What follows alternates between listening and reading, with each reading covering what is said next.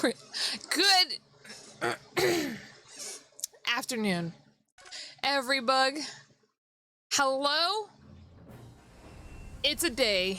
Wait, what's today? It's a Friday, right? Yeah, we're playing Great Ace Attorney. It's Friday. Speaking of fries, I can't hear the game. Why is it so quiet? Speaking of fries, I got fries for $1 at McDonald's. I wasn't really craving them, but I was like, you know what? I haven't had fries in a while, and they're $1, so I'll get them as a little snack. And I ate one. I decided that since Pickle likes fries so much, I'll give him a little bit too. I gave Pickle a fry, and then he dropped it and he lost it, and I said, oh, that's so sad. Here, have another fry. I'm wondering now if he actually dropped it, because I couldn't find a fry. Maybe he ate it and forgot he ate it. I don't know. And then when I think he's being cute, he reaches over and he slaps the whole thing of fries off my desk. I had one whole fry.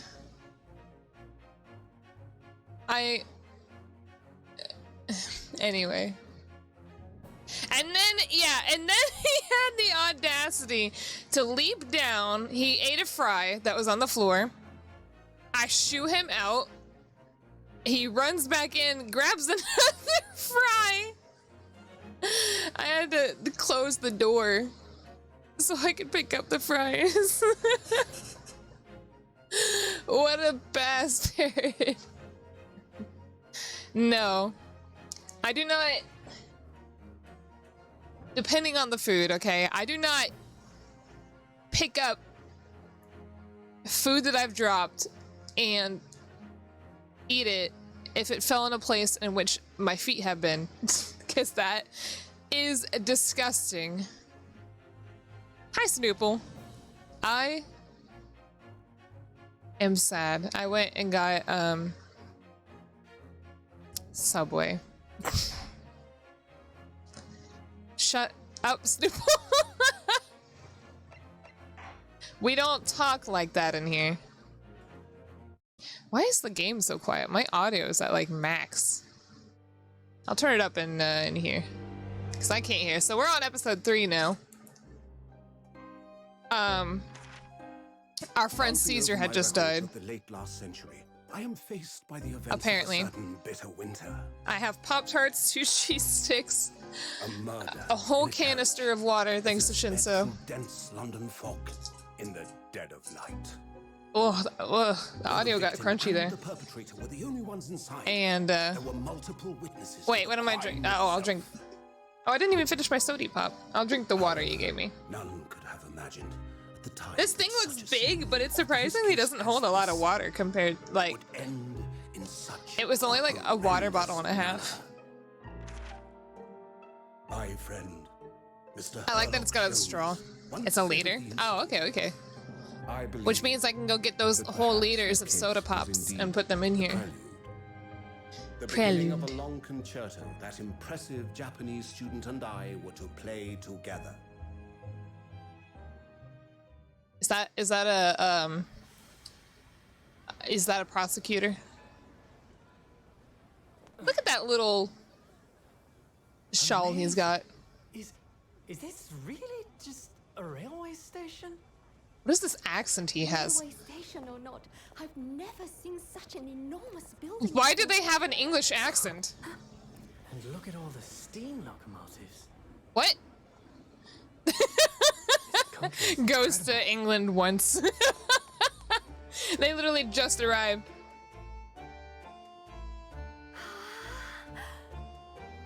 Why does he sound like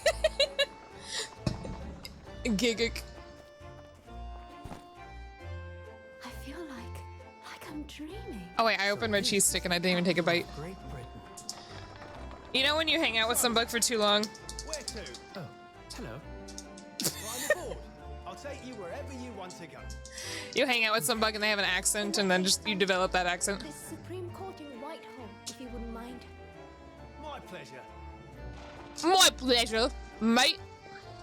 Cheerio. Suppose you're visiting students from abroad, eh? Too bad Biscuit Eater isn't here. Thought so. Well then, I hope you enjoy your stay.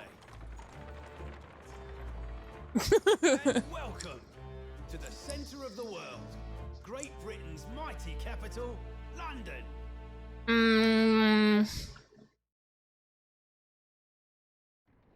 I think they resolved the whole stowing away thing. Hello, Hididi. You know, some courts, depending on the crime, they will... Sometimes they'll dismiss a case if they think that you had technically already received the punishment. I don't know if that's actually true. I just watched Judge Judy once. And we all know that's not real. Or maybe it is. I think it is, right? There's some cases, right, where it's like, hey, we'll handle your case. You just have to agree to be on television. Right? I'm not sure. I remember one where this lady wanted this other lady to pay for her damaged car. And that's why she was at court. But her car was damaged because that lady's daughter and the other lady's son like took the car for a joyride, and then the car was crashed, and the lady that was being sued, her daughter died. So she was like, no, she already paid the cost. She already paid the price, you know, of the crime, I guess, which was that her daughter took the car on a joyride by losing her daughter's life. So it's just like, get out of there. Get out of here. I don't know. I don't know if that's actually real. So maybe it's like that. It's like, oh, you already, yeah, sure, you're a stowaway, but I mean, you kind of lost your friend's life for it in a way. You know. Who puts books? What is this? Where are we? Oh, is this a court in a clock tower? Why is there books? What? What an incredible place! Oh god. It's so imposing. It's almost suffocating. So we're in a clock tower, a courtroom, and a library. No wait, this isn't a courtroom. I don't think. There's just a chair there with a lot of clocks. This place is breathtaking. It's almost like a fortress. Hana's nemesis. I mean, I'm basically playing a book right now. Life hack. Murder someone in cold blood and they legally have to give you their room. Supreme Courtroom Office. I don't know what an office is. And Gabe, I can't read. There are some stone buildings like this in Japan now, of course. But they've only been built in a few short decades since we opened our borders to the outside world. An authentic example like this has quite a different impact, wouldn't you agree? A far cry from the wood and paper most of our buildings are constructed from. It's certainly unfamiliar. But I think there's more to the differences than just construction materials. Interesting. I'm kind of confused by what some of these gears are.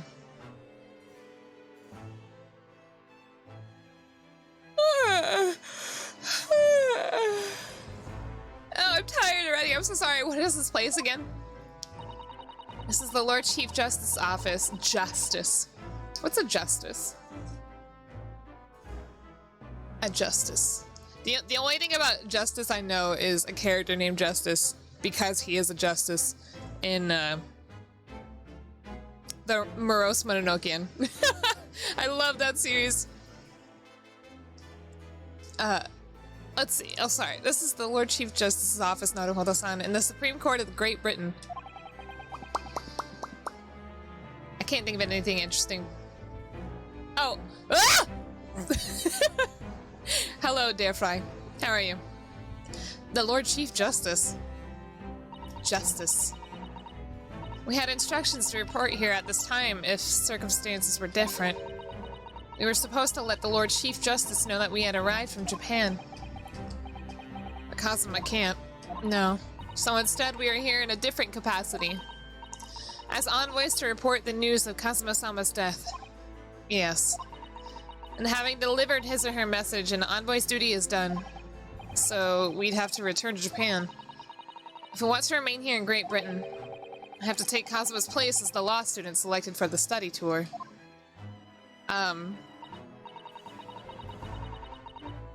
Sorry. If your friend died and your friend was going to be a lawyer, would you decide to take his spot?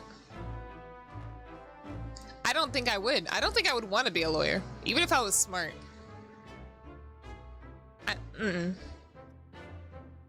Yes, which means you need the requisite qualifications as a lawyer. Lawyers do get paid a lot, but you also have to defend criminals.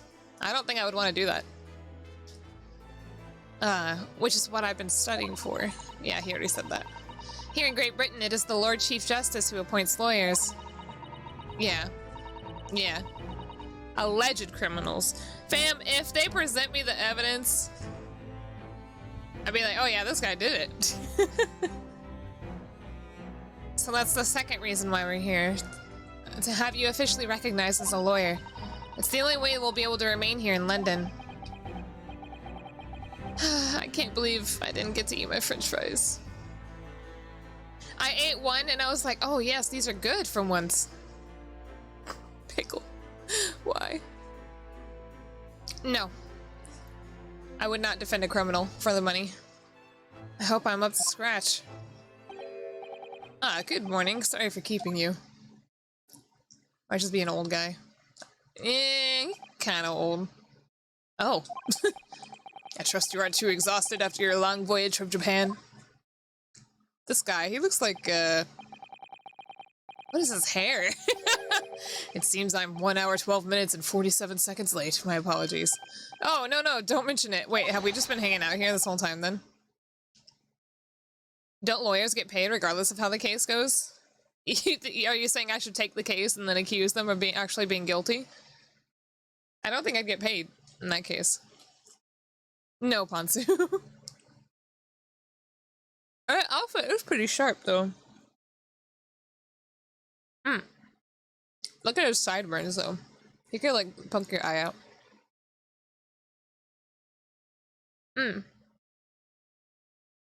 So I think about cheese. I didn't think about this all the way through.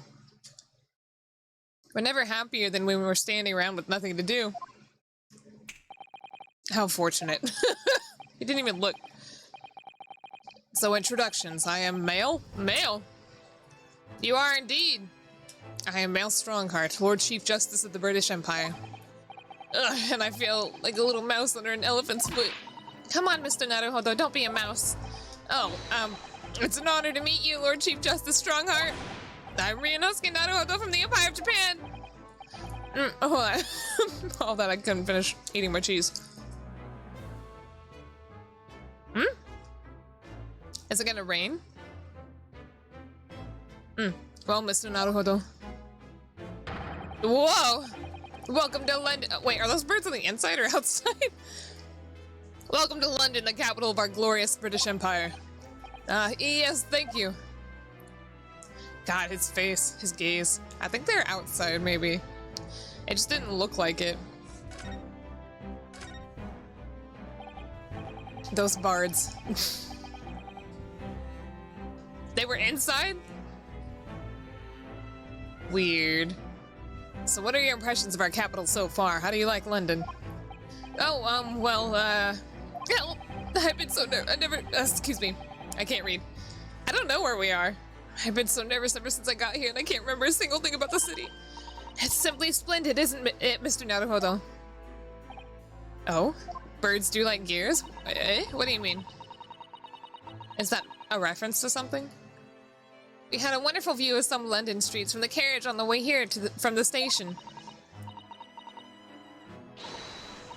Everything is so impressive and grand. I must say I'm almost lost for words. Does Male keep a bunch of birds inside the city? Inside the city? You mean the building? I think there's always birds inside the cities. I'm glad to hear you like it. The city boasts tramways, piped water, and gas. I don't know. Even cables supplying electricity. We spearhead every revolutionary new technology in the world. Every visitor to London is astounded. Oh yes, astounded is the word. Thanks for saving me, there's Susato-san. And everyone seems so jolly and full of vigor. Vinegar. I wish I was full of vinegar, yes. Yes! There's much excitement about the upcoming great exhibition we will be hosting here in London. Great exhibition? This guy scares me. Look at his mouth movement. Cultural and technological achievements from around the globe are to be exhibited here in our great city. You'd be very aesthetic. Make me like a bomb. Explode. Get vinegar everywhere. I don't know what I'm going on about. He reminds you of White Diamonds? Okay. I don't know. I don't know if I see that. It will be the greatest spectacle of its kind in history and will make Paris's World Fair look like a toy shop. Vinegar IV drop? Oh, I wonder how much that would hurt, actually. Gosh, I can hardly imagine how magnificent it's going to be. Great Britain's capital city is nothing more... Oh, they are inside. What the heck? But, is nothing but magnificent. Great Britain's capital city is nothing more. Goodbye. Just blow it up. London is the center of the modern world. Even if you do say so yourself. The sun will never set on our great empire. The Empire of London. Perhaps it is fate that in these progressive times, we welcome visitors from the land of the rising sun. Okay. Lord Chief Justice? I think you were expecting a student of law for the study tour, weren't you? Absolutely. Duh. I'm Mr. Cosmo Asogi, if my memory serves. That's right. The British government has already been telegraphed a full report on the situation. I understand the young man lost his life aboard the steamship bound for our shores. That's amazing. The news reached him before we even arrived. My country naturally extends its deepest condolences to yours. Oh, thank you. And you honored his appointment specifically to inform me of the news? Yes. Bam. And then the US comes in? The US is... I don't know what they're doing at this time. I straight... I straight up have no clue. I was like, US didn't exist, and I was like, wait, the Declaration of Independence, when was that signed again? It most certainly did exist. Anyway. We are here, just give Susato this deep voice. We are here in the capacity of envoys from Japan to report the sad news in person. They tell me you I did it again. I gave him the high-pitched voice. They tell me you Japanese are people of protocol and courtesy, and I see that is true. And it is with some regret that I must inform you that the death of the young lawyer means the study tour arrangement can no longer proceed. If you would just hear us out, Lord Strongheart. She's just like, actually. What do you have to say, madame? Madame! It's about the study tour. Mr. Naruhodo here would like me to make a proposal. Would he now? Well, Mr. Naruhodo. This is it then. The moment of truth. Oh, wait. Who's making the proposal? Me or her? Did I misread that? The thing is, Lord Justice, Lord Strongheart, I was wondering if perhaps you would consider allowing the study tour to go ahead. Susato Strongheart? Are you implying Susato gets married? Don't misunderstand me. Britain would ideally like to see the tour go ahead. But without a lawyer from your country, there's nothing to be done. Well, in that case, what if there was someone else? Another lawyer from Japan, I mean. Is there something I don't know? Only a single lawyer was invited to Great Britain from your country. And that was Mr. Asogi. At least that is what I've been led to understand. Oh, okay. Well, the thing is, this really isn't going well at all. I just can't seem to find the right words to say to this man. Mr. Naruhodo, I still can't get over his name sometimes. I could ruin things here if I'm not careful. What am I going to say? If there's something else, someone else here from Japan. That's Miss Susato, right? She'll be the lawyer. Actually, there's no one. Why is this even an option? Can you even get a bad ending here? Is that a thing? Do these games have bad endings? I think technically you get a bad ending when you fail to defend your client or something, right? They have game overs. Oh, okay. It's me. I can do it. I'm kind of not really a lawyer, but I studied. Is that so? I mean, I don't actually have any qualifications as such, but... No qualifications, you say, and yet you still claim to be a lawyer. I have acted as a lawyer in court before. Only once, as it happens. And I had Kazuma to help me, and I was the one accused, but glossing over the details. 2 stakes. There's a bad end? Oh! What game? I've been spending every spare moment on the journey here to Great Britain studying. I've learned all about British law and court proceedings while I was on board the SS Bura. The voyage from Japan is some 50 days, I believe, not what you might call a full education.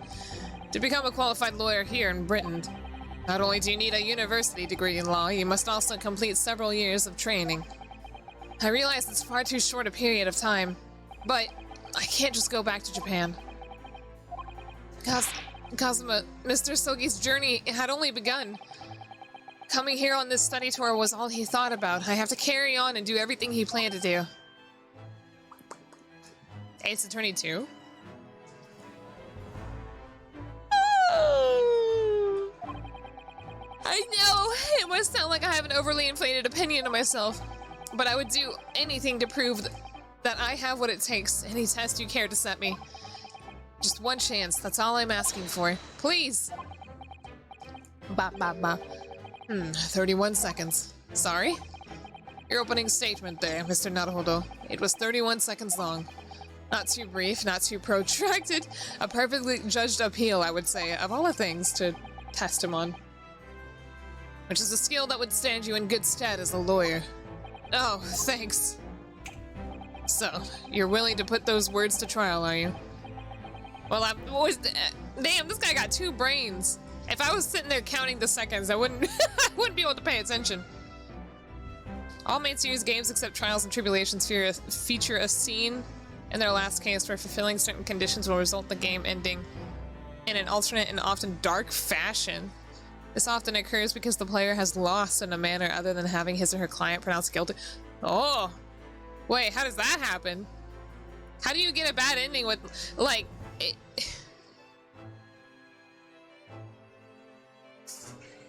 I'm sorry, I'm stuck thinking. Like, if you run out of your little things, that just ends up getting them that ends up just getting them a guilty verdict, right? So what the heck do you do to lose other than that? I'm confused. That's scary. Like, somehow you just get straight up murdered. You do something wrong, and some bug in the jury pulls out a gun and shoots you. Like, imagine that. Oh, Jesus! Yeah, I guess. Huh. Wait, why does it accept Trials and Tribulations? What did they do? It's usually some drastic choice. Huh. Oh. Interesting. I wonder if I should try it in this game. So you're willing to put those words to trial, are you? Well, I'm all for entertainment. Entertainment? Huh? Well, let me ask you one thing first, sir. Sir, yes? Y'all, I just keep thinking about the new Pokemon. You say that you intend to do everything Mr. Asogi planned to do. Are you firmly set on that path? Well, yes, that's my intention. I see. Am I imagining things? Or did his expression just alter a fraction there all of a sudden? Well, I wasn't looking, I was reading the text. Unskippable credits? You mean like a Persona 3? I had to restart the PS3. Very well. You have your wish. I'll give you a chance. A test to become a specially certified lawyer. Whether you pass or fail is entirely down to you. Is this whole game just me doing tests and not actually doing any, like, court defending? Really? Alright, what's the test? So, what form will the test take exactly?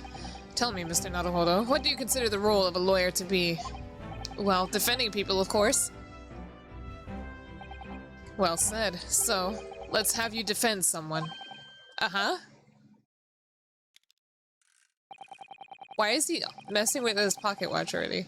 Your timing is perfect, in fact. There's an app trial about to begin later today. No advocate had been appointed for the defense yet. As yet, so this will be welcoming news. Today? Straight away? We're still in the tutorial, right?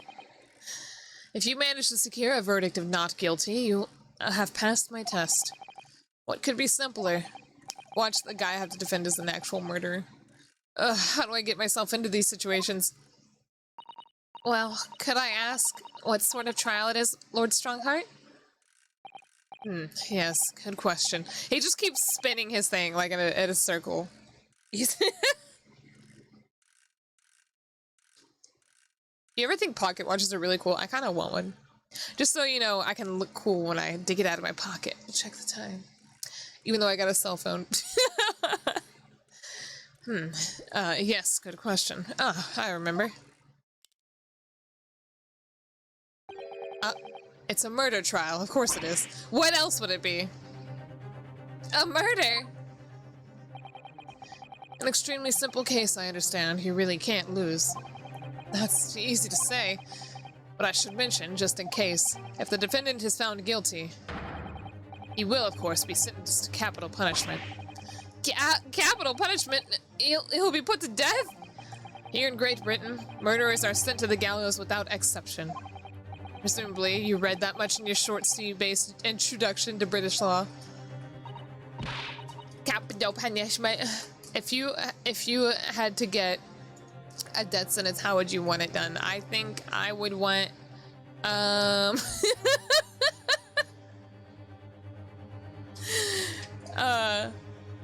think hanging. Hanging would be a good one, right? Hanging's basically instant. Sorry, I don't understand. Jesus Christ! Holy crap, that scared the I don't know, I don't think y'all heard it, but my Google Home went off from... Oh. He's just like, sorry, I don't understand. I thought some bug was in my room. I was like, what the fuck? Yeah, well, hopefully it's done correctly, right? So you got electric chair. These are all not real, by the way. Not real. I'm pretty sure. Well, not in the US. I think the only way is lethal injection now.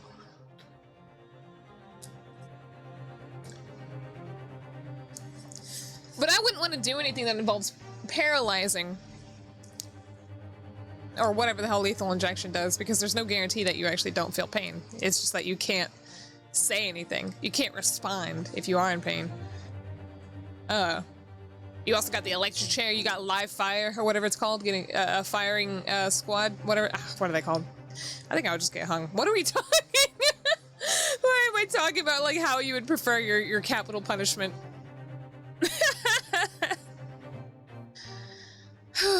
Okay. You'd still pick old age?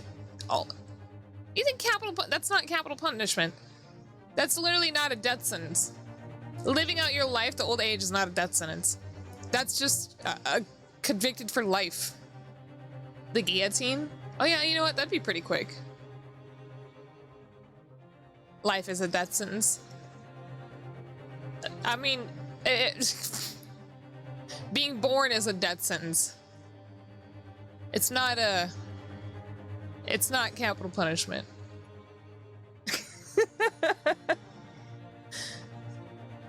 You can't choose a life in prison. That doesn't count.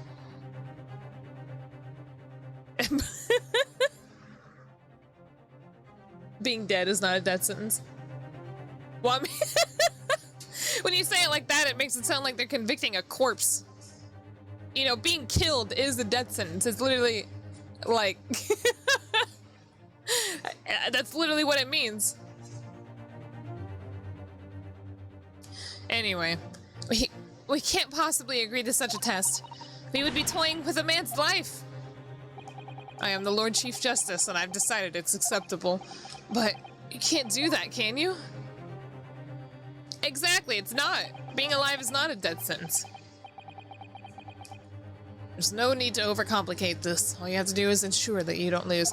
If you had one last meal, if you could choose your last meal, what would it be? I think I would have...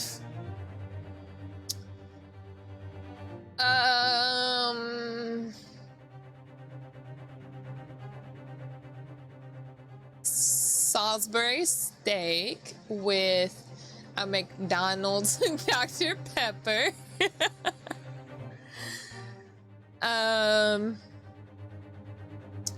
What else? What else?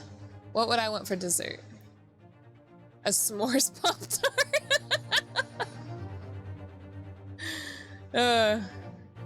Just don't lose. Oh, yeah. What would you like as your last meal? The executioner's head on a platter. That's me. So the defendant may live or die depending on how well I perform in court? If I lose, he'll be hanged. That's easy. Mr. Naruhodo, you've come to me claiming to be a lawyer. Why would you be incinerated? Why would they let you... Wait, are you just... You're just gonna eat the popcorn kernels whole? Papa Bug? Oh my god. Can I change my answer? No, that's mine. You can't cheat. You can't take my answer. If you want me to take you seriously, you need to prove you're willing to do a lawyer's job.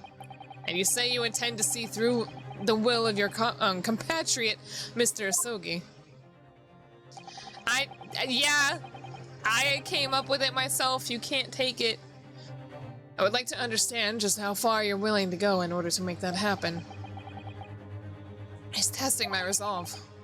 What's the matter? You've fallen silent. I'm sorry, but time is pressing. The trial begins shortly. I need an answer from you now. What's it to be?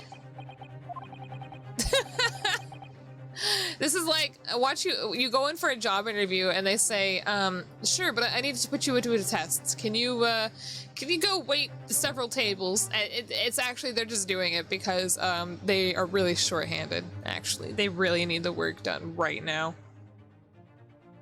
I would say no.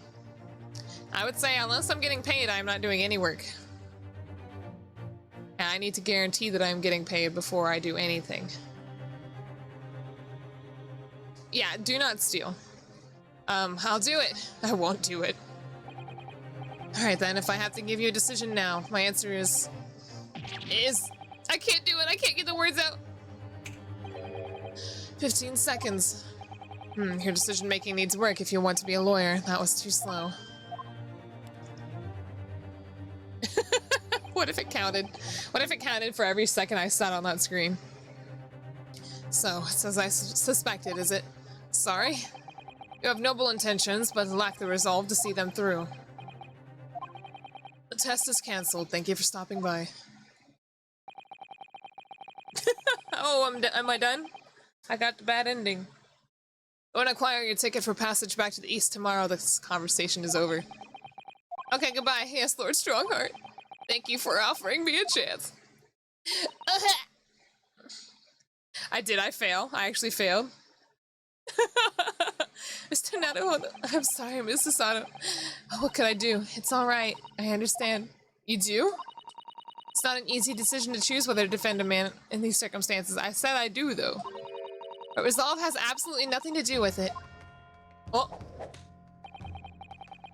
What are you trying to say, madame? I think what Miss Susato means, my heart's not strong enough. This game on the cover makes it seem like you're playing a Ace Attorney lawyer game. But it's back to Japan, to the fields I go. My face broke.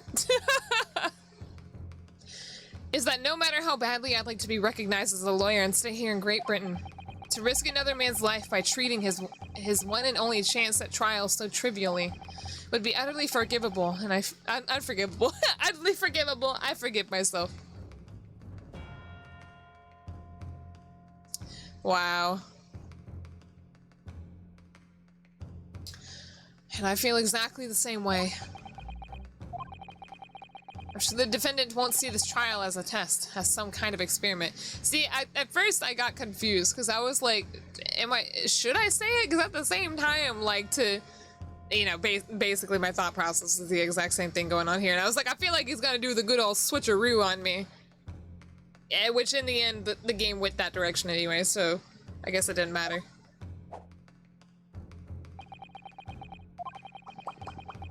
This guy is very, timey themed.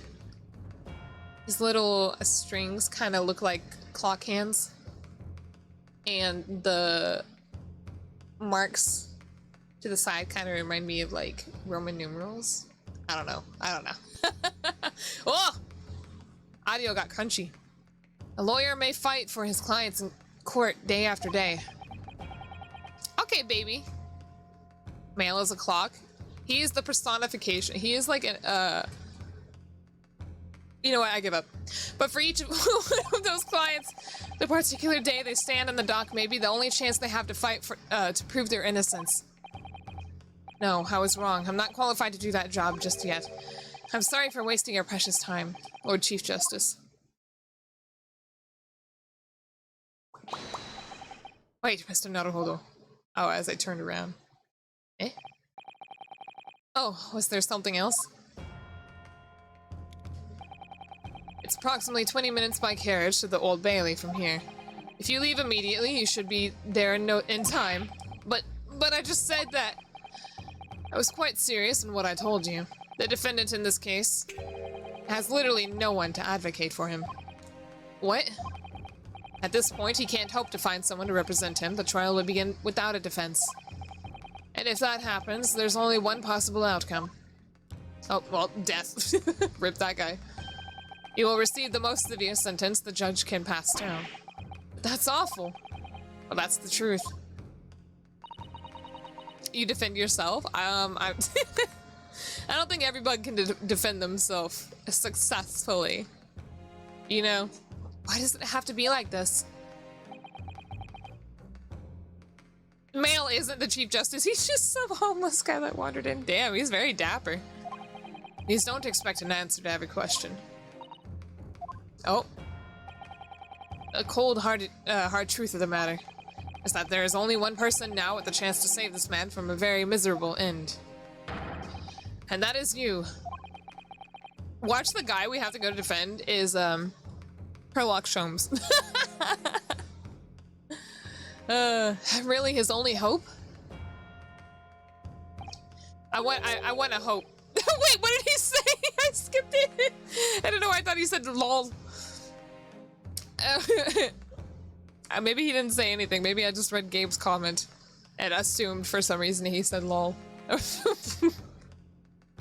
There's a log somewhere. What does that mean? Oh, hold on. Oh, he just said so. What do you say now, madame? Me? What do you mean, Lord Strongheart? You said it wasn't an easy decision to choose whether to defend a man in these circumstances. And I agree, but in my estimation, it is purely and simply a matter of resolve. I'm the only hope. Oh! Our time is up here. I have a meeting to attend. I must leave in 2 minutes and 16 seconds. So, venture into our great city and enjoy yourselves. Wait, I thought we had to go to the court case thing stuff. What? Baby, what? He's gone. The Old Bailey. If we're going to do this, Mr. Naruhodo, we must leave at once. Also, why are the Roman numerals upside down? Is that how clocks look?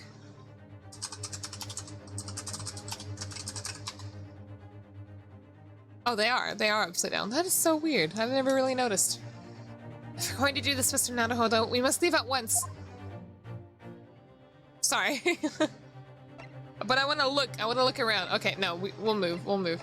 Hey, what if I showed you this? What if I showed you this? What do you think about this? Mr. Sato, can I ask you something? Careful, from this position. I can perform Mr. Sato takedown in an instant. I know. Mr. Naruhodo, you heard Lord Strongheart. The trial starts immediately. If I need to throw you, I will. You know, you could just say, I think we should hurry to the courtroom. If you need to ask me anything, I'd better wait until we're at the Old Bailey. Alright, let's go. I have an armband now? Where did this come from? Oh, I just stole Cosmo's armband? Alright, let's go. The Old Bailey. I missed my little pin. Wow, this looks exactly like the entrance to the courtroom in Japan.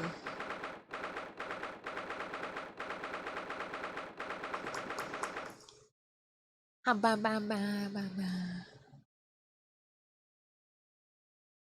cold. Okay. That's a lie. I'm not cold. I don't know why I said that. Oh, thank goodness we're in time. There's still 15 minutes until the trial begins. Well, give me the evidence. We need to look at it. I never knew a horse-drawn carriage could go so fast. I thought my teeth were gonna rattle loose. Did you hear what I said to the driver when we climbed aboard? Did you write it down or something? Get us to our destination in 5 minutes, driver, and there's a guinea in it for you. What's a guinea? It's one of my favorite lines from the Herlock Sholmes stories, and it worked quite perfectly. I'm not sure why you're so pleased. I thought we were gonna die, and we had to pay gold for the privilege. No, that's a guinea pig. And they're not pigs. So, anyway. At least we arrived before the trial started. Yes, I suppose there's that. Anyway, I don't understand it. Do they not have road laws? Anyway. Oh. The court clerk said the defendant should be here, but there's no sign of him at all. They said, get us there quick, and there's a guinea in it for you. Now I have to look it up. What is a guinea? Oh, British. The sum of €1 and 5 cents. 21 shillings and some funny words. It's a coin. Oh, it is an old coin. Wait, this was a coin that existed before this game takes place.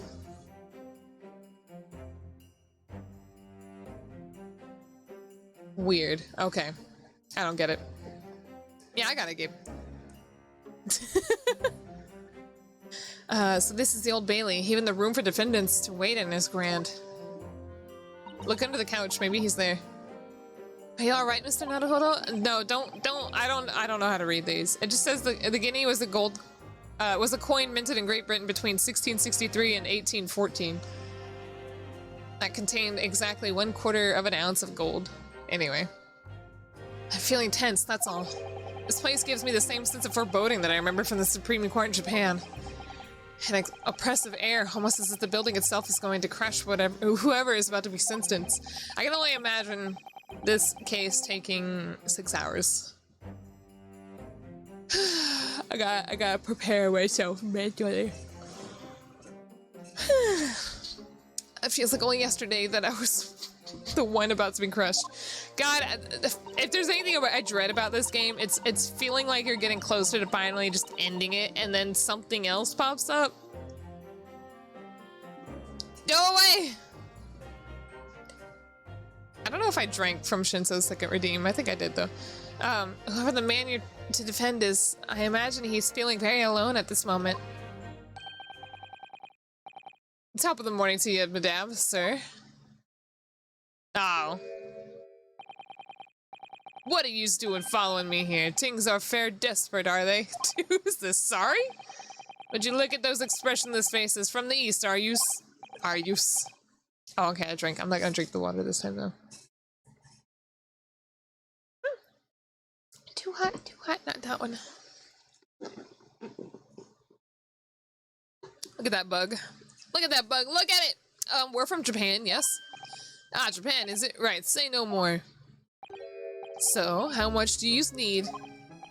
No, we're here, we're just here because... No need to explain, fella. I've been there myself, so have it. So I have. No place to go, nothing to eat, barely a penny to your name, and all while in a strange, faraway land.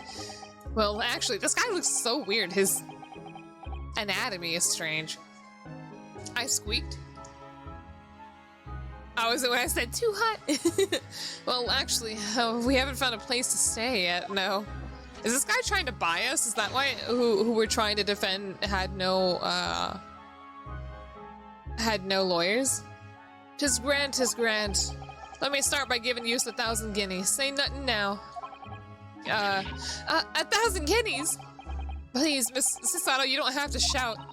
But 1,000 guineas is enough to build an entire mansion in the most prestigious area of Tokyo. What? 'Tis nothing to me at all. I like to ensure I have sufficient funds to weather a rainy day, you see. He's definitely trying to buy us. He's trying to JoJo, but he doesn't have the posture. What? Oh, he's like, his neck is like super scrunched. I just realized I tried to imitate that in my model, which I can't. I have enough wealth to buy the city of London 2 or 3 times over. Could that much rain even fall in one day? Well, even so, we couldn't possibly accept such a large sum of money. Ah! That hit me in the eye. Oh no! Excuse us. Cops that are there, this guy just assaulted me. Don't get me wrong, fella. I'm not giving it yet no strings attached. I'll be wanting you to do something for me. What? Who? What? Feel the power of the 3DS? What do you mean? Getting hit in the eye with a, Oh, okay. I see now. The 3D effect of the 3DS would have given you, I guess. Oh, to be honest, is a little embarrassing. The trial that's about to begin, you see, is for me good self here. I'll be in the dock. So now, what I want you to do is come along with me and stand there beside me. Officially, you'd be my lawyer, but that's just a little detail now. Oh, well, the thing is, don't worry about a thing. All you have to do is stand up there next to me, nothing more. Otherwise, you see, the trial's gonna start without me having any kind of representation at all. Wait, this is the actual guy we're defending, so it's true. The Lord Chief Justice wasn't just making it up at all. Yeah, I bet this guy is like, oh wait, no, it's for murder. I was gonna say, I bet he's here for fraud or something. All right, Pinata, good luck. I don't know what's going on, but good luck. Oh, I'm terribly sorry to have to ask, but does that mean you're the defendant in this trial? Bluster and blazes, do you not know who I am? Me? One of London's biggest names? No, sorry, we've only just arrived in the city, you see. I see. I suppose it isn't altogether impossible. Well, just next to Hyde Park, there's the center of London and another beautiful park.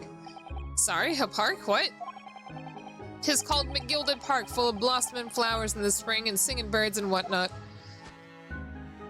I don't like this, guys. Oh, there's the JoJo pose, okay. I donated it to the city, so I did. An entire park in central London? A city of smiles, that's my vision for London. There's nothing Magnus McGilded wouldn't do for the city that is queer? Old people? That's amazing. What is queer? I mean, really extraordinary. But now they've got all to say I'm a good-for-nothing criminal. Me, Magnus McGilded. What is the matter with the London police, I ask you?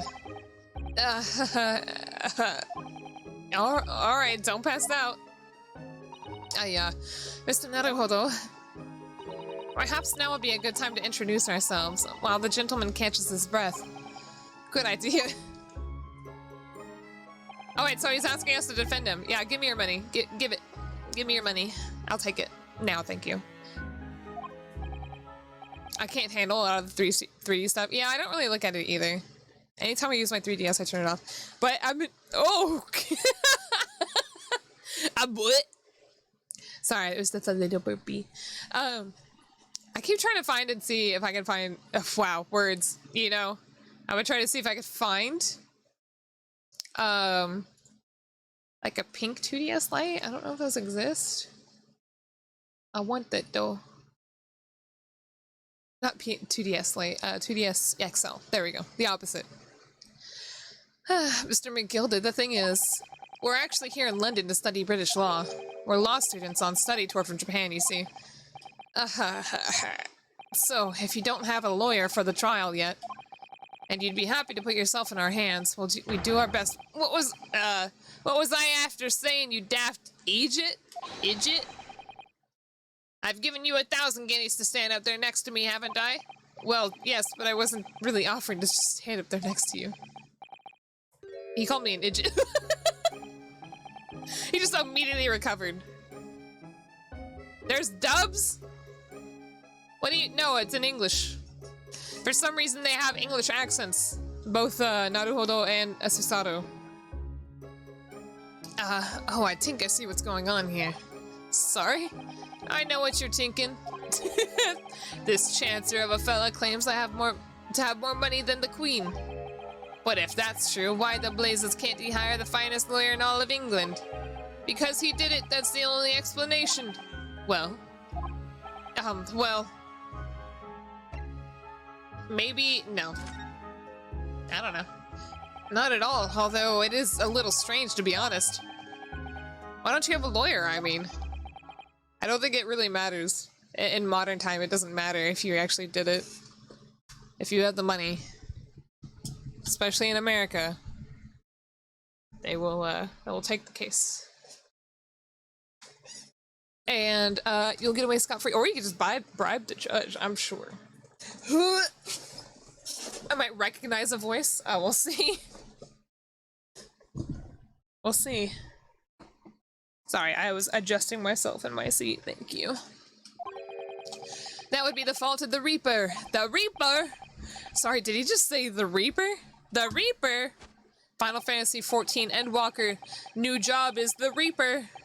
I, the Grim Reaper of the Bailey, Lord Beric Van Zeeks. He's the prosecutor. Oh, it's the prosecutor that they're scared of. The prosecutor is the Grim Reaper? Final Fantasy XIV critically acclaimed MMORPG! Play for free. The entirety of a realm reborn in the award-winning expansion Heavensward. Up to level 60. With no restrictions on playtime? Amazing. I haven't seen them yet. I waited till he showed up and spoke a bit. Me? Oh, me? When Van Zeek stands for the prosecution, they called the accused his sacrificial lambs. And to this day, I was really hoping our defendant was going to be Herlock Sholmes. I thought it would have been so funny to see him in, like, handcuffs or something here. Have it flip-turned on him. That would have been so funny, I think. At every single trial in which he's been the prosecutor, the accused have been damned. What? I don't know why I said accused instead of accused. You know when some bugs throw an accent on something like that?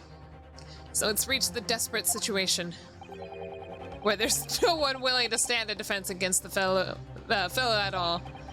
You could say he's a living legend in the Old Bailey. I was thinking randomly, what if you played a whole game but you pronounced every word wrong? I wonder how you could do it.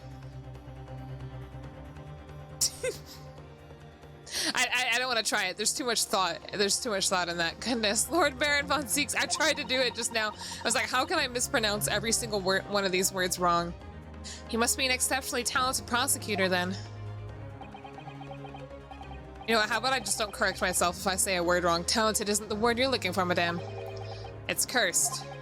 Cursed? What on earth? The defendant is summoned and his counsel. Please make your way to the courtroom. The trial is about to begin. Okay. Bailiff. His counsel. That would be me. Oh, 'tis time. Then, well then, fellow, don't let me down. But I don't know anything about the case. You haven't told me what happened. Until you show your face here, I'd made up me mind, so I had. What kind of accent is this guy supposed to have? Yeah. Sorry? I decided I'd have to defend myself in there. How would that have worked? But then you made an appearance, a student of law, wouldn't you know? 'Tis no accident, I can assure you of that. Oh, I didn't see that. So don't get cold feet now, please. I don't know what he said, but it don't matter anymore. This man will die before me. I literally know. Oh, I did it. I corrected myself. It's literally nothing about the case or about this man who stands accused. In fact, the only thing I do know is that I can't turn my back on him. It's like when I said, it was like international matter, but I kept saying internal or something. Mr. Naruhodo. That was just me actually not knowing how to read, apparently. The man has no one. He'll have to stand alone in that courtroom armed with nothing to defend himself. Yeah, something like, something like Kazuma. You know what? That's just not even fun. That's not even fun just doing that. Something that Kazuma would never have allowed to happen. Counsel for the defense, what are you doing? If you're late for the start of the trial, you will lose your right to stand. Do you believe in his innocence? You're asking me if I believe it? No, I don't believe any bug with money. I'll be right there.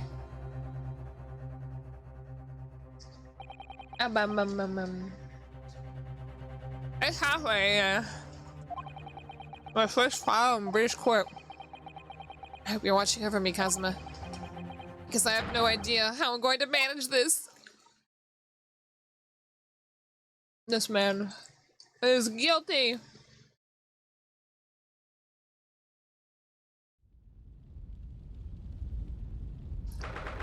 Oh, look at look at that fire. I'll take your money and I'll show up to the courtroom with McDonald's.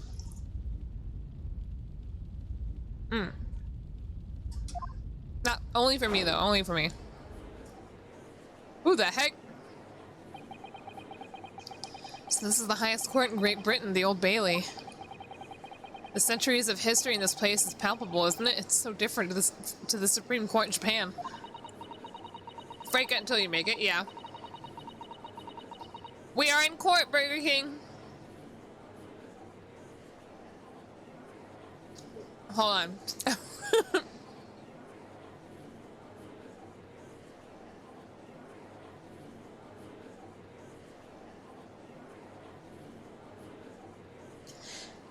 Cheese is yummy. What's the case? Murder.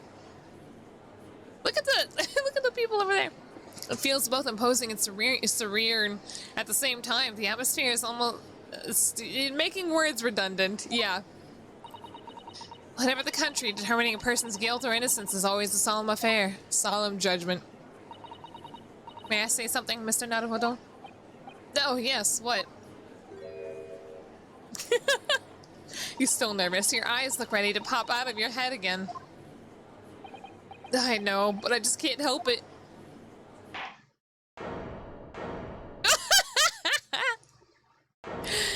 What? It's the Reaper. In the name of Her Majesty the Queen, I hereby declare this court to be in session. We are here today to determine the guilt or innocence of Mr. Magnus McGilton.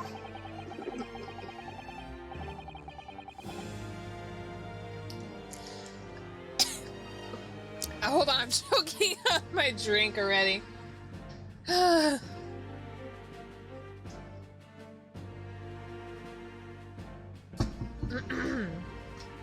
You ever find it ironic that in order to get you to stop choking on the drink that you just drank that's causing you to choke, you have to drink some more? Damn it. I will now call upon the counsels for their prosecution and defense to declare their willingness to proceed. The prosecution is fully prepared.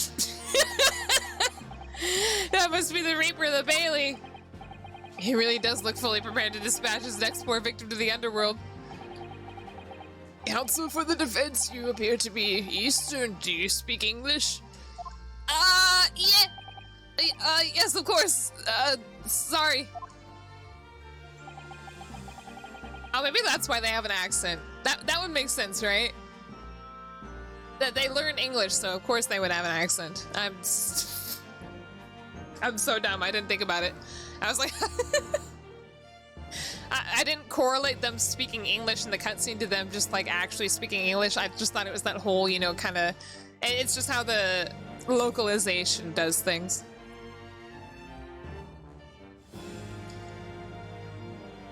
Like in heal games when they heal drown damage by drinking a potion.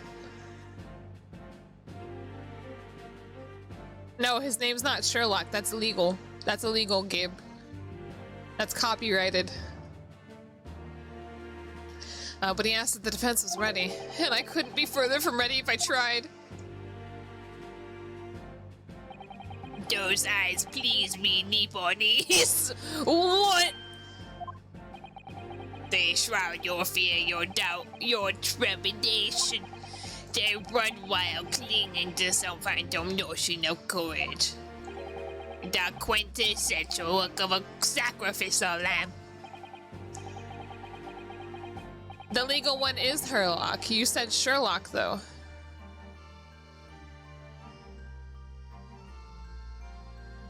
You can use Herlock, I think.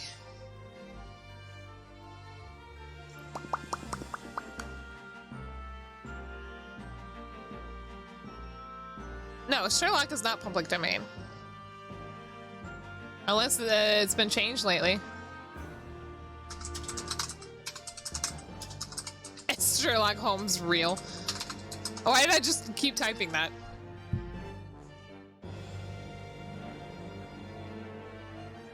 It says stories featuring him are public domain. Oh, this is about the stories. I'm talking about the name.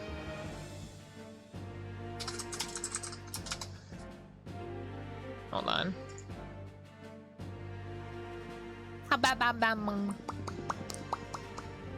It says Sherlock Holmes is public domain, but covered by trademark. So it is trademarked. The name is trademarked. You can't use it. I think. It really is hard to figure this out. Anyway, whatever. Yeah. I forgot his name already. Cold shiver just ran down my spine all the way to the tips of my toes. Now, Mr. McGill. Yes, my lord. They pulled a Disney. I don't know what that means. You stand accused of murder, a capital offense. You could be sent to the gallows if found guilty. Are you quite sure you wish to entrust your defense to this foreigner? As I've always said, my lord, 'tis a grand thing to give opportunities to the young. Even if the fella is a student from some little island off in the Far East. It is not the British way. Is it not the British way to ignore the dangers of yourself and give those less fortunate a fair chance? I like to think that the acts of chivalry do the great British Empire proud. What a fine gentleman London has. Do you hear that? He donated £5,000 to the government the other day. Mother, please, may we go and play McKinley Park? It seems as though everyone in this public gallery is firmly behind Mr. McGilded. Hello, Josh. How are you? I see the little songbirds icons. That's definitely welcoming news. And he certainly has a way with words. Yeah, I think he do. I'm surprised he couldn't convince anyone to defend him. He definitely has. I don't know. Eloquently put, Mr. McGilded, and most laudable sentiments. Now, ladies and gentlemen of the jury, I'm sure I need hardly remind you that your 6 members of the public have been selected from your impartially. Are you ready to proceed? So are they like the jury? Wait, what is this? What kind of court? We literally don't know anything about the case. Up. Yes, my lord, if the task is to send rotters to the gallows where they belong, I'm more than ready. If I give these people too many accents, I'm gonna, or too many like ways of speaking, I'm gonna forget every single one. At the manor, his lordship always says we should dispose of rubbish promptly. Naturally, I agree. Look at this Chad. Ha! Any criminals here will soon be wishing they never set eyes on me. Who let this guy in court with a knife?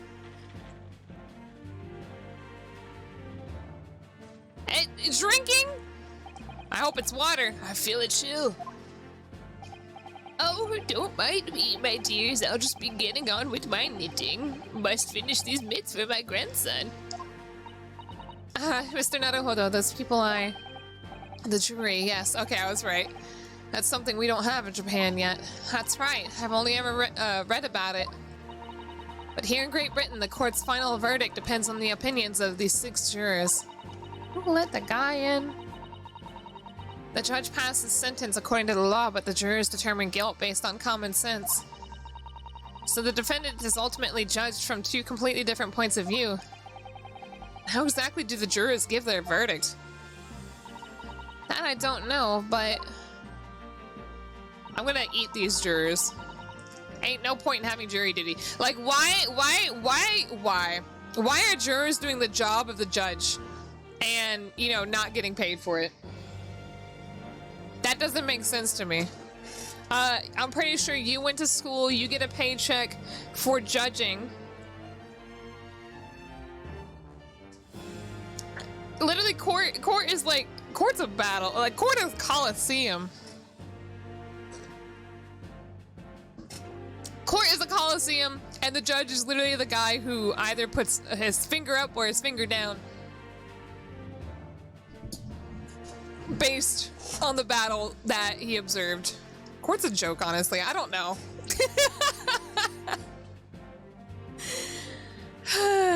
It's so weird. I don't know how to describe how I feel about court. Obviously, it's needed, but at the same time, it just doesn't feel real. Just thinking about it.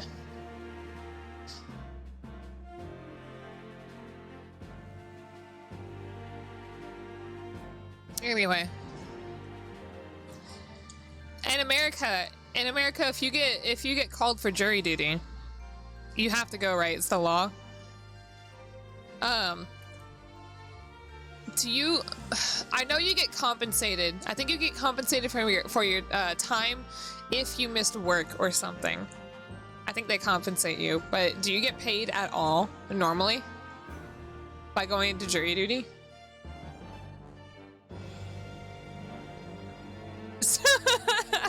I read somewhere that some buck's cat got jury duty because they gave him a name. And literally, when they tried to appeal saying that it's a cat. Oh, now I'm gonna look it up. Do you get paid? Oh, that's immediately the first thing that pops up for jury duty. You only get jury duty if you're a taxpayer? Well, obviously.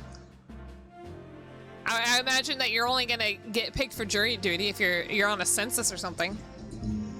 Otherwise, how are they gonna know? How are they gonna how are they gonna get your info if you're not a taxpayer? What? Texas law does not currently require that jury duty leave be paid, except for those who are salaried? What? What is that? What sense does that make?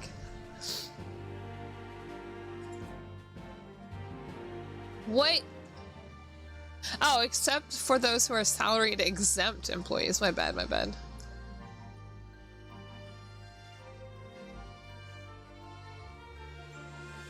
Oh, it's not even that they are compensated. It's that the employers have to pay it.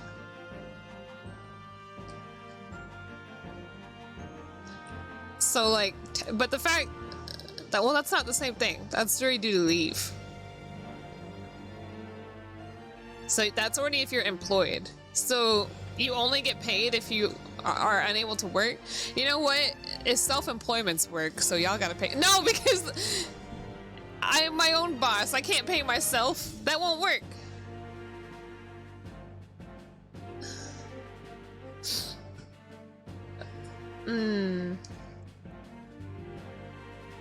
These are only for jobs. Man.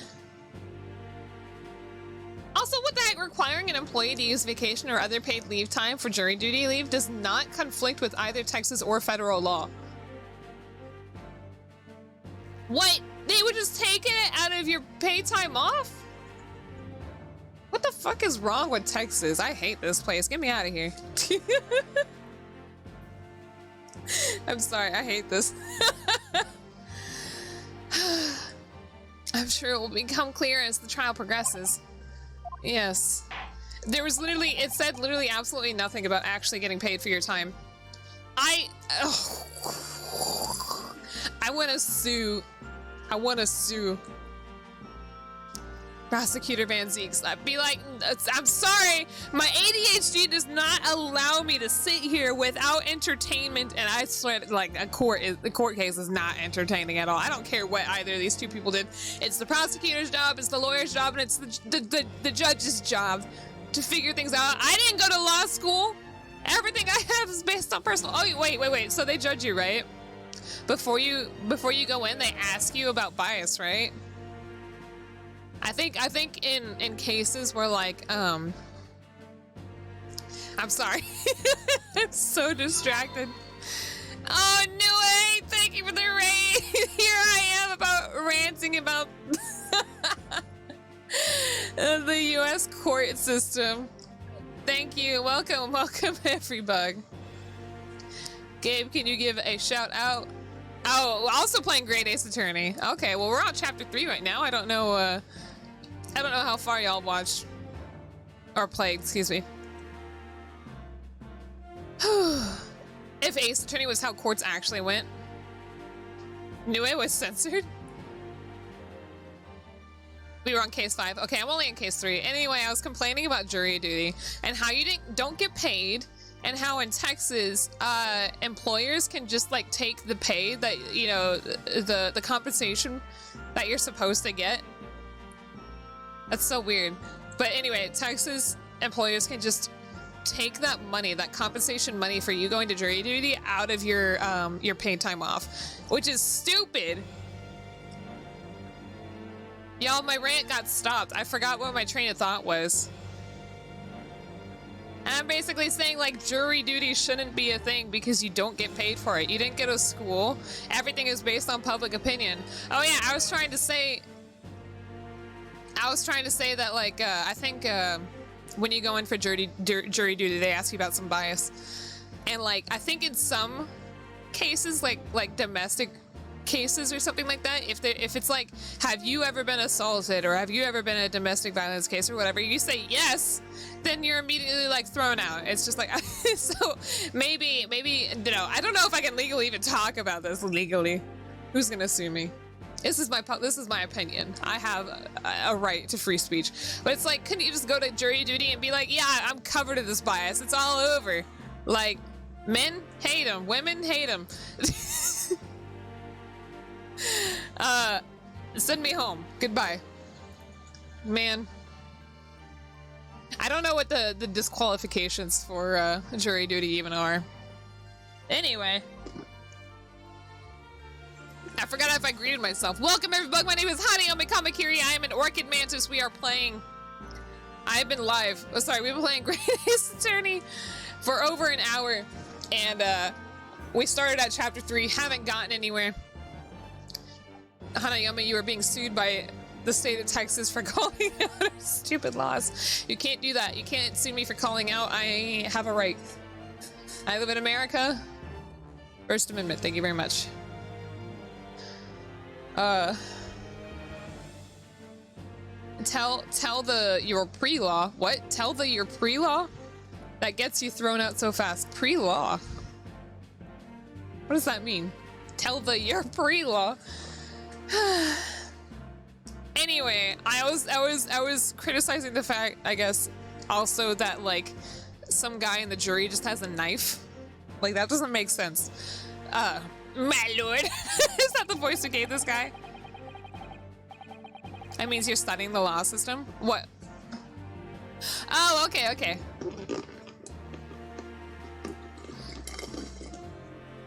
Excuse me, I'll be like, I know my rights.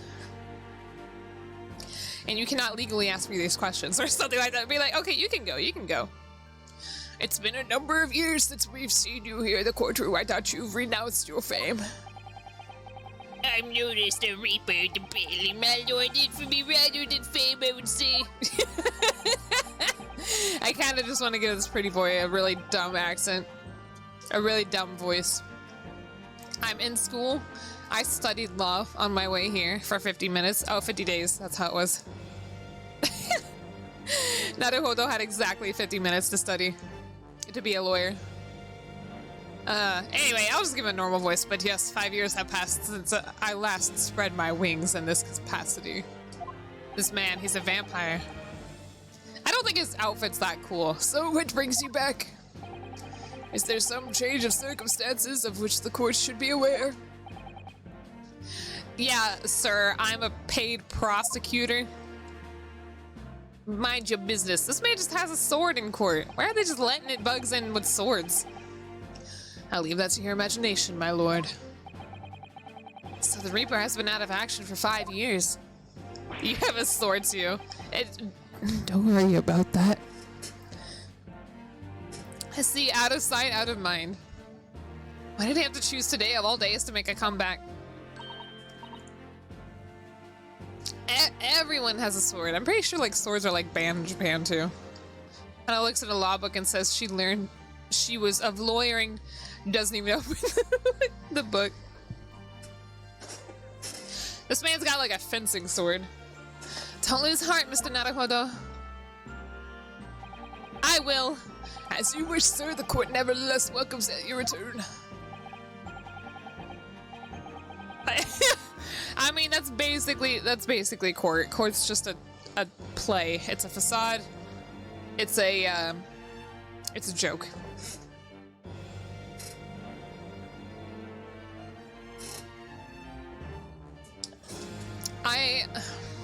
I don't know. I dream of the day when we can come out with like extremely fictional and high technological technology that just, you know, be like, yeah, this guy has to kill it.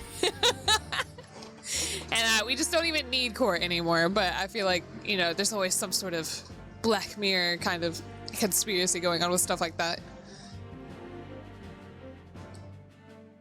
You imagine a Yu-Gi-Oh series that's court themed? That'd be horrible. Would the main antagonist be the prosecutor? Do you think? Or do you think he would be you know what? That sounds kind of cool, actually. I feel like I would watch that. It is just a joke. It's like, they have that in Psycho-Pass. Yeah, no, Psycho-Pass is a little bit different. Psycho-Pass is still like a little dystopian in a way. Isn't the whole thing, it's like you can't experience emotion because then you're just automatically assumed to be a problem. Yeah, that's not exactly the same thing. That's also like that one movie. Minority Report, I think it is. I know, I'm talking about like a super highly science fiction, completely unlikely thing where it's just like, it knows you're the killer. Based on, I don't know, maybe it looks into your memories or something. Judge Dredd. You can't have bad emotion. Wasn't there one where I never actually watched Psycho-Pass, but wasn't there one where like this person was being physically assaulted, and like, you know, they have negative emotions, right? And like, they're literally being like murdered, and the cops are like, "You're under arrest for emotions." It's so dumb. I don't think I could get into Psycho-Pass. The emotions of others could corrupt. And there's like people staring at her. Or him. I don't remember the gender of the character.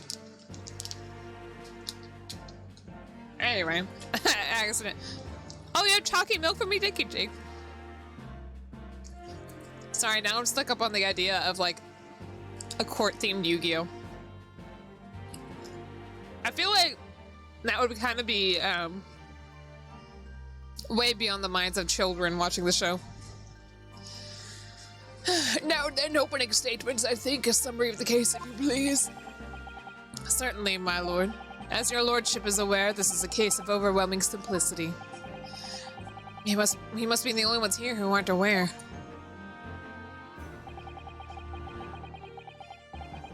The first season is good. Haven't watched the second season of the movie. I think I've heard the second season of Psycho-Pass is pretty bad. So I'm not sure. I've not seen it all, but I've kind of spoiled the ending of the movie, I think. Oh. Anyway. What is this? What is he holding up? This thing is blank. The incident took place in the late evening, 3 days past. The hour was some minutes after 10. The victim was a maker of building bricks, what the heck, known in the community as Thrice Fired Mason. Sorry, thrice?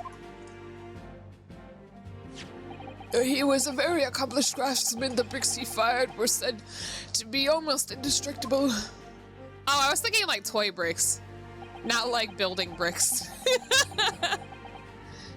The victim's corpse was discovered. Oh. That's not the judge talking. The guy, the Reaper, he's turned old in an omnibus and service to on the streets of London at the time. A dagger that had been thrust into the victim's abdomen is believed to be the ultimate cause of death. Ultimate cause of death. Actually, it was these drugs he ate! That's how every case turns out, apparently. Van Zeeks is aged 20 years in the span of 5 seconds. Here's the autopsy report from the investigating medical officer at Scotland Yard.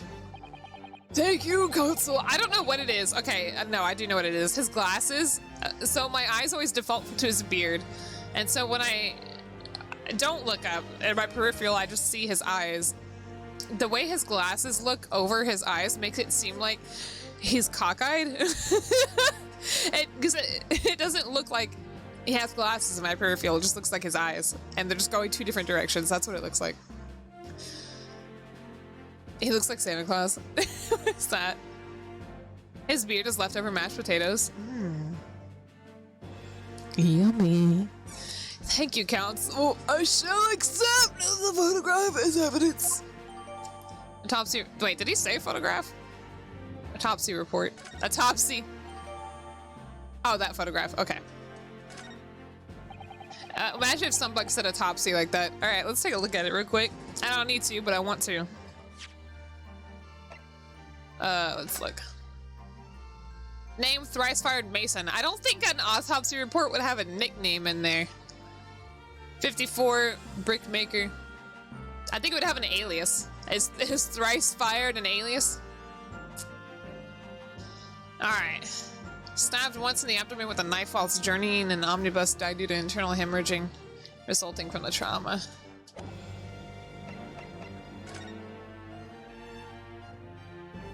He's missing a button.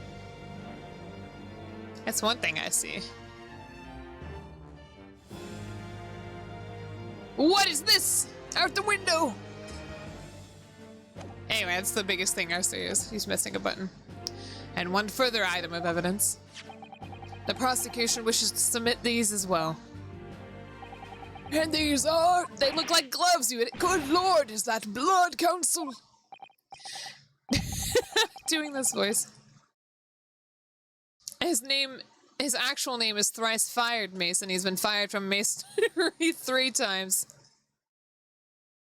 He looked too peaceful for a dead guy. Yeah, when you die, you're like... You don't look peaceful. You like... it's hard to show my contorted face on stream. Yes, my lord, seized by a policeman who arrived at the scene. Those gore-soaked gloves were taken from the hands of the accused when he was arrested. What? Mr. McGilded's gloves have blood on them? This guy's anatomy. He looks like a Professor Layton character. Yes, I will accept these as evidence as well.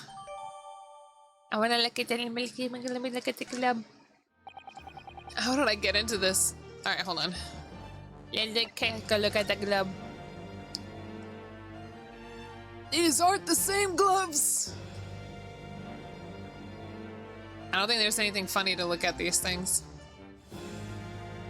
Actually, if you look here, my client has 2 right hands! Imagine that. What if he had 2 right hands? How did I get into this? I backed into a corner before I even started.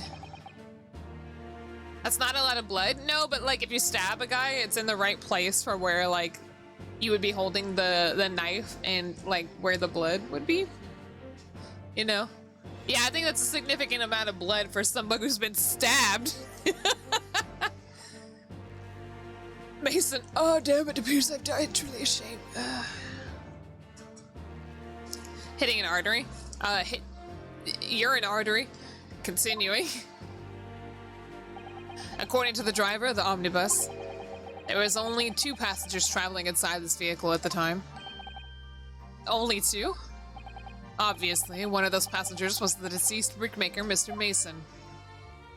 The other was some guy completely irrelevant. Was the accused, Magnus McGilded. Well, rather damning circumstances to say the least. Why? I keep starting the judge's voice off as something completely different. Defendant, what do you say? Well, of course, I have no recollection of such a thing. Mr. McGilded. To be sure, I rode the omnibus that evening, but whenever I'm in a carriage, I'm taken with a fierce tiredness, and I always succumb to it. Are you claiming to have been asleep? 'Tis the motion of the carriage, my lord, Lilton, so it is, and when I opened my eyes again, 'twas a desperate sight before me, the blood of a man I'd never laid eyes on before in me life. Now I ask you, what's a good-hearted— I'm spitting everywhere. I imagine if I could— No!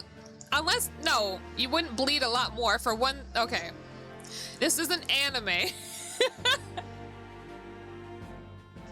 And it really depends. Like, on a stabbing, no.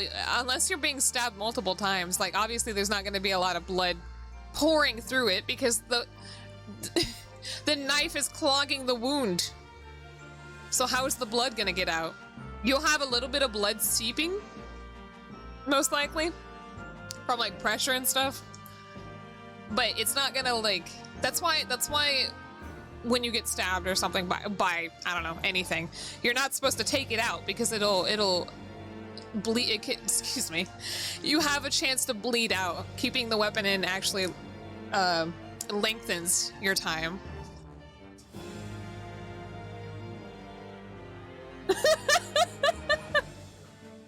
You know what, Zenkichi, you're right. This is anime, in fact, but I'm just stupid. Well, now I ask you, what good-hearted soul wouldn't rush to help a good fella bleeding from his stomach? I wasn't about to start worrying about me gloves now, was I? I reached out to give the man a hand. So the blood got on the gloves then, after the man had been killed. Why is he giving his case? Like, are we there yet? Unfortunately. That statement of the driver's is only the beginning. What? That's not all of it? There are multiple witnesses to the precise moment at which the brickmaker was fatally stabbed. Fatally slabbed. Order! Order! Order! When the killing took place, only the victim and the accused were inside the carriage. And there were witnesses to the crime. This is not just a case of compelling evidence. It's the nail in the coffin for the accused. What? I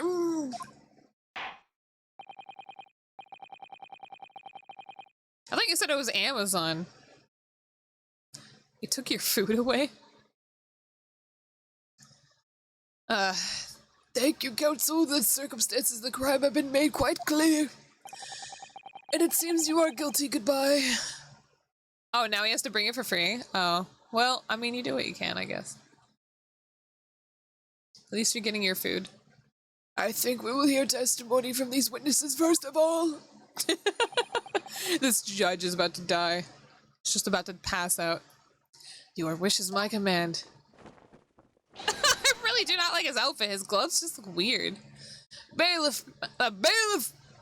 Bring the witnesses in at once. Oh, look at this guy. He's freezing. That guy, he's got gloves that look similar to the victim. Witnesses, your names and occupations. My name is, well, everyone calls me Beepo. That's not your name. What's your legal name, sir? I drive an omnibus in the East End. He looks like a little snowman. Bruce Fairplay. I'm a banker in the city. My name's First. Lady First. Lady First. What a gentleman. I make hats for gents. Wow, and you is the one you're wearing an example? Let's begin by confirming the facts. He's a banker, so his name's a lie. 3 days ago. Wait, how do you know he's a banker? Are you spoiling? Anyway. What? He just said it? Wait, hold on. We're talking about Lady First, or are we talking about some bug else? Oh, let me get out of that. Let me get out of this. Let me get out of this. Let me get out of that. Oh, Fairplay is the banker. Everyone calls me Beepo. 3 days ago, and a short time after 10 o'clock in the evening, all of you present in the stand were in an omnibus and witness to the aforementioned incident. Okay, yeah, I got it. Is that correct? Yes, sir. Quite right. Yes, sir, that's right, sir. Is that?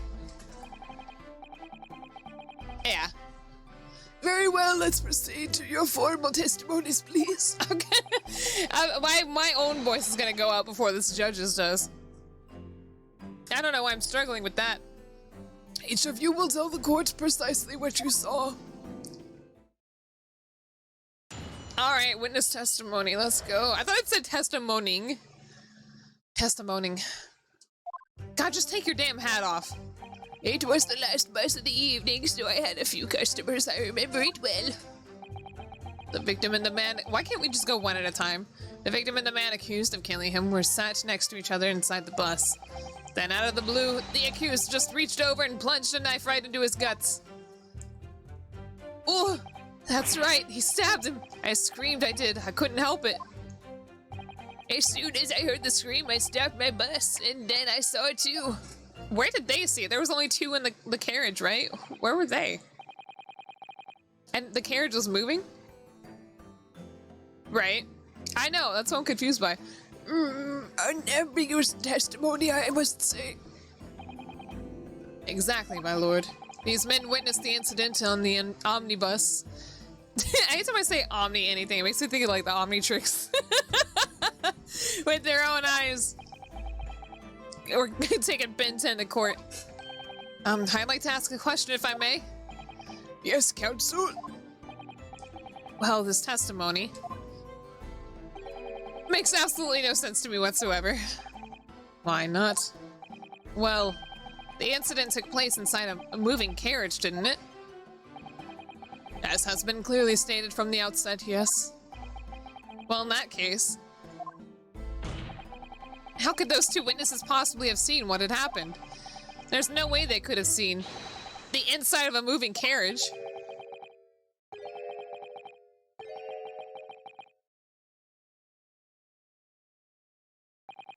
How quaint. I'd read that civilization in the Eastern Island nations was a good century behind our own. But you were here in London yourself. You are really so ignorant about our omnibuses. Huh? Tell me, my knee bunny's friend. Have you even traveled inside in an omnibus? Well, hold on. Oh, Drake and Mosa, thank you for the raid! Yeah, they wouldn't have seen it anyway. Because the stabbing is right below the window. Unless he was standing. So there's no way they would have seen that. Yes, welcome everybody! My name is Hanayome Kamakiri. I am an Orchid Mantis. We are playing the Great Ace Attorney, and I'm criticizing everything, including the court system.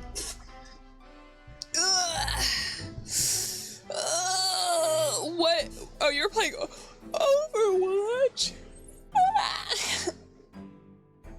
There's that lady? There was a lady? Hold on, let me double check. Lady, this?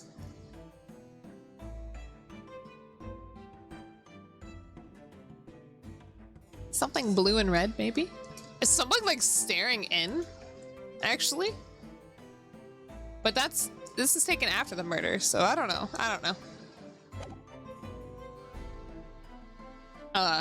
Tell me. Oh yeah, we already got that. Looks like a lady in the window. Oh, okay. Well, no. We only arrived in London this morning. No matter. I've arranged for us all to see for ourselves the actual scene of the crime, that is. What do you mean? The actual scene? How? They brought it here to court. The carriage is designed to be moved, after all. Presumably you understand that much. Yes. The omnibus in which the bloody crime took place is here today in this very building. Here? What? The entire carriage? Bailiff! Bring the carriage on the stand as a witness! They would, wouldn't they? I feel like it should be, I don't know. So that's an omnibus. The omnibus. I can't believe they could bring something so enormous in here. Great Britain's courtrooms are amazing. As you can see, I don't know why I gave him that voice at first. The omnibus is pulled by 2 horses and can carry up to 8 passengers.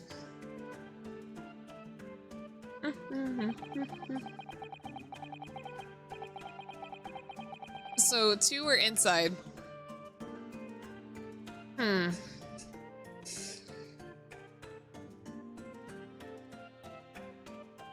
we get the horse to yeah, what's the horse got to say about this? 4 passengers seated inside the enclosed cabin and another 4 on the rooftop deck above. Every Londoner knows that the best views of the city's architecture and sights are to be had from the top of the omnibus. I would love to ride on one of these things, honestly. I call the horse to the stand! It's like when Phoenix Wright called the parrot, right? And I should point out that our foreign guests, that there is a skylight on the roof, allowing a view of the interior from the seats above. Ah, a skylight. Oh! His face, it always looks like he has to sneeze when he makes that expression. Hold on, I'm opening up my Pop-Tart, okay? Wait, Phoenix called an orca? I never actually played the games, I only know about some from the first one. Oh wait, I think I played the second one.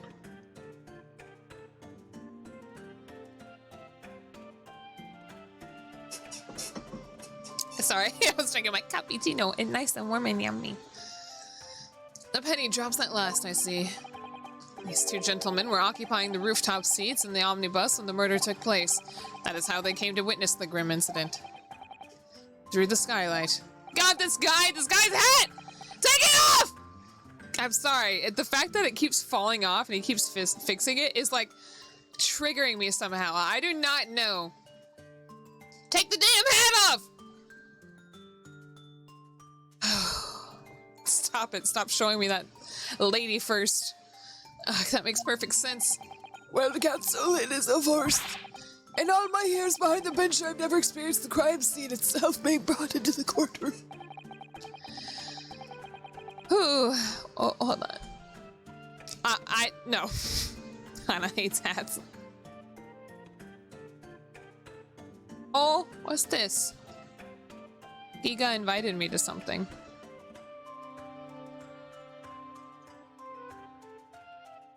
Hold on.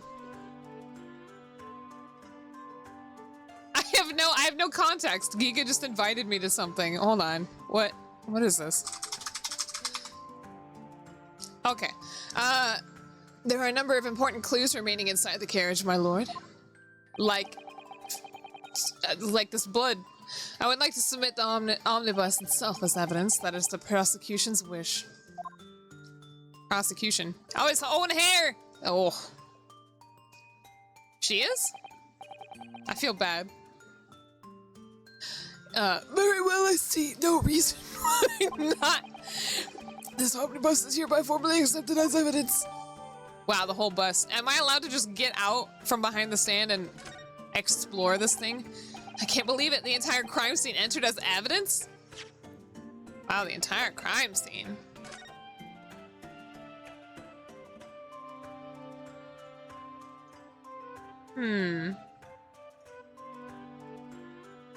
Where's the horses?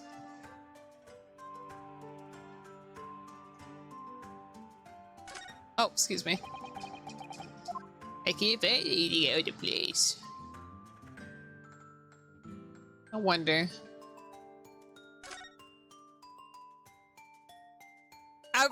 Right? What did you do with the fries then? But they went in the trash. I'm so sad. I'm so sad. Well, let's open the door and go inside, shall we? Ugh, the scene of a murder. It's horrible. Well, the door is tinted. Oh, some bugs on that time of the month. And blood that's soaked in the seat. The victims, obviously. Yes, then that seat would be clearly visible from the roof deck. Did you really stab someone in full view of the other passengers like that, I wonder? Well, it was after dark. And there was a lamp on it in here, so perhaps the culprit couldn't see anything outside through the skylight. Ace, what is that face? Or if the killer killed the horses to silence them. Oh, that way they couldn't testify. Whatever way you look at it, it doesn't seem like it was a planned attack. Let's see, what's this? Notice, no stabbing the passengers.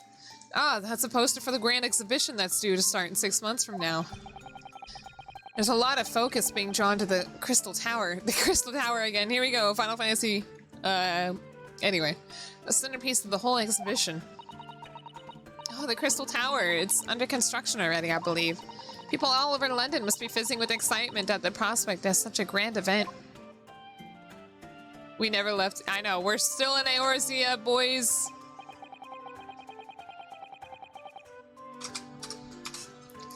Ah, that poster for the great exhibition. Oh, what? What? Wait, what? Wait, what? Oh, it's the same thing. One actually specifies Crystal Tower. It's quite a large skylight, isn't it? Yes, large enough to afford a good view into the cabin from the roof deck. And there doesn't appear to be a handle or catch of any description. So I suppose it can't be opened from inside the cabin at least. Interesting. Well, nothing out of the ordinary here, boys. The seat has a handle, it seems. Oh! Never mind, that's very out of the ordinary. This looks like all sorts of equipment. Oh, some bug could have hidden here. Maybe. Now I'm stuck trying to think. Were they sitting on the same chair? This looks like all sorts of equipment that may be needed to keep the omnibus running. Feeding tubs, tool to repair wheels, blankets, horseshoeing tools. So it's a storage compartment for the coachman to keep his things, it seems. There doesn't seem to be any space for passengers to stow their luggage, that's for sure. Well, I don't imagine it would be very convenient for that purpose anyway. Interesting. Only one side? Huh. Well, I'm glad I noticed that because I'm an idiot and probably have been like, oh, it's nothing. It's just for them to grab for some reason. Have you seen enough? Let's step back outside then. Only tab when given consent. What? Yo, Phoenix, Phoenix, right? Phoenix, right? How'd they know?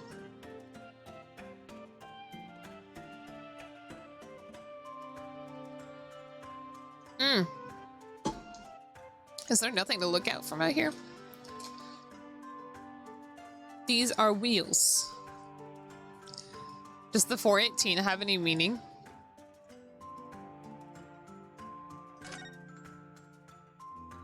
Oh, that was weird. I thought I was looking at the thing. Check under the bus. I can't look under. I'll try again, though. You can certainly see the inside of the carriage through this opening, that's for sure. Yes, and there's a lamp in the enclosed cabin, so I'm sure the witnesses would have been able to see quite clearly. That's not good for us. Let's try again. Yeah, it won't let me go down. I cannot look under. Well, okay. I'll look at it again when the time is right. I can't believe it, the entire crime scene. Okay. Yes, Great Britain is simply extraordinary. I could help myself a lot by giving that omnibus a thorough examination, seeing as it's here. Thank you for telling me what I already did. Hi, Lan. How are you? Welcome, welcome, welcome. Let us continue with proceedings then, your cross-examination, counsel. It will be useless. Pray don't expect... Pray! Return to the waking sands. Don't expect this Nippon stray to understand... Wow, this guy kind of racist, maybe. Understand the intricacies of British court cross-examination rights. Actually, you're wrong, bitch.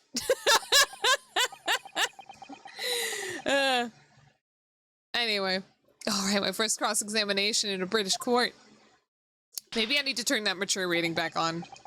Focus, Ryunosuke. Focus!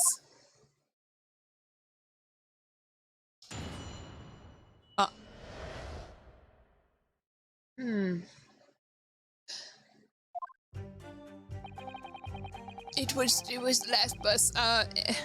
Hold it. No, wrong button. Hold it. Explain! Yes, I think it was sometime after 10, wasn't it? Oh, yes, sir, that's right, sir. Yes, ever so cold it was, sir. Freezing, in fact. And you had 4 passengers on board at that time, is that correct? Yes, that's right. What is this? What is this?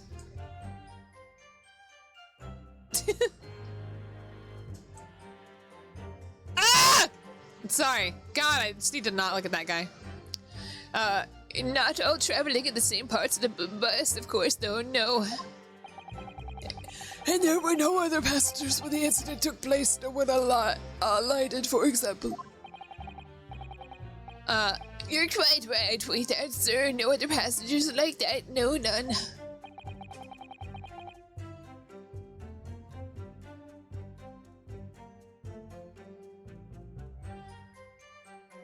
So there was five people on this bus? There's 2 inside the cabin, which means there would be 3 up top, right? All 3 were up top? No, sorry, I'm dumb. What, the other one was the coachman. I'm an idiot. One of them was literally the guy driving it.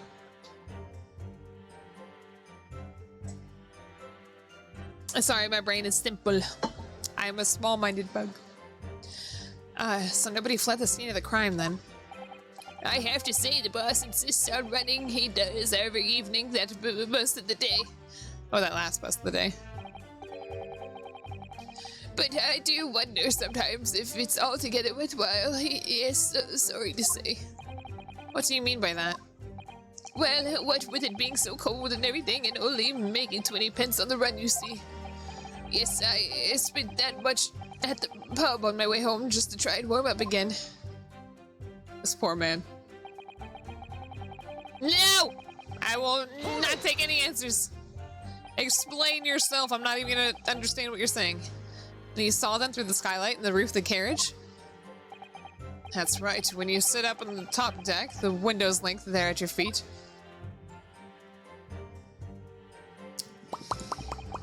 There was a lamp on inside, so I had a pretty good view. Oh, they were on the same side, so some bug could have hidden in it.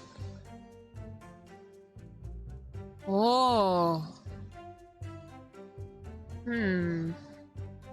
I wonder.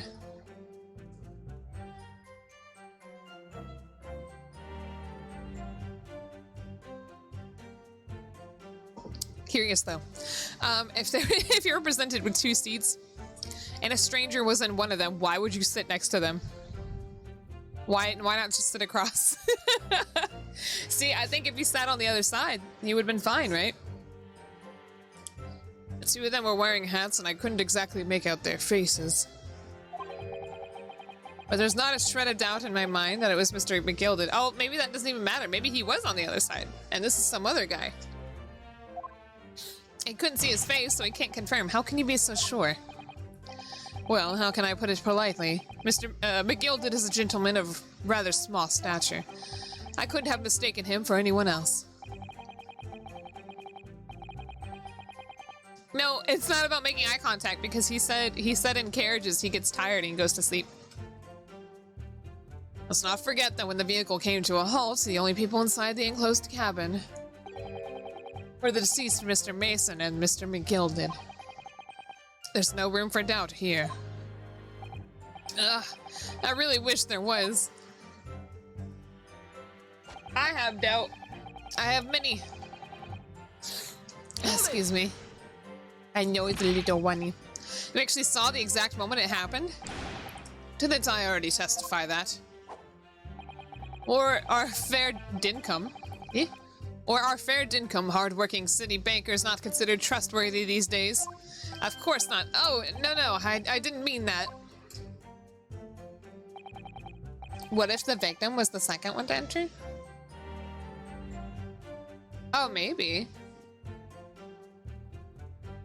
This is no good. I've really got his backup. Wait, what? I don't know what he just said. Perhaps you could tell us. I really did not understand what he just said. My lord. Juror number 3, what's the meaning of this? My mind is made up, my lord. Completely and utterly made up. Wow, what? Made up about what? I don't like the stinking rich, never have. They're always up to something or other, something or other that they shouldn't be, every one of them. Whoa!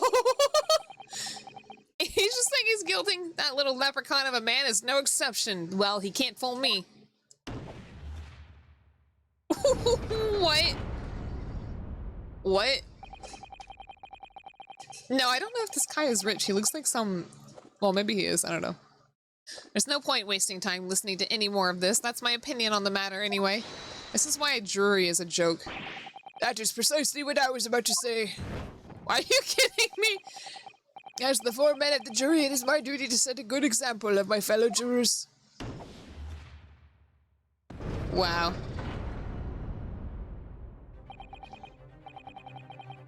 Jury nullification, let's go. Hold on.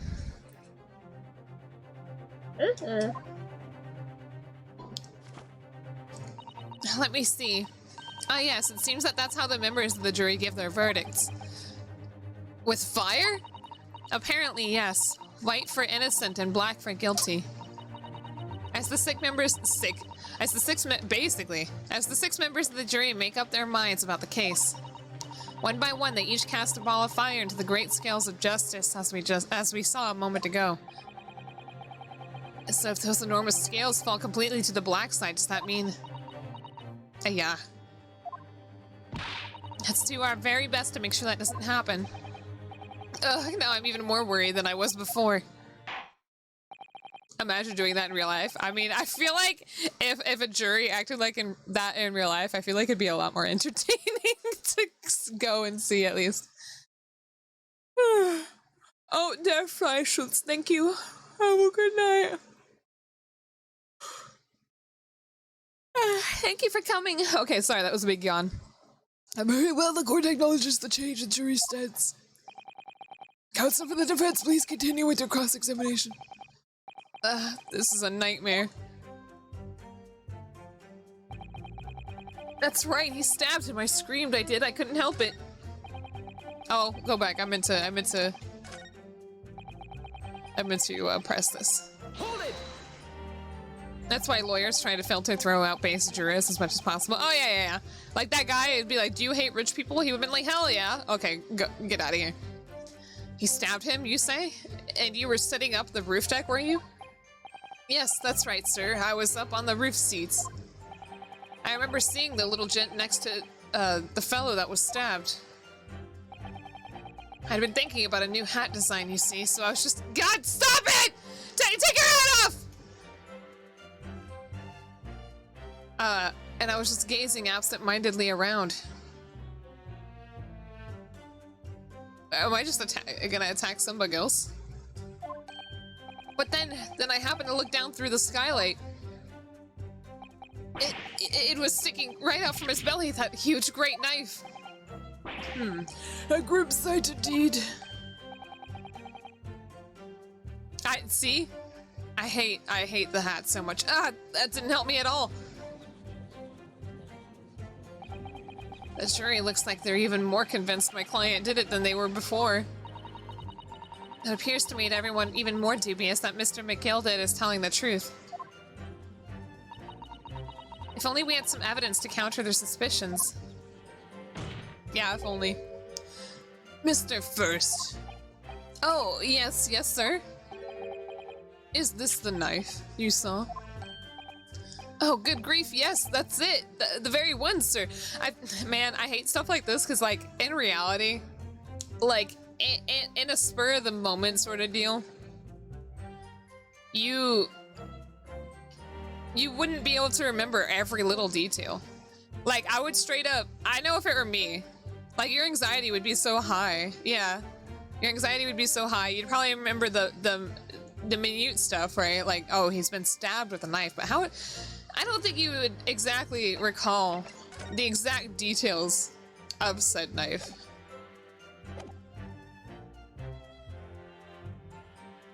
Yeah, that's the very one. Oh, excuse me. Is that... Yes, counsel. This is the blade that was driven into the victim's belly like a stake through the heart. Yeah, I don't think I would... Even then, it's like... If I saw somebody commit a crime, they would ask me, okay, what did they look like? I'd be like, I don't know, it was a guy, maybe? Like, I would just be so astounded. I would be surprised by just the act that it would be hard for me to remember exact details.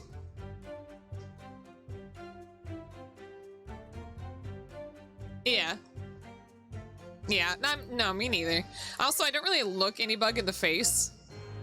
So it's like... It'd be like, oh, well, they were wearing a shirt. And pants, I think. There's the blade of considerable size, counsel. What a thing to say. Thanks, Judge. It is, and furthermore, the scabbard is emblazoned prominently with a certain initial. The letter M, which seems oddly familiar. I was trying to remember Lady's name. And I was like, what was his name? Lady First? Like, I'm trying to put it on him. His name's Lady First. Okay, well, that doesn't mean anything. The victim's name started with an M. The letter M. His name was Mason, wasn't it? Ugh, please, no. M for Magnus, perhaps, or McGilded, possibly. How about Mason, you fucking idiot? It could have been his knife. Who else is here? Oh, it could have been male. The guy, the justice. It was the justice who did it. We don't know Beepo's real name either. Maybe it was Beepo. His name is Mark. It seems this particular big name in London made a magnificent mistake. Maybe the M stands for mistake. Objection. God, not the wet slap again, but there are M's everywhere. Like, yes, like in Mason. Thank you, Rionosuke. Objection! This blade is far too extravagant for a poor brickmaker to have owned. And who's deciding that? No, this weapon of murder most certainly belonged to the accused. Or how about the M stands for murder? Hanayome. Ugh. Me no conclusive, but certainly compelling counsel. Alright, the murder weapon has been added. Okay. No, no, don't you dare. Don't you do it. Not yet. I gotta look at the weapon before you do anything. Can I take the scabbard off? Oh wait, what if it's a W and not an M? I can't figure out how to rotate it the other way. There we go. Actually, it kind of looks like an M. But what if it was a W? Ornate letter M. Undeniably Mr. Magnus McGilded's initial. And it's beautifully gilded too. It must be very valuable, I should think. Ah! What is it? Look at this M. If you turn it upside down, it becomes a W. This could change everything. A W?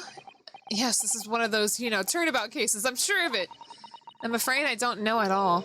But what I am sure of is that this is an M. Oh. Well, that idea was quickly quashed. Are you sure it's an M? What's telling you this? It could be a W. It could be. Bitch. Anyway. What's this then? That part is the sheath, isn't it? Are you alright, Mr. Naruhodo? Hmm? Oh, sorry, yes. I just don't really like blades. Oh. Those don't seem to be the like the words of a man with a large katana slung from his waist. It's not a blade, that's Kazuma's soul. Anyway, there's no sense in delaying it. Let's see what the blade looks like. Oh, okay, here we go. Well, it certainly has blood on it. Whoa! How'd that get there? Alright, Miko. See you in a little bit, I hope. Ugh, that looks a lot like blood. Wow, you don't say. This is literally the murder weapon. It truly is blood, the victims. Ah! An Englishman's blood looks a lot like a Japanese man's blood. Wow, you don't say. I'm surprised they don't bleed blue. Did you think it wouldn't? Sorry, it's just that we've only just arrived here in Great Britain. I'm finding it a little hard to adjust. We'll talk about culture shock. I feel like the knife would have gone much deeper if it had killed him. No. This isn't anime. You don't really need a lot of force. It doesn't have to go all the way in. This is a... I think it's like a relatively large knife already. I mean, at that point, like, he's already being stabbed in, like, the stomach or something.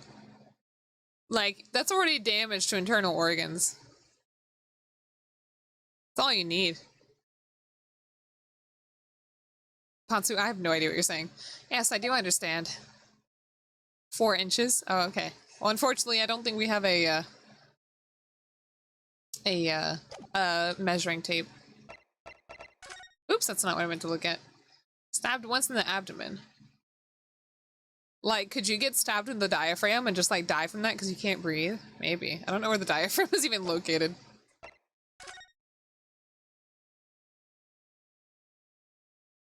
His button is missing. That's surely gonna be a big thing. It's just the missing button. Okay.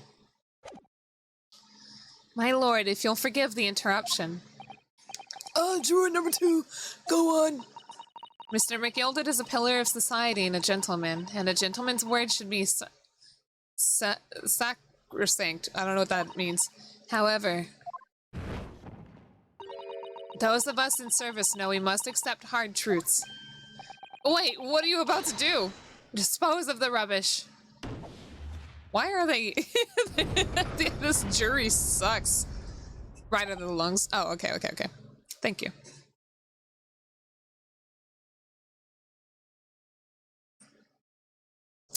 God, the diaphragm is freaky. Imagine having things literally allowing you to breathe, and then also there being something else that allows you to breathe. And if that one thing is affected somehow, then you can't breathe. Anyway, sacrosanct. Regarding as too important or valuable to be interfered with. Oh, okay. Like the concept of getting punched in the diaphragm and then just not being able to breathe is freaky. It's terrifying. A stab wound in the chest can compromise the pressure balance and make it hard and impossible to breathe. The victim can suffocate to death. God. Did I ever tell you about that accident I had when I was a baby bug? On a bicycle? Well, I don't know if I did, but I'll bring it up. So, when I was younger, I was... the solar plexus.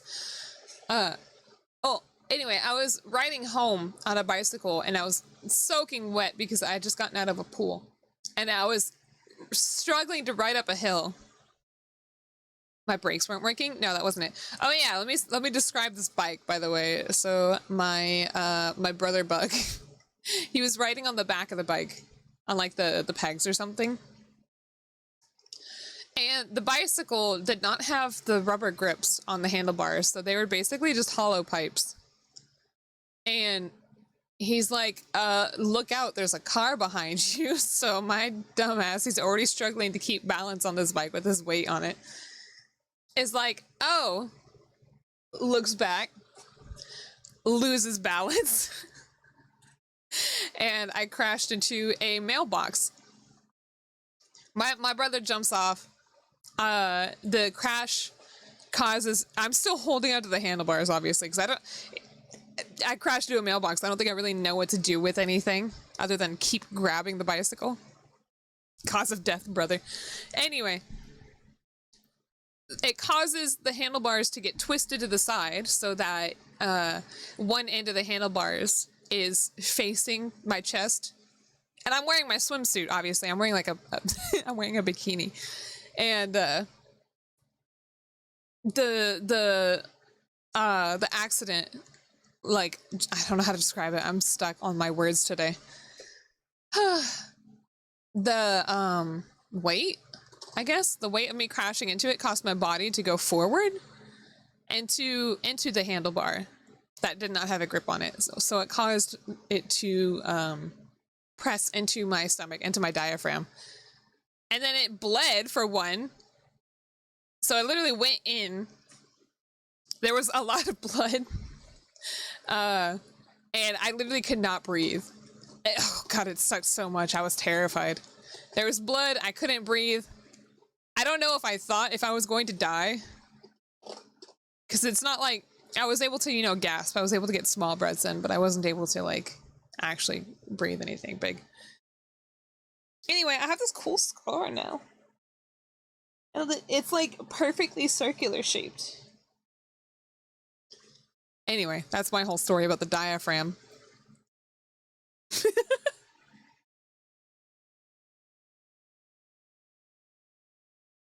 Oh, the game's quiet. Hold on. No!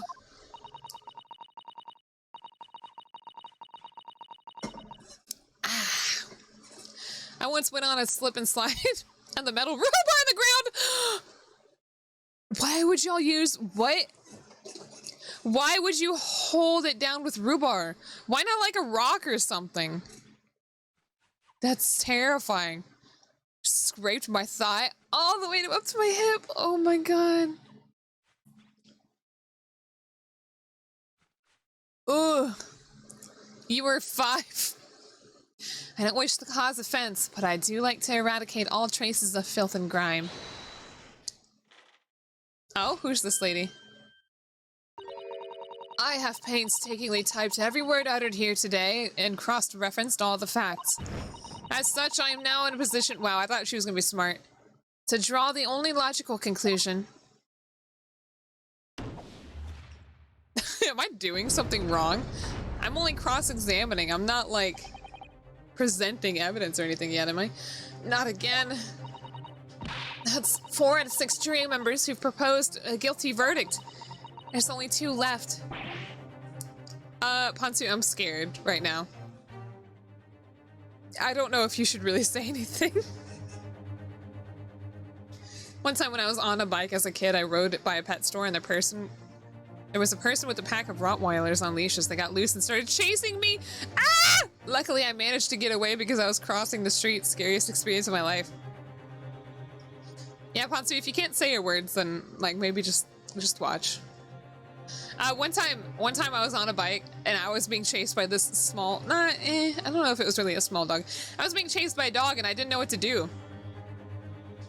And so I stopped my bike and to look back at the dog and it ran away whimpering. And I was like, what? Okay. Goodbye. I hate dogs. We've had it. Every time I press the witnesses for more information, I just make the situation worse. Nevertheless, what we need more than anything at the moment is more information. We're still very much in the dark. I suppose I'll just have to keep pressing the witnesses, knowing that more sparks may well fly. We mustn't give up hope that we'll uncover something that will give us a way to fight back. They're the most slappable? What? Are you slapping your dogs? But I hope not. Alright, I'll keep trying. I can't give up. Yo, Ava Lamp! Thank you for the raid! What is it? This is a nice Friday, isn't it? Lava, love, lava, lava. Oh, you're playing Jackbox? Oh, Joe Star. Thank you for the follow. Welcome to the Hana Horde. Welcome, everybug. My name is Hanayome Kamakiri. I am an orchid mantis. And we are playing the Great Ace Attorney. We were just talking about injuring ourselves or bicycle accidents or something. Welcome. We are on chapter 3 right now. I don't know, just in case, if y'all don't want to be spoiled, thank you for coming along to the raid. But I would recommend you head on out so you don't get spoiled. Otherwise, thank you for coming. It was a fun day with viewers. I hope you're having fun in Ace Attorney. I was literally like yelling about the court system. How it's literally just a coliseum. It's a play. It's a joke. And then, you know, laughing at some character names like Lady First. Okay. Well, let's continue then. Apparently the jury sucks. We literally haven't done anything and 4 out of the 6 jurors decided, yeah, this guy's guilty. One guy was like, I don't trust the rich, so he's guilty. I mean, I don't either, but come on, let me have my case first. Okay. I just need to keep calm and listen to the witnesses' statements again. I think we have one more thing to press. Oh, did we press all of them? Oh, hold on. Wait, what am I doing here? Alright, so when it happened, the only 2 people in the enclosed cabin were I did not, what button did I just press? Because I've never seen this. What? The only 2 people in the enclosed cabin were the victim and the defendant. And so help me. 3 whole people witnessed the man I'm trying to defend to the deed? Oh, you know what? Hold on.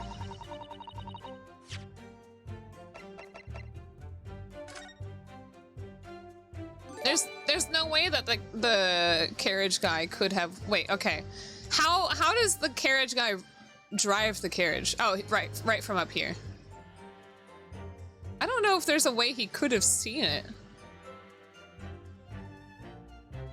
I don't know. Maybe it was the autoplay. I don't think he could. I don't mean to be pessimistic, but we do seem to be in a rather difficult situation here. Ugh. What am I supposed to think here? Is Mr. McGilded really innocent? Or could it be? Before we jump to conclusions, our first task should be to gather information. We need to understand the case better than we do at the moment. Yes, you're absolutely right. Let's listen to those witnesses' statements again. A little more carefully this time. Okay, let's see it.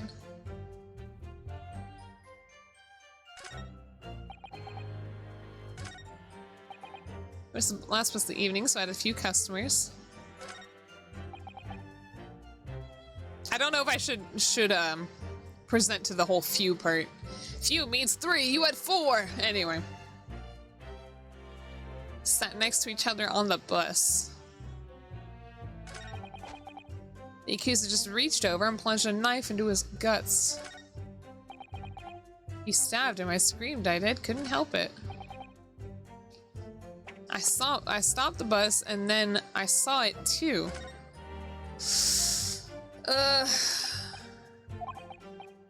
Y'all, I'm too dumb for this.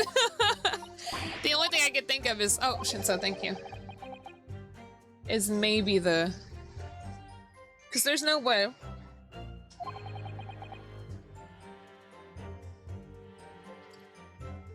I don't know. Yeah. Go back.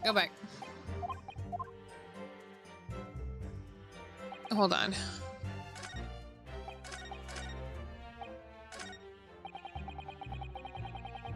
I stopped my bus and I saw it too.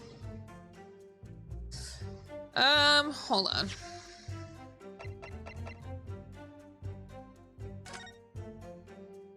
Unless he got down or got up?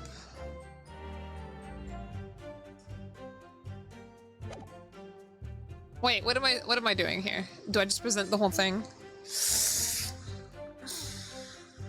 Yeah, I pressed on every statement, and that's when excuse me.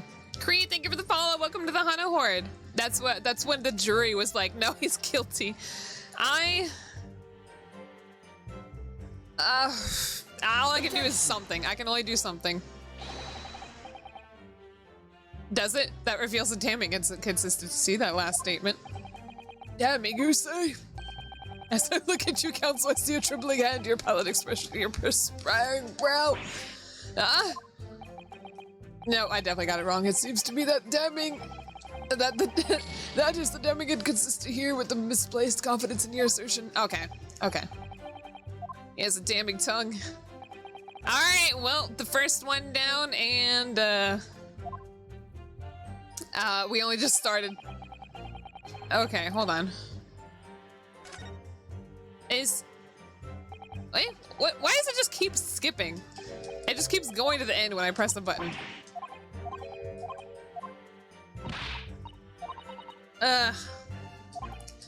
Did I not press everything?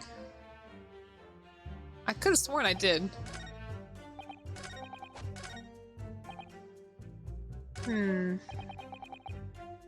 I'll try this one. I don't remember pressing on this, but I will.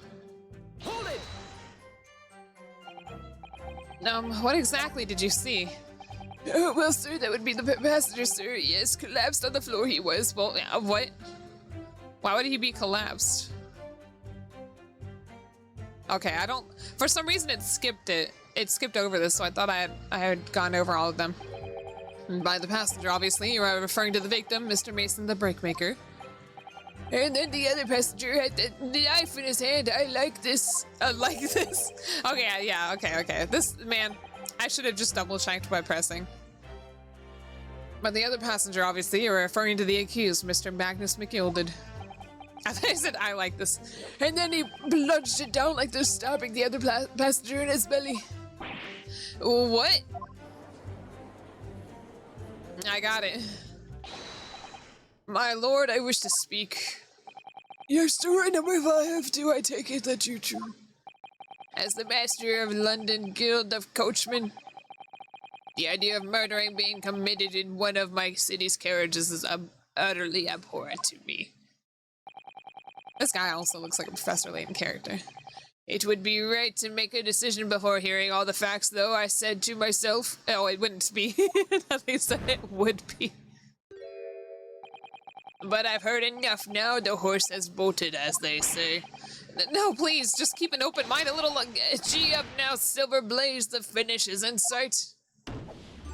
Man, this jury sucks. Bloody Rain 2K, thank you for the follow. Welcome to the Hana Horde. Bebo is a long-standing member of the guild, and I trust what that man says. Oh, thank you, sir. You're too kind, sir. Yeah, he's so kind, he only pays you 12 pence for a night. This is too unkind, sir. Which now means that 5 jurors agree to condemn this man. This jury sucks.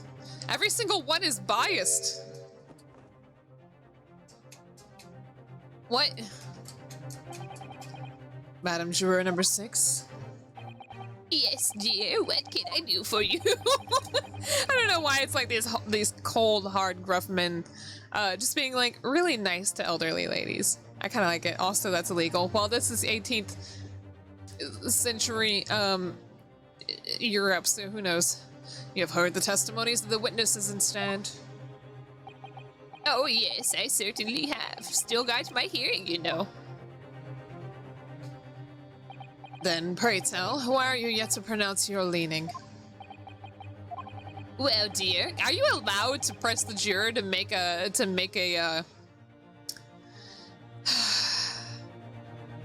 I don't know what I'm trying to say. To like just Oh, that's what I was about to say. I was like, I don't think you could just tell them to, you know, figure it out. What do they think? I'd be like, wait, hello, I need more, more facts. Right? See, I told y'all, court's a joke. What did I drop just now? Oh, my little remote. well, dear, the thing is, I'm a creature of habit, me. I always go to the park at and around this time of day and sit on a nice bench and get on with my knitting.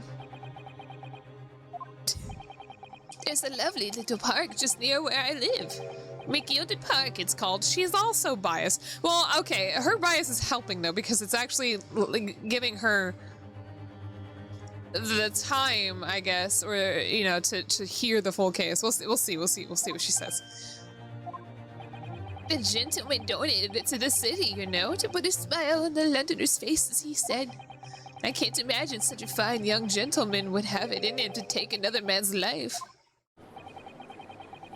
He's always doing wonderful things for the city. I don't know if that's the lady talking. That's right, a man like that wouldn't stab someone, surely. But do we make it to make it? Who says that? I know, right? Yeah, this is just a circus. How many Londoners live with their heads in the clouds? Do you people not know? What kind of a man Magnus McGilded really is? What do you mean, really is? Okay, this is the topic of murder. We just about to bring in, like, this man...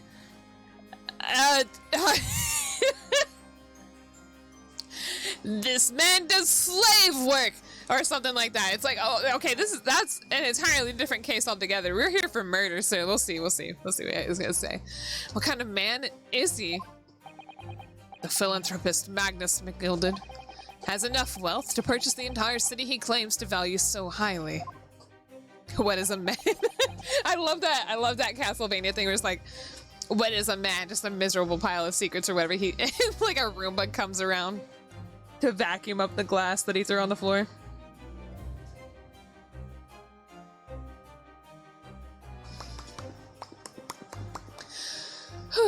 This man doesn't pay his taxes. But where did all that wealth come from?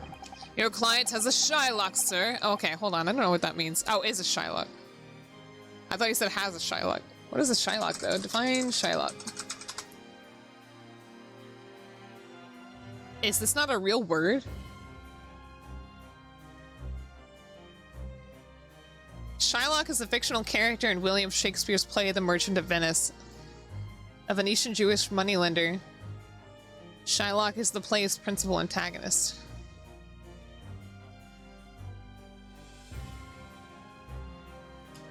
What?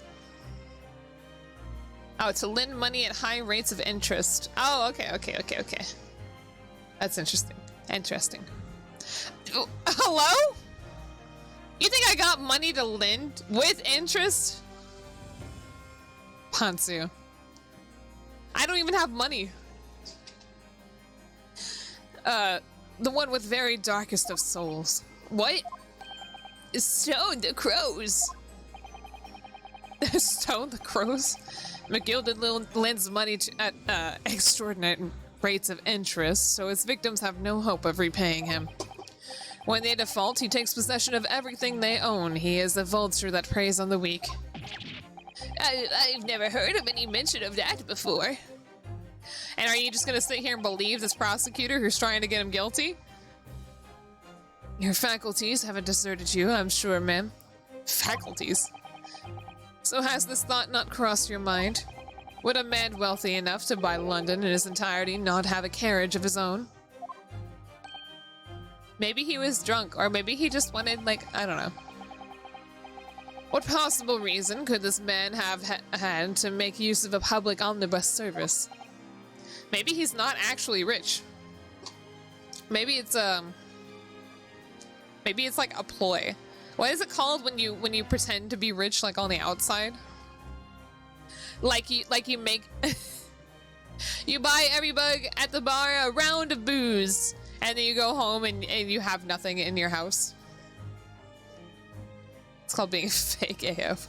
No, I think there's an actual word for it. Hold on. What is it called?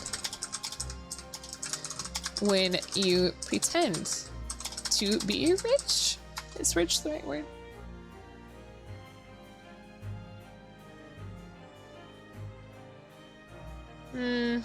Maybe it's just called fake rich.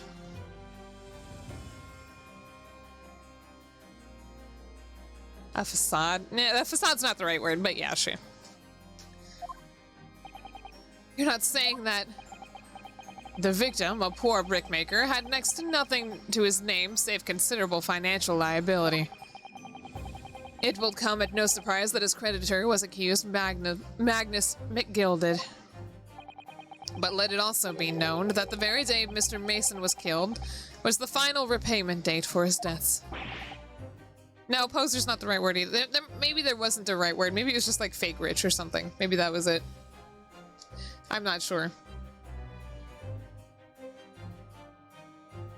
Ah, good gracious. The brickmaker was destitute. He had lost his house. He had nothing, or he had not a shilling with which to repay his debts. And in the end, his pitiful soul had the very last thing he owned taken from him, his life. By the merciful philanthropist, merciless, not merciful, pretender Magnus McGilded. I don't believe it. Oh. If I might add something briefly, Mr. Sato. You claim that the victim had been lent money by Mr. McGilded, but where's the evidence to support your claim?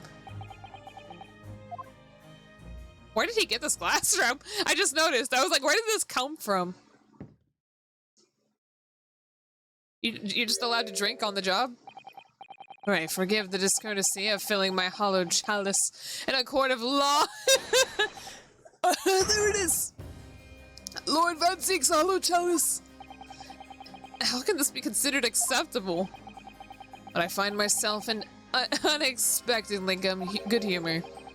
I had heard ladies from the Far East could show great courage, but I did not expect to experience it myself. Ah! As judicial assistant to the defense, I am simply doing my job. What a pity that your display of courage is in vain. This is the debtor's ledger, which details all monies loaned by the accused. You will find the victim's name clearly recorded inside. Oh. Allow me to present this ledger as evidence. I don't know how courts work, but isn't evidence provided, like, at the start? No, maybe not. Well, I mean, like, you have all your evidence in front of you, right? Yeah, you can't just keep adding evidence. Just like, I'm pretty sure you have all your evidence at the start, and then you present it as it becomes needed.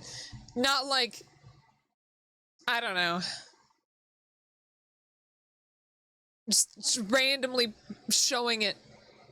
Oh yeah, here's this. It's an Ace Attorney special. I'm sorry. The updated autopsy report meme? What do you mean? Updated autopsy report. There's a meme? Can I just Google this? Hold on.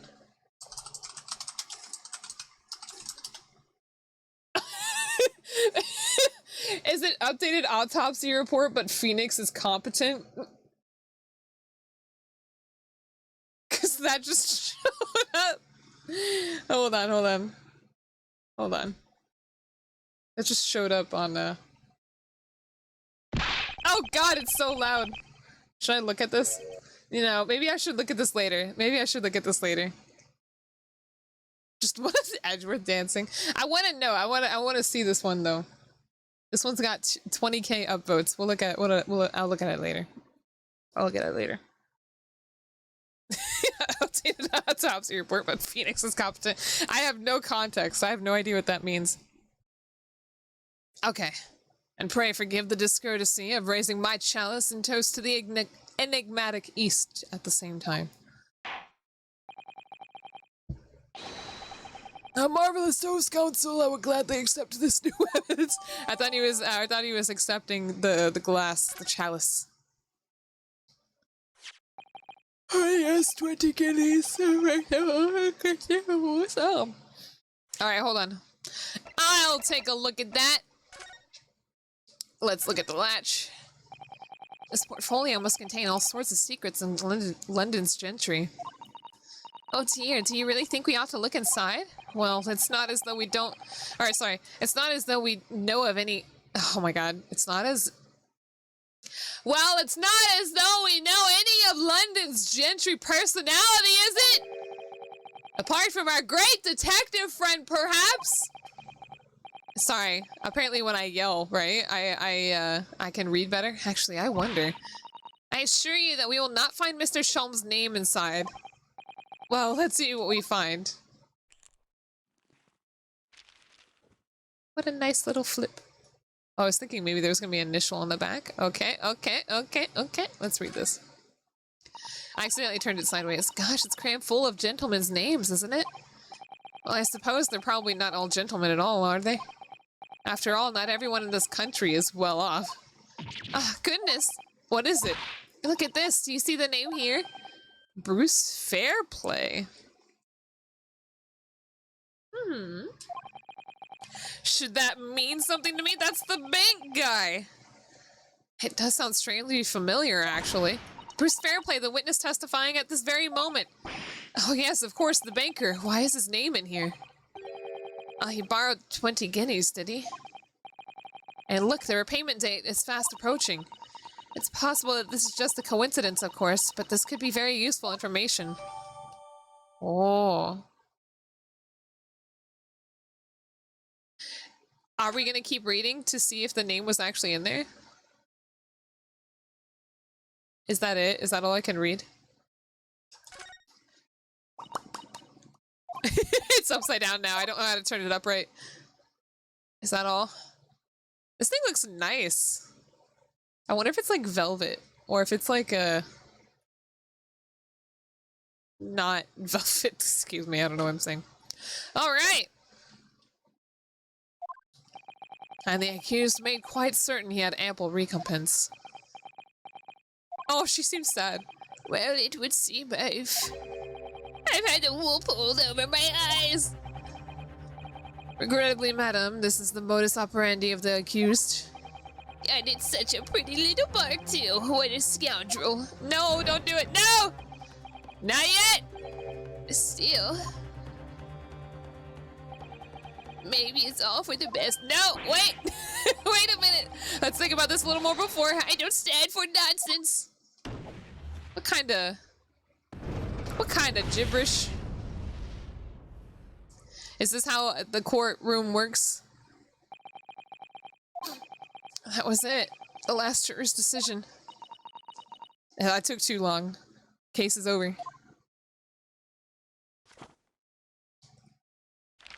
She didn't even... okay. According to this Encyclopedia of British Law, when all members of the jury have concluded that the defendant is guilty, court proceedings are suspended, and the presiding judge will deliver the final verdict and sentence. That's what it says here. The final verdict. It's over then. Oh. There's a footnote, though. A footnote? However, the defense... Oh. Well, it's too late. All 6 members of the jury are now in agreement in this case. Okay, thank you. I drank.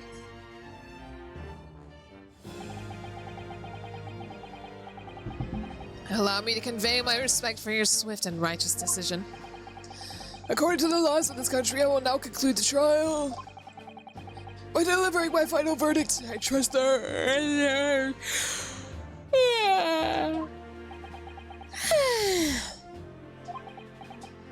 I don't know what happened, but that voice made me tired. Mr. Sato, tell me one thing. Oh, yes? You were in the middle of saying something before? The footnote in your Encyclopedia of British Law. However, the defense... What did it say next? Oh, yes, of course. One moment. When all members of the jury have concluded that the defendant is guilty, Court proceedings are suspended and the presiding judge will deliver the final verdict and sentence. Then the footnote says, however, the defense has the right to demand a summation examination of the jurors at this point. Oh, I don't know what that means. A summation examination? Objection! Objection. A summation examination? From which century has that tomb you have had there been resurrected? Ah! Judging from the binding, I would say that book is at least 50 years old. Any modern text in British law wouldn't even give such an antiqued procedure a mention. Oh, so it's still legal, right? That's still a thing y'all do here? It's a relic long forgotten and certainly no longer practiced. Has he just had that glass there the whole time? I just never noticed. Just like, you're out of luck. Oh. I like as he adjusts his armband. What even is it, Mr. Sato? This so-called summation examination. This is... Am I even saying that word right? It just sounds so weird. Oh, one moment and I'll read about it. I love the little book. It's so cute. You would demand the right to a procedure before you even understand what it entails. Oh, okay. Typical Nipponese. This bro has never met a Japanese guy in his life. Alright, Mr. Naruhodo, I think I understand. It seems that under this procedure, we would be able to appeal to the members of the jury. To do what exactly? Appeal to them to change their leaning and reverse their decisions. It's just the fire bounces out of the scale and back onto their table. And it says here that if successful, the proceedings of the trial must be resumed. Make them reverse their decisions? Yes, in times gone by, the barristers would use a summation examination to attempt to influence the jury's decision. But everything became something of a formality with no practical benefit really, so it rather fell out of use. I wonder why. Because it was devoid of purpose. What? Changing just one member of the jury's mind would be hard enough, let alone several. No self-respecting defense barrister would even assert his right to try in this day and age. Still, I can't stop yawning. Why? I'm not even tired. I don't see any mention of the procedure actually being formally revoked. What are you suggesting? That you, Mr. Van Zeeks, are a doo-doo head! Also, is it just me, or is there like some weird habit of like the prosecutors in Phoenix Wright being like German or something? That reminds me of like Von Karma. Maybe that's not German. Maybe that's not a German name. I don't know. Hana, if you're not tired, why are you on the sign of being tired? See, there's several things. Okay. One is that I'm bored. And I don't know if I'm bored. I think it's just that I'm frustrated with this game. Two is that I'm hungry. And that could be a possibility because I can't eat during this fucking game since I have to be speaking every second of it! Three is that I'm bored. So, yeah, I didn't have my fries. Just eat. You want me to eat? I'm not gonna speak with a mouthful of cheese and Pop-Tart. Let me take a second. Okay. We're gonna have a quick break because we are at just about 3 hours in. I'm gonna eat my cheese stick. I'm gonna get me another cup of joe. And I'm not gonna say what that last one is. Alright, everybody, you stretch, eat your teeth, rip your face off. Let's go.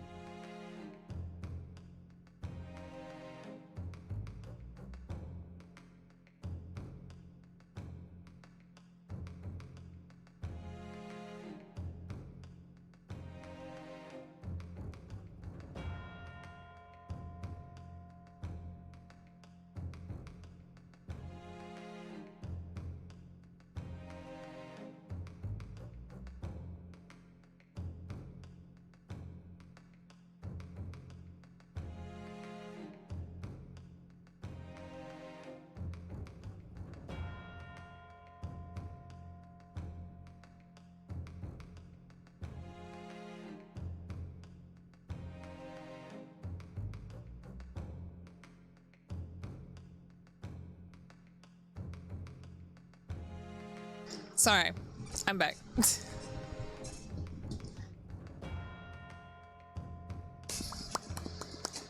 Alright, I accidentally spilt some of my cappuccino. But it's okay. I did go for cheese. You know what? Anyway, I'm suggesting that although it may be antiqued and largely forgotten, it is yet extinct. Oh, Van Zykes has never had... Wait, have I called him Van Zykes or Van Zeeks? I think it's Van Zeek. He's never had opposition like this before. Not in his 5 years that he hasn't been around. Welcome back, everybody. Thank you for welcoming me back. I hope you took a moment to stretch and drink and everything. Speaking of, I will do that. I really like this little cup thing that Shinso sent me. It's very convenient. What do you think, Mr. Naruhodo? A summation examination, our last possible option. Do we assert our right to carry it out or admit defeat? Well, yeah, we'll just admit defeat. The defense wishes to assert its right to a summation examination, my lord. Objection! What are you going to jump to? London is the capital city of the most powerful nation on Earth. We have a duty to the world to exemplify the very... Oh, Bella! Hold on.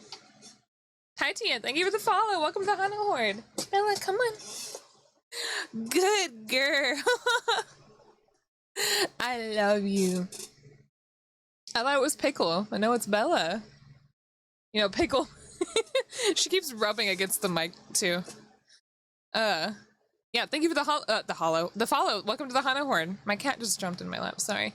We have a duty every time Bella jumps on my lap, I have to bring out the little, the recliner part so that she can lay down on my legs without having to slide off.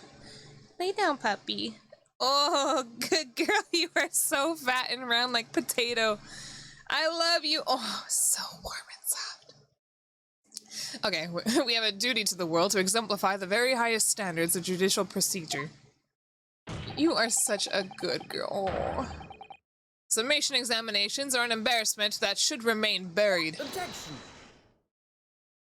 But if it's our right, then it's our right. I believe it would prove vital in this trial.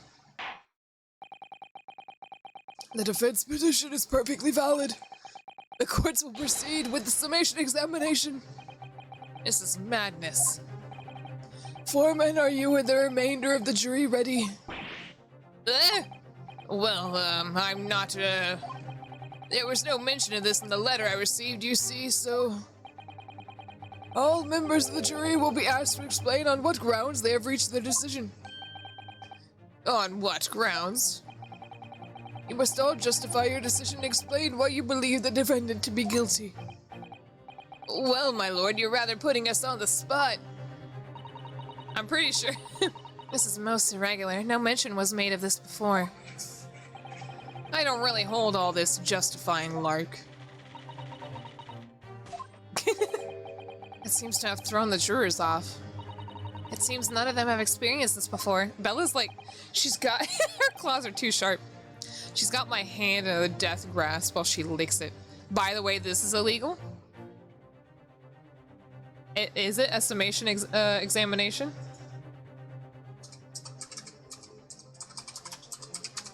Hold on.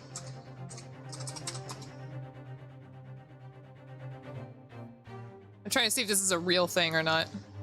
A lot of it's just Ace Attorney. So maybe not. Maybe not.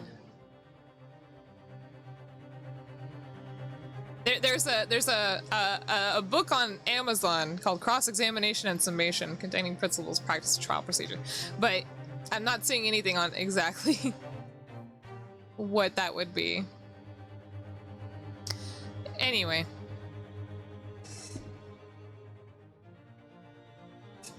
It's a cross, yeah, except instead of cross-examining the witnesses, we're examining the jury. Sure, it's not legal, but I feel like in the same sense, like maybe this is the bypass to the bias. A defense procedure no practicing lawyer has attempted for years, is it? Well, just maybe. It might be the opportunity we've been looking for. To turn this trial around.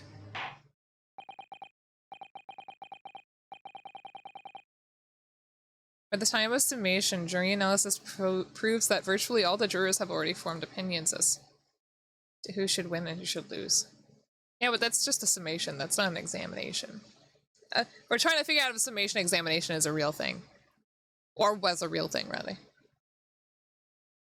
So be it then, ladies and gentlemen of the jury, the court hereby calls upon you to state the grounds on which you find the defendant Magnus McGilded guilty of the most serious crime.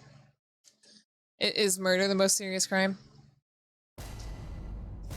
Judicial findings. The jurors' contentions. There was no... What is this clown? There was no one else inside the carriage at the time, so it has to have been him. I trust the driver. He has an excellent memory, it seems. 4 passengers with fares totaling 20 pence.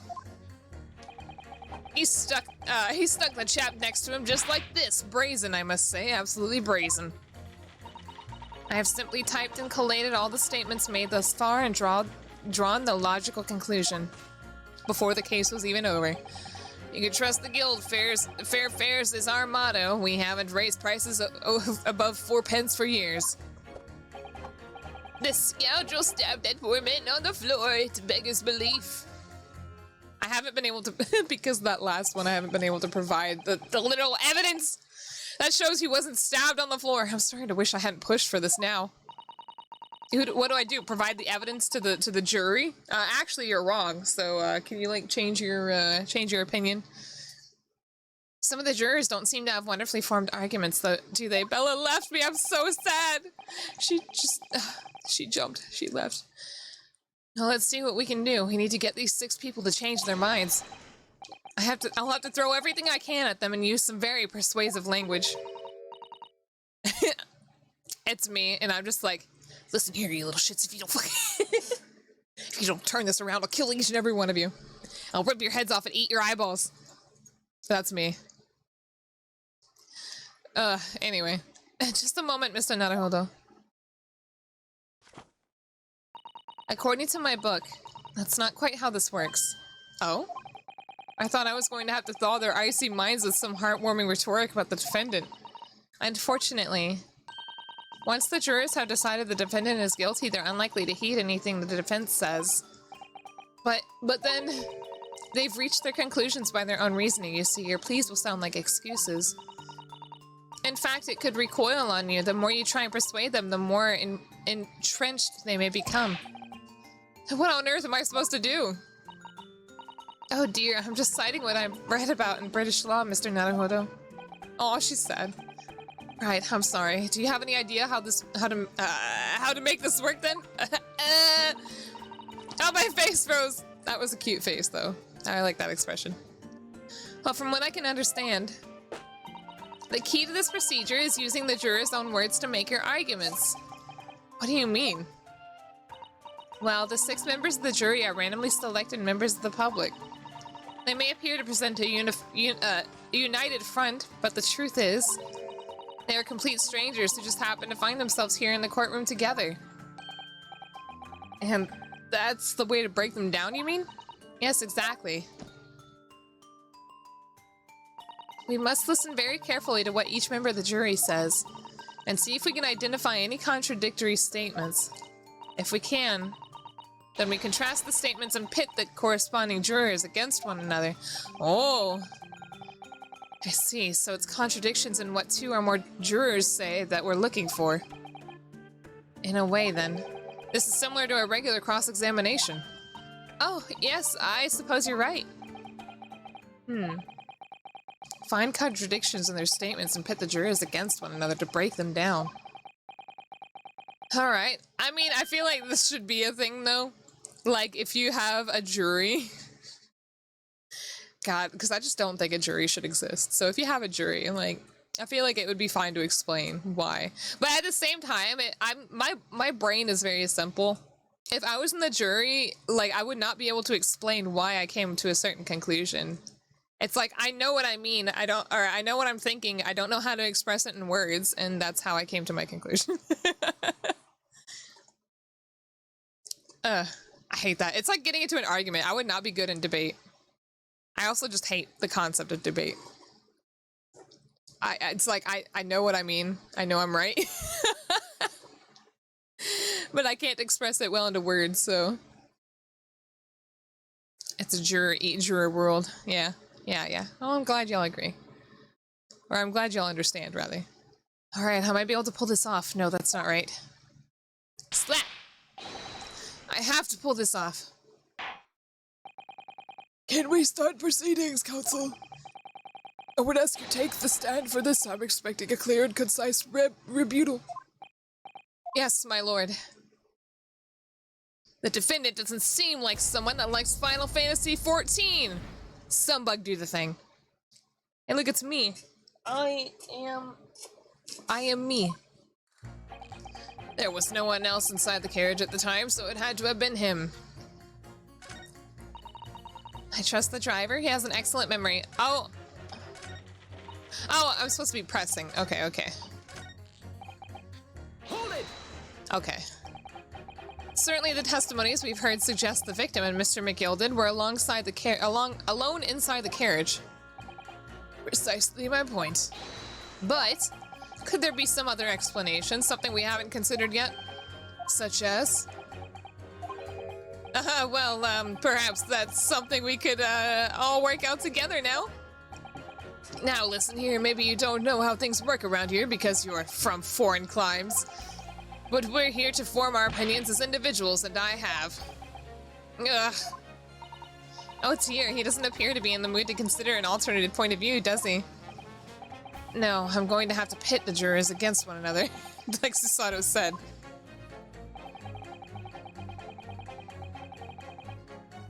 Yeah, basically. Use your own words. I mean, the only information I have was the words that were handed to me, so how am I supposed to get my own words from it? Anyway, finding contradictions in these sick people's assertions. You know what? That's right. That's still right. It's the only way I'm going to succeed. I trust the driver. Oh, excuse me. Yeah. They are indeed sick. But does his ability to recall his takings that night really tell us how trustworthy the man is? I manage his lordship's cash affairs, so I'm very particular when it comes to accounts. I see.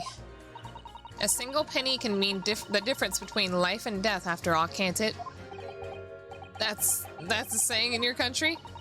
My point is, a man who minds his figures is a man you can trust. Those of us in service would swear to that, sir. Does that bench really need any more polishing? So if the good driver says that he saw Mr. McGilded in the act, I don't doubt him. The only task left to do today is disposing of the rubbish. Now wait a minute. One of the other jurors mentioned something about money, I think. Now would be a very good time to listen carefully to the jurors' statements again, Mr. Naruhodo. If you notice an inconsistency in what two different jurors are saying, I should expose it by pitting them against each other. Yes, let's see if I can do just that. Well, I think it's the one next to this guy, right? This guy was talking about money, right? Or he was earlier. Yeah. There's too much thinking in these games. Hold it! Careful, you could hurt someone with that. You're a fine one to talk. What of a sword hanging from your waist? I'm not swinging it around, though. No, that's just my battered soul. Well, anyway, I despise anyone with too much money. They're all the same, all stabbing some brickmaker or other behind the scenes, you mark my words. Objection. Am I objecting the jury? That seems very unlikely, doesn't it? Are you mad, man? We know that small shorty is a rotten Shylock. Well, yes, that does seem to be the case, but... Mr. Naruhodo, please be careful with what you say. If he's been trying to squeeze money out of us less fortunate, then as far as I'm concerned, he's as guilty as sin. The men can hang. His knife is stuck. Come to think of it, didn't one of the other jurors have something to say about the defendant's underhanded activities? Oh wait, no, it was the coach guy, the employer, that said something about money. Right? I don't know how this works. Has your theory pit the two jurors whose statements seem to be contradictory against each other? In no time like the present to use pit them against each other, I'll never get anywhere. Wait, I need more answers. Hold it! I can't just go in blindly. So far 3 of them have technically mentioned money. What have you been doing all this time? Okay, I drink, thank you.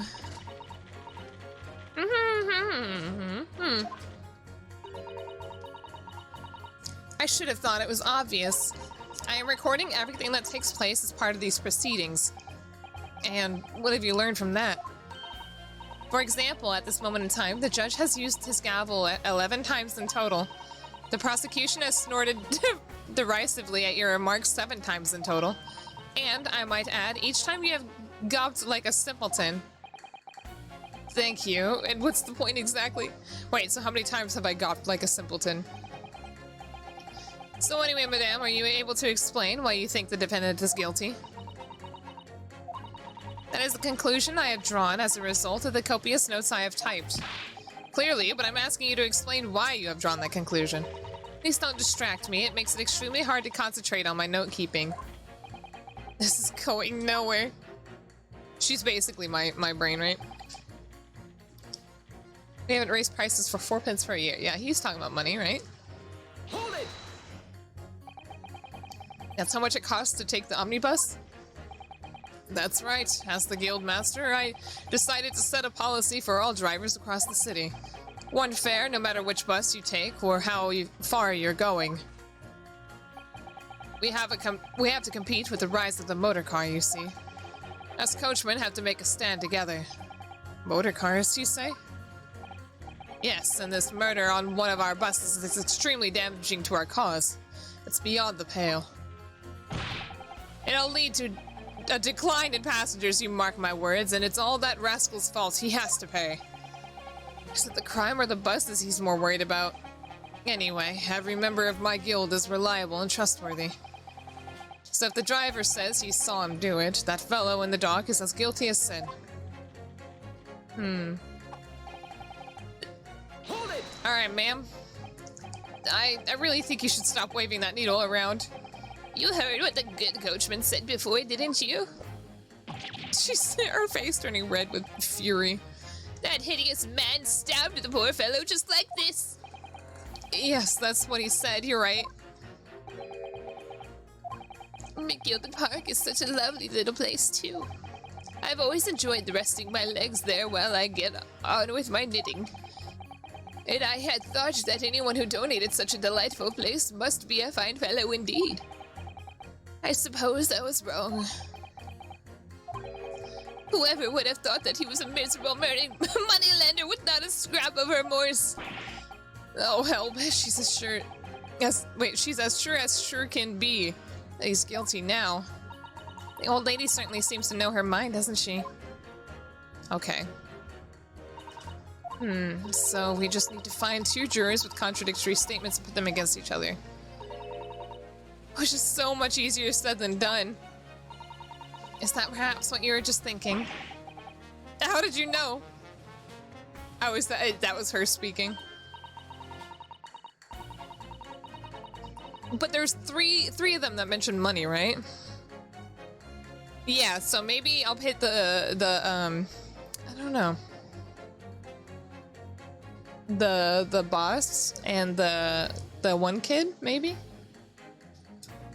What's up, Dawn? How are you? Well, I took the liberty of doing some research in case you happen to find yourself in such a situation. Shall I read you what you found? What I found out? Oh, it's a little long. You know what? Go ahead. Oh, it's on. Thank you. Very well, listen to this. During the summation examination, you will hear the assertions. Oh, okay. This is her describing the summation. Okay. Hear the assertions of the 6 members of the jury. In this situation, the counsel for the defense should use the pit with impunity. Oh. Having done so, you will be able to compare the chosen assertion with one of the other jurors. Select the corresponding buttons to listen to the other jurors' assertions again. Oh, Dawn, Desi, thank you for the follow. Welcome to the Hana Horde. I am inept. I don't know what I'm doing. Okay, skip. I'm just gonna skip this. Skip, skip, skip. That's not that long. Oh, never mind. It's still going. Work out which two contradict each other, and then pit them together with X to pull them apart. Alright, so it's just their initial statements that are contradictory, not their descriptions? Alright. The first step is to listen very carefully to what each individual juror has to say. Then I'm sure you'll start to see which ones might not be quite agree with each other. Hi, Kelvin. Alright then, let's get this right now, so I never have to listen to that long and boring explanation again. That's the spirit. Okay, hold on. So we are going to pit, right? Oops, excuse me.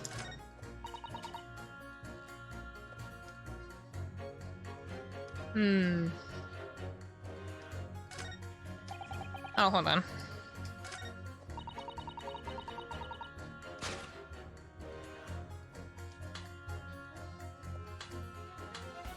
Oh, so I'm okay. It's excellent memory, it seems, for passengers with fares totaling. Wait, it would be these two? Because that wouldn't total. Wait. 4 times 4 is not 20, is it? 4 times 4 is 16. Is that the contradictory statement we were looking for?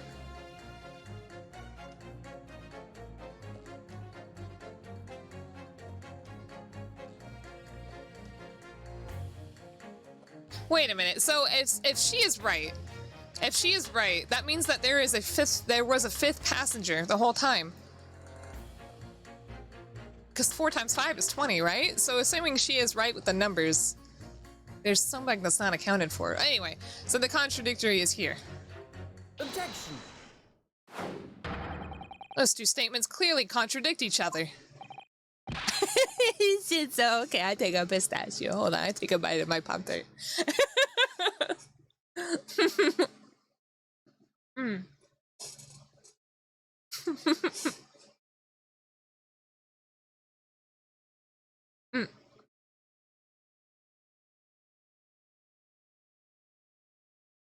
I'm a slow eater. Give me a second, please. Pop-Tart Pro.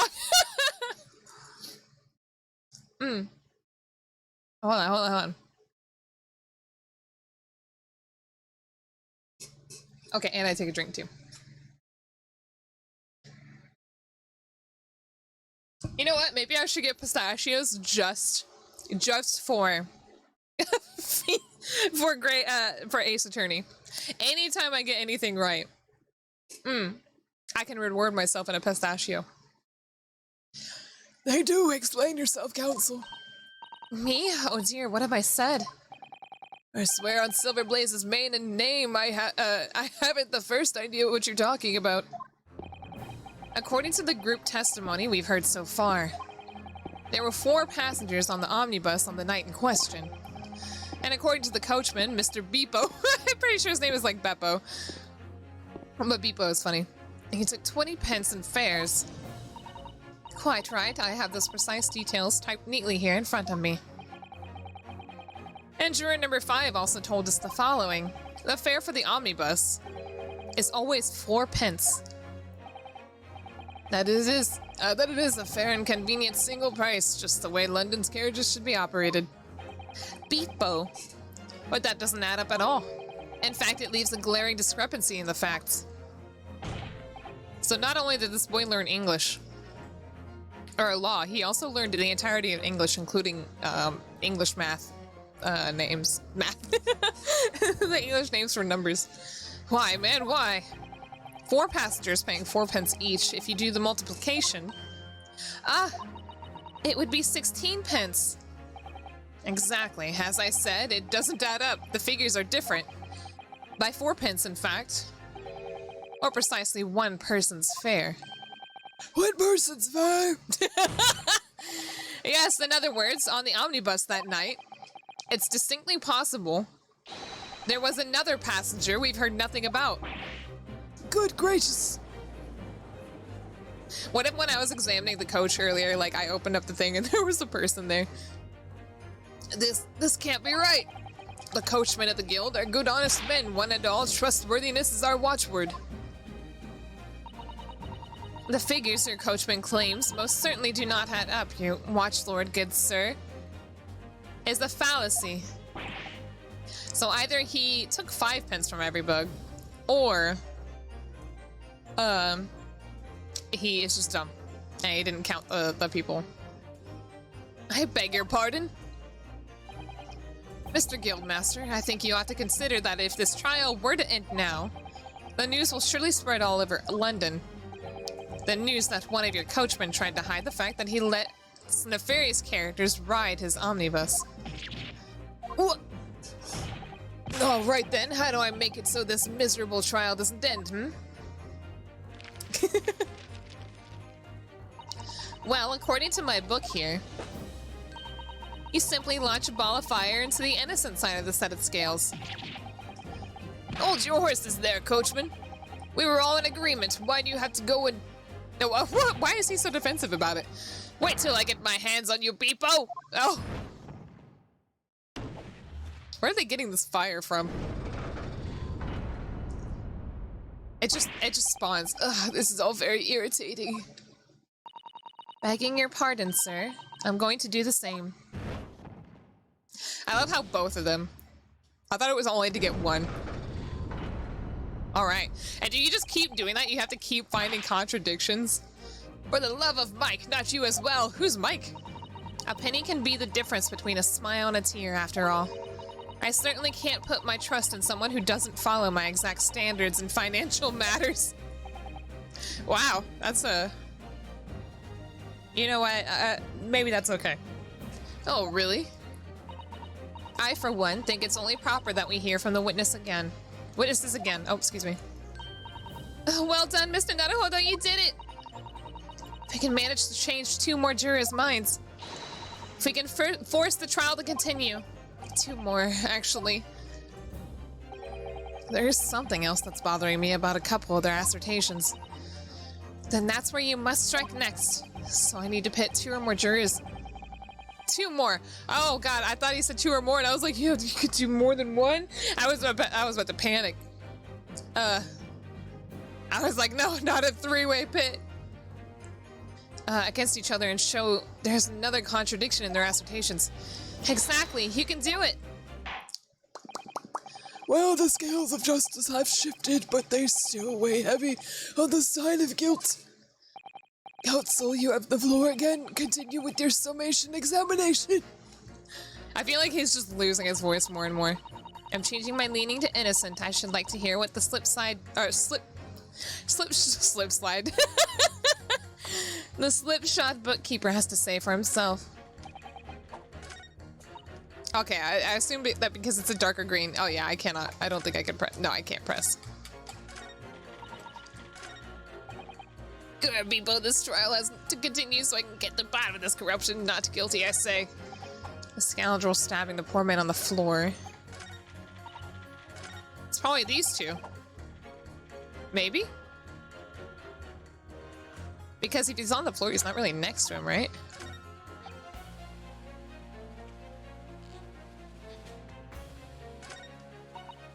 Let's see. I have to sneeze. Okay. You stuck the chap next to him like this. Braces. Yeah, stabbing the poor man on the floor. What's up, Burger King? What do you think? What's your opinion?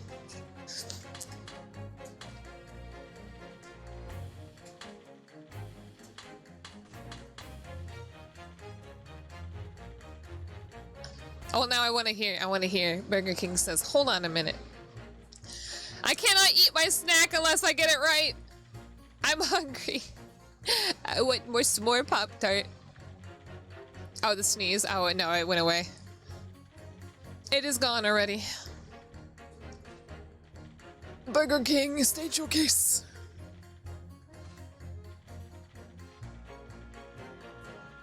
Burger King's not saying anything.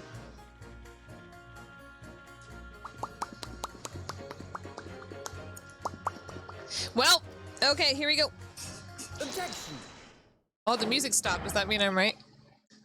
Those two statements are completely contradictory. Look at the guy. What? Explain counsel post haste. Why'd you say rip? Oh, dearie me, I was only knitting a jumper for my other half. Your other half? I thought you were knitting something for your grandson. What is all this claptrap? What does contradictory even mean, I ask you? We've heard from more than one witness that they allegedly saw the actual moment when the defendant stabbed the victim. Now, out of curiosity, juror number 3. What? Can't you see that I'm busy here? How would you say the defendant stabbed the victim? What sort of motion was it? Ha, want to test me, do you? It was like this, stuck the fellow next to him without even getting up, just like a prim banker said. Yes, that was Mr. Fairplay's testimony, quite true. Now then, juror number 6. Oh, is that me, is it? What can I do for you, young man? How would you say the defendant stabbed the victim, madame? Madame? Oh, well, dear, as far as I understand it, it was like this. He stabbed the poor man after he'd collapsed on the floor. The coachman said so. Now don't move! Don't move! Take a look at these two jurors. He stuck the fellow next to him without even getting up. And he stabbed the poor man after he'd collapsed on the floor.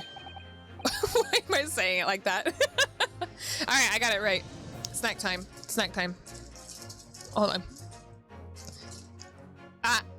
I broke off a piece of just like the outside crust part. I get nothing exciting with this. It's like getting a pistachio, but it's a bad one.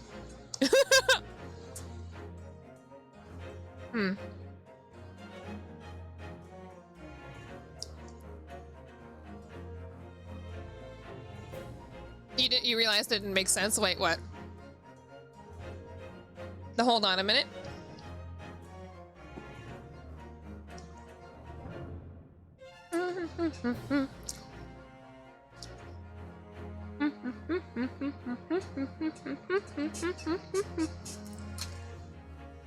Sorry, I don't know why I'm so slow at eating.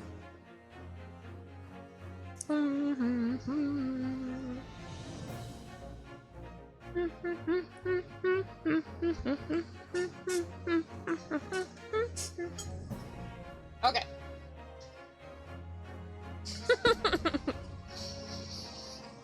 You only eat when you get it right. Well, I never. They're stabbing in totally different directions. What? Surprise. Bless my stitches, what a muddle. Bless my stitches. That's kind of cute, though. What this tells us is that there's a strong possibility one of the witnesses isn't telling the truth. Oh! But why? Why the dickens would they lie? Oh, why did I say it like that? Why the dickens would they lie? It's like, it sounded like fake acting. Like, just, I don't know how to describe it. But I don't know that yet. But what I do know is that if the trial ends at this point, we may never find out. We may never know the real truth.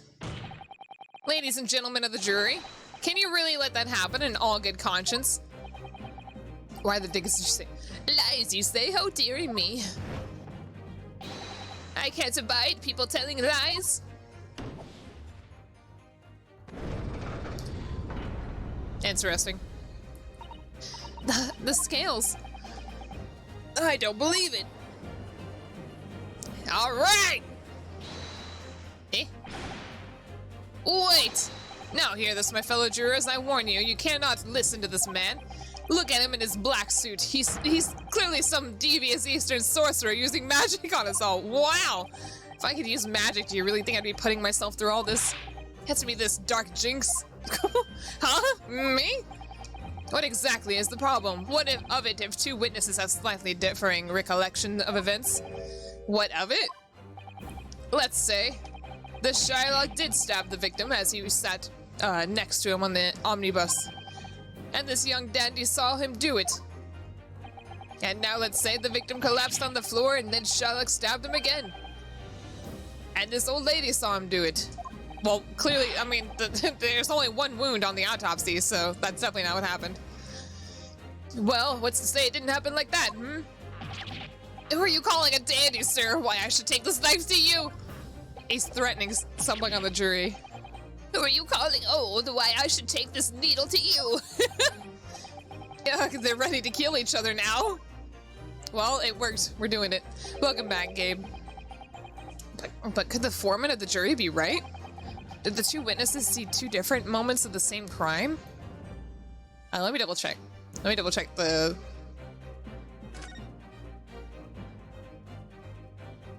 Stabbed once in the abdomen, so no, definitely not. Nope.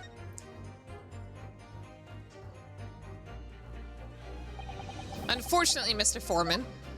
Hmm? What is it, you dog jinx? Come on out with it. Ugh! What you were suggesting is impossible. It's out of the question. Oh, what are you talking about, man? How could you possibly say that? You do realize that I'm only doing my job. As foreman of the jury, I have a responsibility to steer everyone in the right direction. So where's your evidence, man? Am I supposed to show evidence to the jury? Yeah, I guess.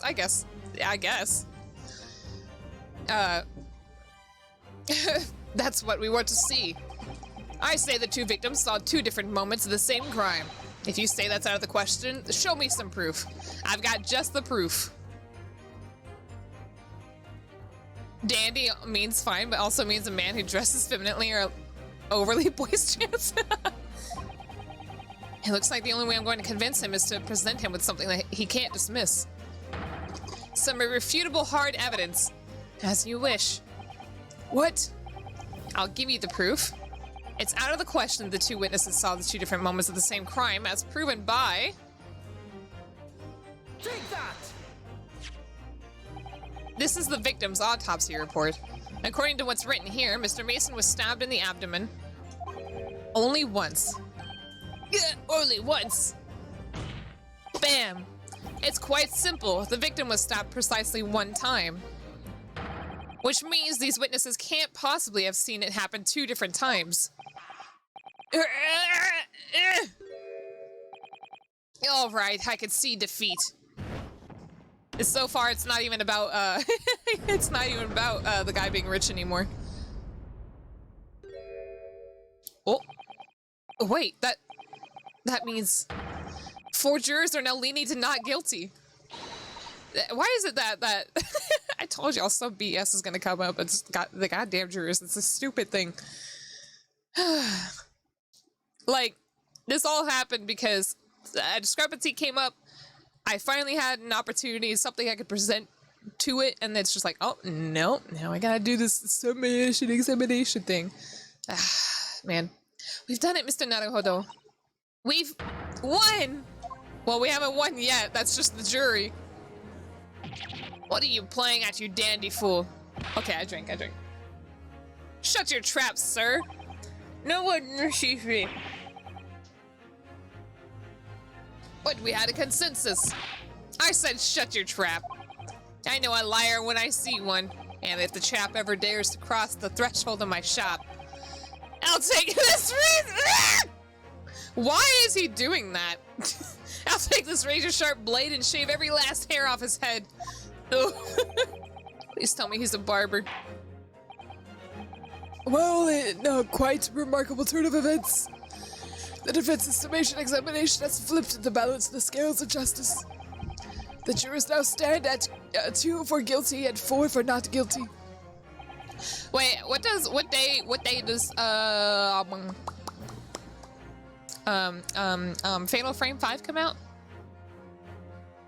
Is it September? I can't remember now. Sorry, I was randomly thinking about games I need to pre-order. He did commit the crime. Oh, it's October? Oh, that makes sense, right? Hold on, now I'm curious. Fatal Flame 5 release. Is it 5? Yeah.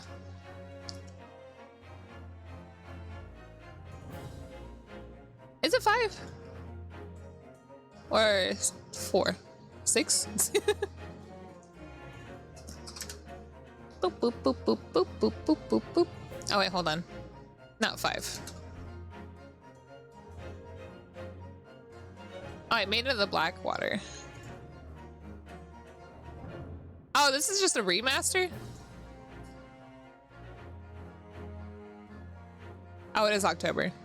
Oh, this is just a remaster. I thought this was a new game. Did we ever get this one in America?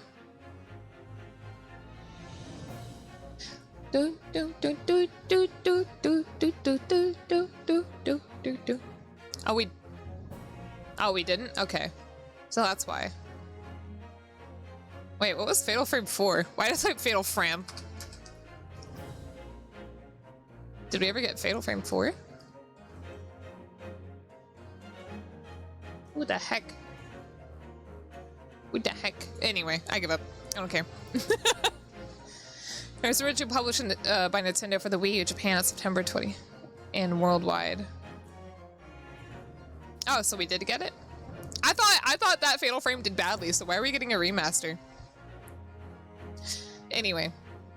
Accordingly, there is no longer a large enough majority among the jury for me to adjudicate. What is that word? Education. And the trial must continue. Nice, we did it. I hereby ask the defense, prosecution, and witnesses to return to their places. And I call upon all of you to continue to pursue the truth. He's just lost his voice at this point. Or maybe it's me who's lost their voice. No. I'm talking about the Fatal Frame coming out in October. So Lord Von Zieks continues to substantiate the case for the prosecution, if you please. It's like one word changing. Here he is, drinking on the job again. Oh, okay, I see. I didn't even realize. It seemed like everybody was so excited, but I could have sworn that it was bad. Or I could have sworn that, like, public opinion was that way. Can you get— oh, jeez! I was like, can you get to the point? Having savored the rich aroma of the carmine contents of this hollow chalice, you broke your cup. It may seem crass to crush it to dust. Pray forgive the discourtesy. Why is the prosecutor a vampire? Lord Van Zieks. Is it cold in here, or is it just me? As your antiqued tome no doubt says, the prosecution may not speak during a summation examination. So I honored a deathly silence and listened to the charade. It seemed I overestimated the intelligence of the jury. Wow. Well, no matter. There is nothing so hard to prove as a self-evident truth, it would seem. No. And why else would we grace the courtroom with our presence, after all? Why is it zooming in and speaking? So, let us proceed to the next round of battle. Battle! Oh, he took his cape off. Bring forth the witnesses once more. This man. They seem very confused now. Witnesses, I trust you heard the summation examination we just had to endure. Oh, yes, sir. That I did, sir. Of course I heard it. Oh, yes, sir. I heard it. You, sir, on the end, the coachman. I believe it's Beepo. Yes, sir, my lord, sir. I won't let him beat me. I'm gonna rip his legs off and sew them to his head.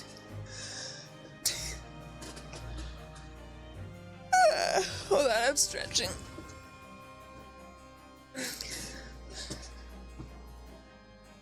Is Van Zieks different from Strongheart? Yeah, they're not the same character. Strongheart's the justice. And, Van Zieks is just a prosecutor.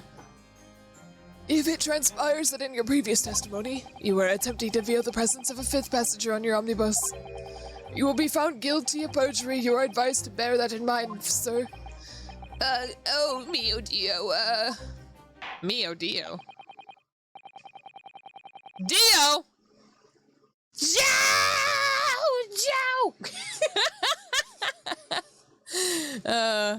I'm sorry. I really like the first JoJo thing. It goes off so hard. Strongheart's the Time Lord, Van Zeeks is the vampire. Their outfits are not similar. Like, for one, Strongheart's outfit is brown. I almost said purple. And then I almost said blue. Now then, witnesses, I hereby call on you to testify before the court again. You will explain the various misgivings brought to our attention by the defense summation examination. Your mom's similar. Take that. Oh! I only carried 4 passengers that night, I swear it, but, well, I for one was told I had to pay 5 pence for the bus. He fiddled us on the fare, he did, and then I saw that blood-curdling sight as well. It's all too much.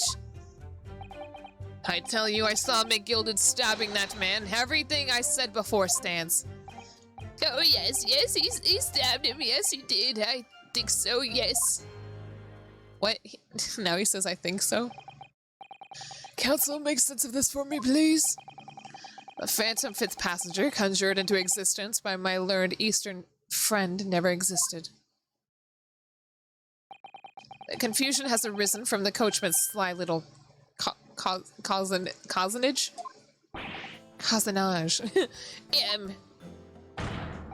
Beepo, explain yourself. Yeah, I'm terribly sorry, Guildmaster. His eyes. The guild's fare is 4 pence across the board, you know that.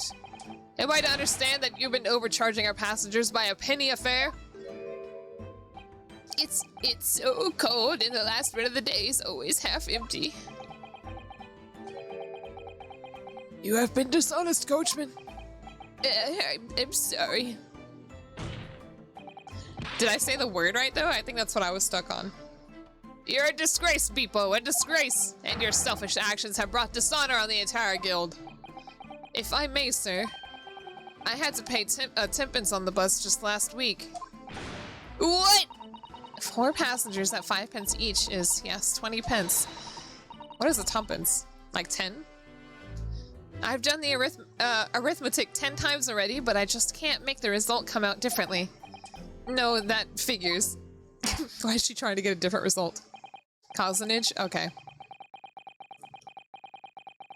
Oh, okay. Well, it would appear that one of the aforementioned misgivings has already been explained. So, counsel for the defense, your cross-examination, if you please. We've already had the pleasure of a protracted summation examination today. I see you intend to continue the parlor games. Sir, this is a courtroom. This place is literally filled with games. Absolutely. Yes. That glare he's giving. Yeah! 4 passengers, huh? Hold it! So there were only 4 passengers in your carriage, but you didn't charge them the standard 4 pence fare. God, I'm just trying not to look at his hat. Is that right? It's impossible to make the last run of the day pay.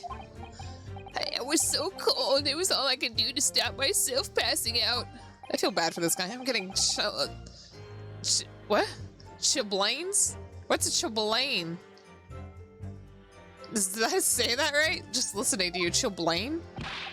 It was terrible, so I wanted to give myself a pat on the back for even keeping the bus running. This guy is permanently cold. Doesn't a dedicated coachman deserve an extra penny per passenger? Oh, chilblain. Oh, I was right. Oh, the painful inflammation of small blood vessels in your skin that occur in response to repeated exposure to cold but not freezing air. Oh. Ow. You're digging a deeper hole for yourself here. If only there had been a 5th passenger on the omnibus that night. Then we would have had another suspect. Well, either way was the it made 5 pence. 4 plus 1 is 5. Oh, that sounds like such an archaic word. Oh, yeah, I suppose. I don't know what archaic means. Math champ. You know what? I deserve another piece of Pop-Tart for that.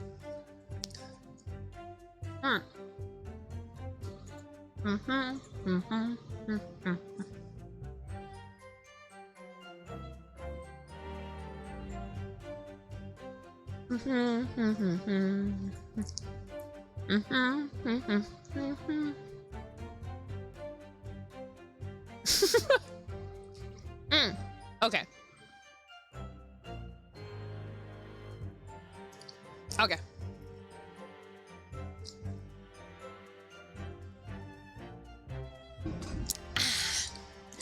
Okay. Does that mean everyone on board that night paid 5 pence instead of 4? Well, I paid 5 pence too, sir. And I just told you that I did. Oh, excuse me. I didn't mean to keep looking around. A flat fare of 5 pence across the board. That's not something to be proud of. The so-called discrepancy, as my learned friend identified, was nothing of the sort. Much like the phantom killer you so desperately needed, it's gone, dead and buried. I'd have been happy if it ever existed in the first place. We'll find out. He fiddled us on the fare, he did. I don't know why I'm saying he fiddled us. It's so funny to me. This blood-curdling sight, you mean the murder, I presume? Yes, sir. A loathsome sight. No one should have to witness the horror of these eyes of a man the moment his life is taken. Oh, well, not exactly, sir. I mean, I didn't actually see the exact moment the gent was stabbed. Good gracious, really? We have another witness who did, however. The banker has already testified to it. But Mr. First didn't actually see the point in which the victim was killed. That may turn out to be very significant. I heard the banker gent next to me take a sharp intake of breath, see, and that's when I looked through the glass. That's when I saw that horrible blade poking out from his belly, all covered in blood. Every time I see a knife now, I can't help screaming even when I'm eating. Is that so? I tell you. Do I just show him the knife? Should I show him the knife?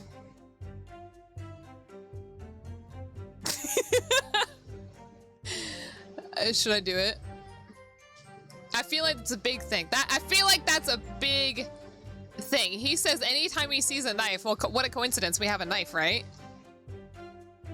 No. I want to see.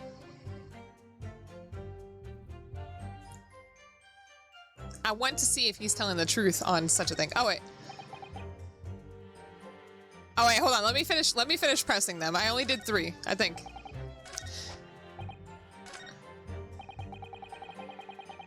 Okay, yeah, hold on. I only did 3. Hold it! I only did 3. So you saw the defendant, Mr. McGilded, stabbing the victim, Mr. Mason, who was sitting next to him? That's what I said, isn't it? It was bothering me before, this was. For just a brief moment, he hesitated before answering my question. No, because the witnesses were taken out, I think, before the jury was brought in. I'm not sure. No, the jury should already be there, right? Yeah, the jury should already be there. I'm not... But the jury is facing away from him, so maybe he can't see the knife. Who knows? Who knows? We'll see. Anyway, there was only the 2 of them inside the carriage, wasn't there? There's been much talk of a 5th passenger, but as yet, 0 evidence. Then what are we wasting all this time for, eh? It's black and white, the man's guilty. Something about Mr. Fairplay's testimony just jars with me. I think it's maybe the fact that he owes the guy money and he doesn't want to have to pay it. So might as well have that guy get sent to the gallows. I wish I could work out what it was. I mean, that's a pretty plausible conclusion. Oh, what am I doing? I don't know where I'm going. Hold it! Okay. Earlier you testified that you saw the moment when the defendant allegedly stabbed the victim, didn't you? Oh, yes, that's right. You said that the victim was on the floor and described the assailant holding the knife in an ice pick grip. Oh, that would be the gloves. Because the gloves would show that it wasn't holding an ice pick grip. Otherwise, the blood would be on the pinky side. I suppose. I might have, yes, put the cart before the horse, maybe. What's this? Well, I'm quite sure about most of it. I was driving the horses when I heard a scream from the seat of the roof deck. Oh, I expect that was me, sir. Then when I turned around, yes, I saw it through the skylight. Oh, he says he saw it through the skylight. Okay, let's do it. The pickle! You knocked all my fries on the floor earlier. And then you come in here to eat my trash. Why are you an absolute heathen? Why are you like this? Come here, come sit in my lap. Come here, Michael. Oh, sorry. The gentleman was on the floor and the knife was sticking out of his midriff. That's right, yes, and the fellow holding the handle was the famous man, yes. So, in short, you didn't see the moment when the victim was actually stabbed at all. Hi, Pickle. Oh, I love you, puppy. Good boy. Well, you're not a good boy. That's a lie. You're just cute. You're a cute puppy. I really thought I did, but when I go over it again in my head, no, I suppose I didn't actually see the precise moment of the stabbing, did I? Oh. What's this then? What's up with your reaction, mister? Excuse me? Do you have something to say about that, Mr. Fairplay? No, you listen to me. I know what you're thinking. He didn't really see the exact moment the fellow was stabbed. What are the chances of that? Eh? Are you asking me or telling me? Just getting flustered. I might be able to extract some new information from him if I answer him cleverly. Could he have happened to see the exact moment the crime was committed? You talking about the old man? Well then no way. He's looking forward. We're talking about, we don't even know what position they were in, do we, on the cart? Some days are like that. I'm just gonna say no. Well, it is a little hard to believe, certainly. Unless you spend your time peeping through a skylight on top of an omnibus, that is. Peeping? I'm a respectable city banker, I'll have you know. And I know what I saw. I remember it as clear as the Balearic day. Balearic? It was a grim scene, I don't mind telling you. Oh, stupid dude. Thank you, Mr. Fairplay. Oh, excuse me if I was getting a little hot under the collar there, my lord. I would ask you to supplement your testimony with a clear statement about, exactly what you saw. You have your theory? Wait, about what? About Pickle and his dastardly deeds? Oh, I can do that, alright. I'll tell you how, just how grim it was. Alright, updated. Do you think I'd forget the sight of those blood-soaked hands after that butcher stabbed the man? Well, what do you have to say about that? Oh, okay. Blood-soaked? Ahem. Ahem. Well, perhaps soaked is laying it on a little thick, but anyway, there was definitely blood all over them. Both of them were covered in it. Well, can I present stuff to this? No, not yet. Because obviously only one of them is covered in blood. And you saw that from the roof through the skylight? Well, the skylight's reasonably large, so I had a pretty good view. And there was a lamp on inside the carriage as well. So I'm quite sure of what I saw. This banker's latest statement. I feel there's something not quite right about it.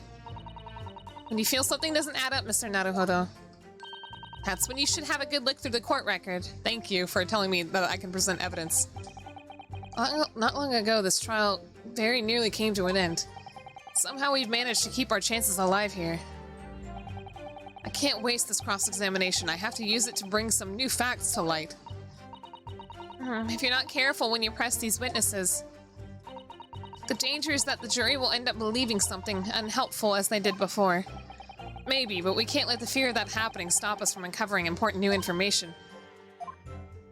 Oh, yes, you're so right. I need to pay careful attention here.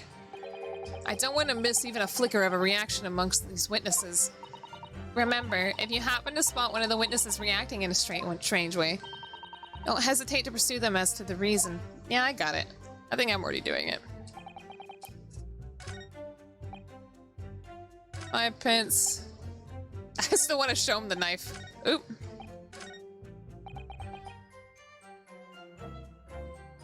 So where am I supposed to present it? At what point? Because I can't... Oh wait, hold on.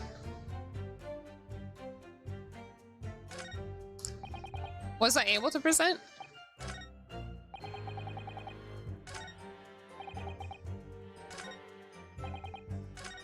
On the text? I thought it was right when, I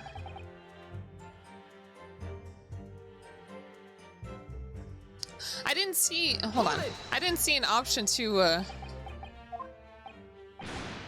present anything. Yeah, there's no option to present anything. Hold on. Oh wait, I think I'm on the wrong one. Hold on. Oh, I was on the wrong one. Hold on. It was the second one. Hold on, I drink. Wait, what's the second one? Which one was it? I forgot. I forgot already.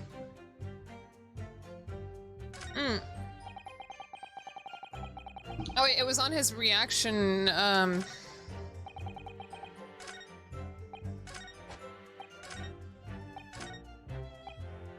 Oh yeah, it was this one. Blood-soaked hands. Alright, well... Well, I don't think I can present while I'm pressing them. I can only present over green text. So... No. There is fine. Oh, okay. I got confused. I was like, ah! Alright, present. Objection! Oh, music stopped. Blood-soaked hands. Well, I admit that soaked might be laying it a little on thick, but anyway, there is definitely blood all over them. I forgot how to present evidence. Like, I was like, do I do it on the actual thing? Or, both of them were covered in it. Look at his face. Just like, actually, that's when you're fucking wrong. I'm sorry. Well, I'm very sorry to disagree, Mr. Fairplay, but that's a little more than peculiar. He said that's more than a little peculiar, is what he said. I don't know how to say words. What? Here are the gloves worn by the defendant, Mr. McGilded, on the night in question. Oh, yes, right. And there certainly does appear to be a sizable dark-colored stain here. But, pickle, as I'm sure you can clearly see, it's only on the right-hand glove. And Mr. McGilded is left-handed! I bet that's gonna come up at some point, too, isn't it? Is he munching on it? In short, Mr. Fairplay, your testimony is inconsistent. Gah! But no, that can't be right. So you're the liar here, then? Gah! Why is it the munching sound? That's right, you were quite clear about it. You said he was both hands. Oh, bye, Pickle. I'm sorry, I love you. Mr. Fairplay, if your last statement was a lie, it calls your entire testimony into question. You say you saw the moment the victim was stabbed, but is that really the truth? Objection! What are you objecting to, stupid doo-doo head prosecutor? You don't know shit! I'm sorry. I'm on a roll. You shut your mouth. Okay.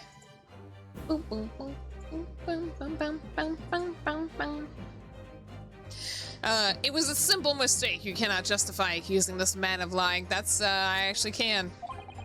Yes, it wasn't both hands, it was only one, but the fact remains. The victim's blood was on the accused. Objection! Actually, I have a reason to believe that this man simply wants to accuse the defendant for his own personal reasons. No, Mr. Fairplay categorically stated that he saw blood all over both hands, which means there's a strong possibility that this witness was deliberately trying to mislead the court. Yeah! Why, I'm a city banker, for pity's sake. My word should be a gold standard.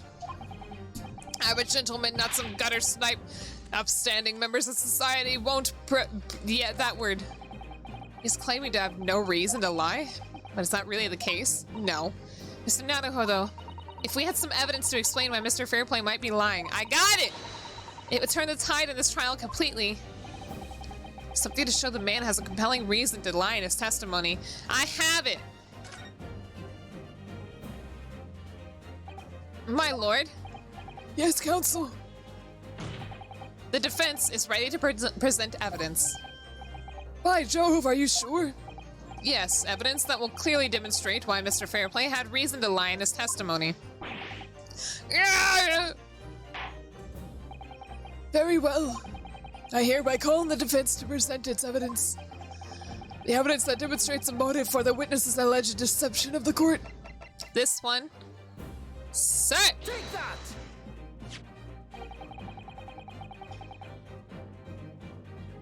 What? I haven't heard a single voice. Oh, the objection? Oh, I had never realized. He never even specified which character, so I haven't been paying attention. Estinian. Is it really?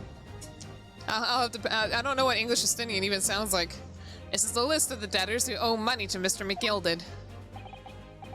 Yes, a list of innocent victims crippled by the accused's extortion. The point is, among the names of these debtors is your name, Mr. Bruce Fairplay.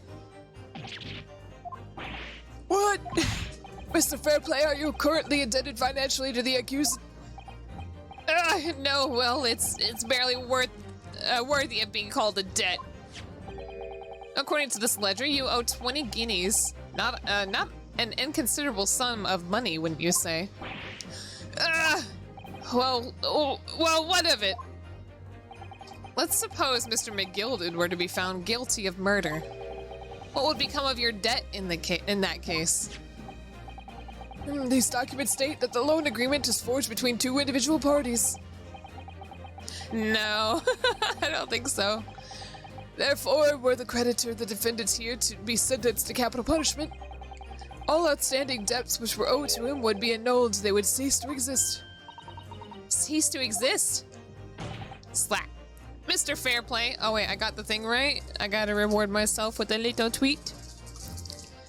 Mr. Fairplay, it seems you don't play fair.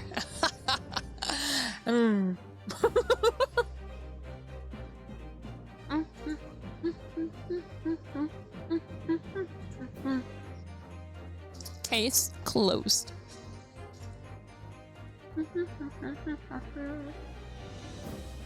Hold on, I'm eating my snack, okay?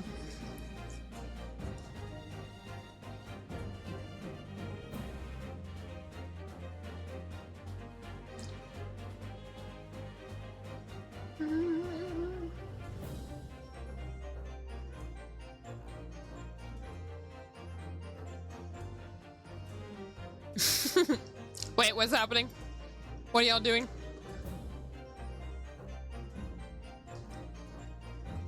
Okay, take another drink. Okay. Mr. Fairplay, is it not the case that you claimed in your testimony to have seen something you never in fact saw? In a devious attempt to annul your debt of 20 guineas to the defendant? Yeah! Yeah! I like how we just have the sound of him chewing on his little staff there. Mr. Van Zeeks, what if that was it? What if court battles, like between lawyer and prosecutor, were literally like, if you fail.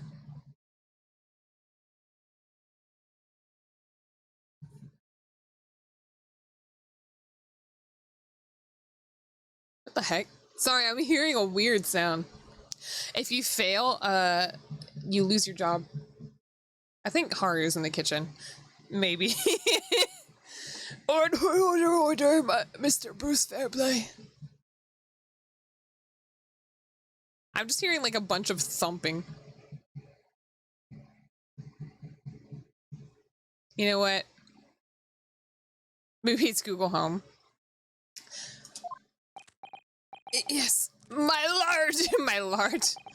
Let me ask you again, and be aware that your answer may have most serious implications upon your future, sir. You could hear it? You could hear the thumping? Did you or did you not see the precise moment in time in which the defendant is allegedly to have thrust his knife into the victim? That's weird. That's weird that you could hear it. Oh, when I saw that is so weird. I don't think it's really that audible that you should be able to hear it. Your silence speaks volumes. You did not tell the truth in your testimony. All right, now let's not make a melodrama out of this. Perhaps I did overstate the truth in a pinch. A pinch? But it makes no difference. I definitely remember seeing blood on McGilded's hands, both of them. Objection. Maybe it's some other noises we might be mistaking. Okay, well then I'll be right back, because I don't know what I could be hearing, and it's worrying me, so give me a second.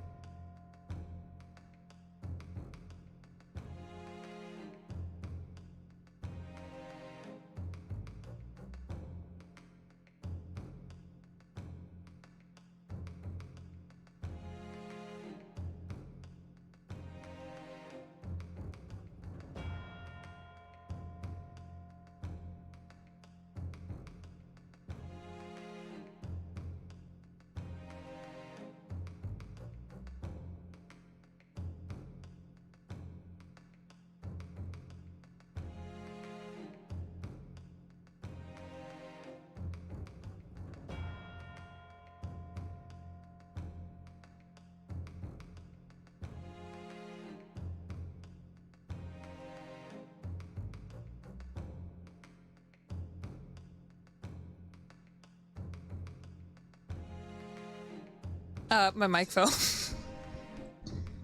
No, I think it was Haru. I don't know what he was doing, though.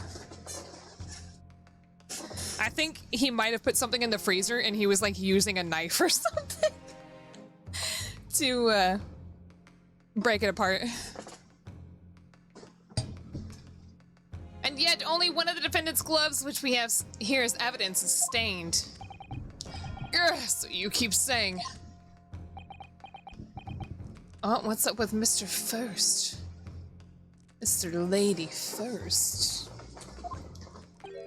I wonder if I might be allowed to speak, sir. Go ahead, Mr. First. Well, the thing is, I think I remember seeing it myself just as it happens. What? Seeing what? The blood, sir, on the assailant's hands. I think, yes, I'm almost sure that it was on both of his hands, not just one. Well, if he's sure he saw blood on two hands, then it wasn't Mr. McGilded. Because he only has blood on one. What? What? Why are you, Ryunosuke? Come on. I got a cheese stick, I'm gonna take a bite. How? It would appear that we're going to need further testimony from all you witnesses. It's I would like to know precisely what you did and what you did not see. Do I make myself perfectly clear? Yeah. Hi, Pinkle. Is here for my cheese, I know it. Mr. Naruhodo. That's good news. The course of the trial seems to have shifted slightly at last. Yes! Some Werthers? No, I have cheese. I might finally have a chance to turn things around here. I have cheese in my mouth. Can we, like, finish this chapter or something already? There was blood on both hands of the assailant. I sincerely and distinctly remember that. However, I suppose you might say that I didn't see the exact moment the stabbing transpired. If that matters. Why is my face broken? Hello? My face? Oh! I'm back. I remember seeing the knife, and I remember seeing both of the attacker's hands with blood on them. I didn't actually see anything myself, no, not until I heard the scream. Yeah, right. Oh, okay. Nico, what are you doing? Hey, you're not gonna find those damn french fries, you stupid doo-doo head. Go eat your dinner. Anyway, the fact remains there can't have been anyone else inside the carriage, or we all would have seen. Well, y'all didn't see the act of the stabbing.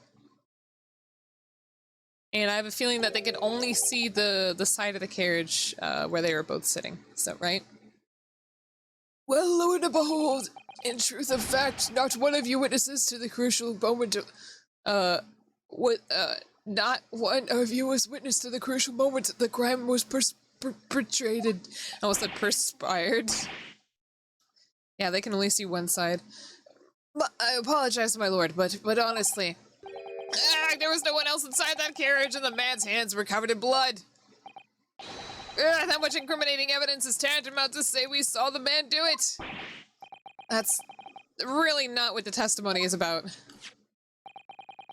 Let us examine the interior of the omnibus once more. All right, let's look at that. Turn around, turn around.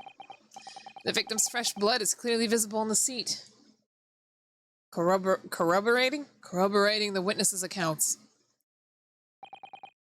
In other words, there is no substantial nor significant change in the facts of the case. Very well, your cross-examination, please, counsel. Yes, my lord!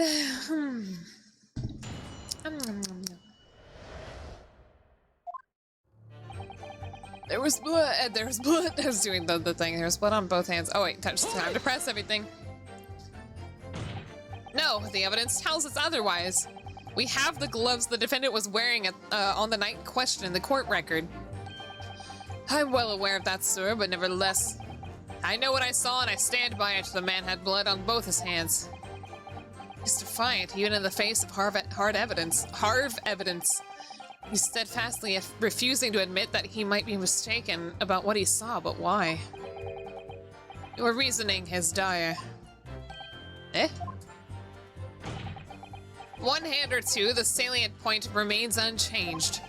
Minutes after the grim crime, the victim's blood dripped guiltily from the accused's fingers. Quit interrupt me while I'm pressing these people. God damn it. Hold it! What do you got to say about yourself? Don't try to downplay this. Whether or not you saw the exact moment of the crime is a matter of fundamental importance, as well you know. But for crying out loud, we all know that no one else could possibly have done it. I was just trying to save us all some time. Where did this paper come from? You have a loan of 20 guineas outstanding with the defendant, do you not? This guy's a bank teller. Does he not have... Oops, excuse me. Had you hoped to release yourself from that financial burden by ensuring the defendant was found guilty? That's not what I was hoping for. I just lost a little guinea or 10 when I backed the wrong horse into the derby, that's all. I see. I was going to win it all back. There's a fixture this weekend that's a sure thing. A little guinea or tin? I'm a banker. No one bats an eye if I borrow a little spending money for the weekend. I think you may have revealed rather more about your character than you bargained for, sir. This witness's scruples are not on trial here. Proceed to the next witness. Is this really how it's supposed to work? You know, in the end, the whole him being a loan shark or whatever is working out in our favor somehow. Hold it! Let's see. You definitely saw that too? Blood on both hands? Yes, sir. I mean, I know what you're going to say. Only one of Mr. McGilded's gloves has any sign of blood on it. That's right. The thing is, as far as I remember, sir, when I looked down and saw Mr. McGilded sitting beside the other fellow, I don't believe he was wearing any gloves, sir. He wasn't wearing these gloves? That's correct, sir. I saw the blood on both his bare hands quite clearly. It's true that the dark-colored stain on the dark leather gloves wouldn't have been easy to see. I should point out that the police officer who apprehended the accused on the night in question reported that there was no trace of blood on Mr. McGilded's gloved hands. There wasn't blood on his hands? Well, thanks, Mr. Prosecution, for telling us that. In fact, I think that'll help out a lot.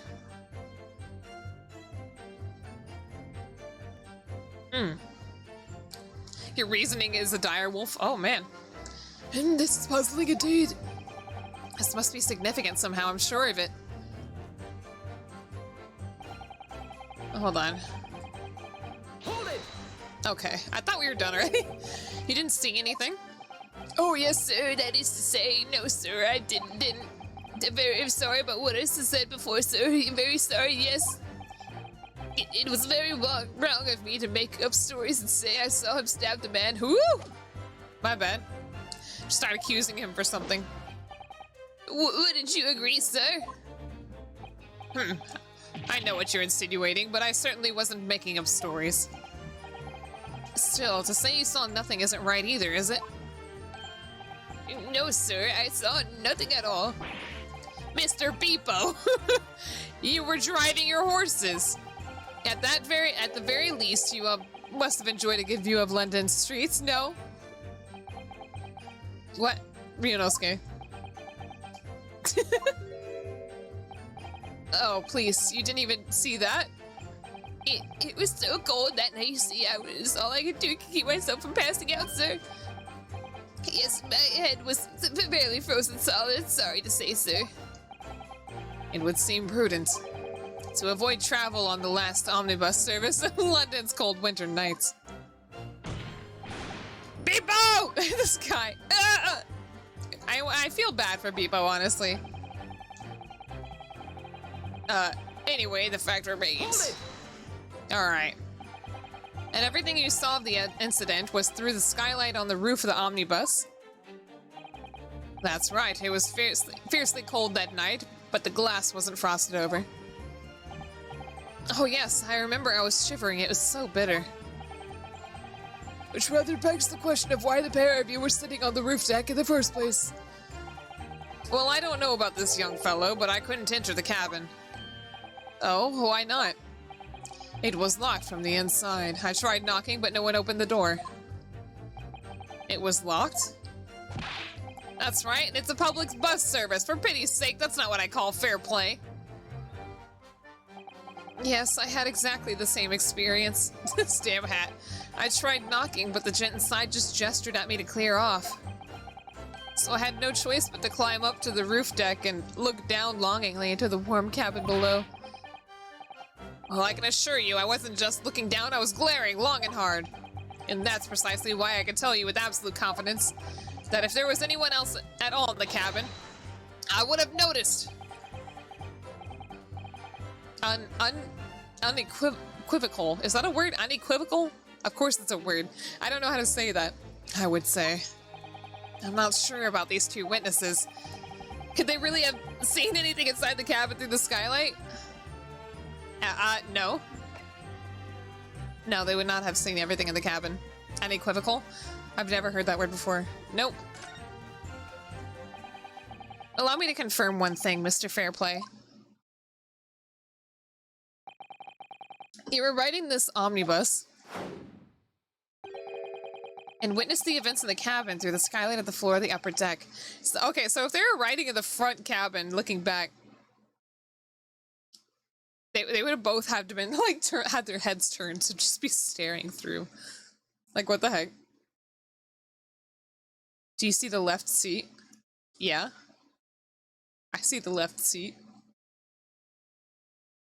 That's where Beepo was. Oh, the far left one? Yeah, I know about where Beepo was. I'm not talking about Beepo, though. You word good, I do good word. Okay. And witness the events in the cabin through the skylight and the floor of the upper deck, is that right? That's right, yes. The other two were behind, so they were in that first seat, but my point is that they would have to be turned around. So they could only see one side. I already got that. No, they don't. It had a back to it, though. In order to see it from the angle in which they did, because the bloodied seat is at the far end, isn't it? At the back of the carriage? Anyway, in that case. But there wasn't a window at their feet. Only if they were in the back would there have been a window at their feet. Is the bloodied seat... Oh, it's right here. Never mind. Okay, my bad, my bad. It's at the front. I thought it was on the back. I was like, there's no way they would have seen it. They would have seen the stuff at the front. So I was like, if they had to see the stuff at the back, they would have had to have been in this front seat looking back. Never mind. I got it. There's a portion of the cabin interior that would have been out of sight from you. What? By golly, really? By golly. Obviously, at this stage, we can't say for sure. But the possibility cannot be denied that at the time of the incident, there could have been another passenger in the enclosed cabin of the omnibus. Objection. Yeah, I don't know if I'm hearing the Estonian. It's hard to tell because I don't really know what he sounds like in English. Though hypothetical, enough hypothetical meandering. My Nipponese friend. I'm not your friend.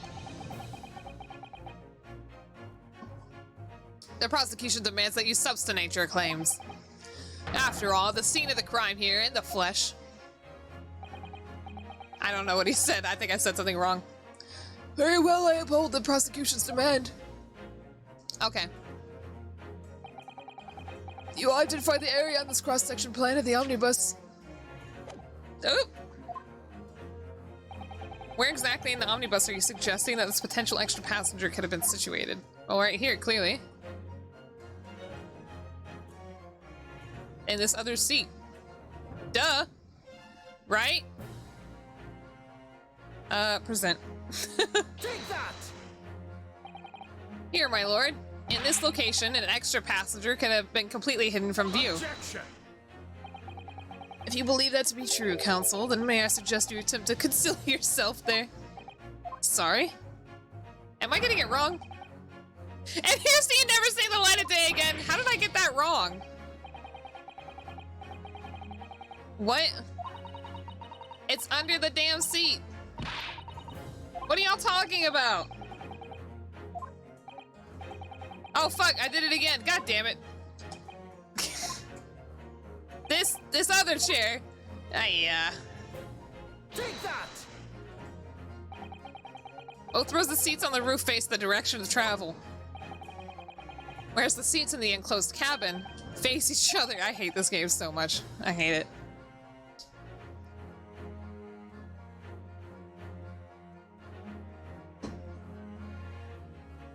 Pinata under the seat was not a suggestion.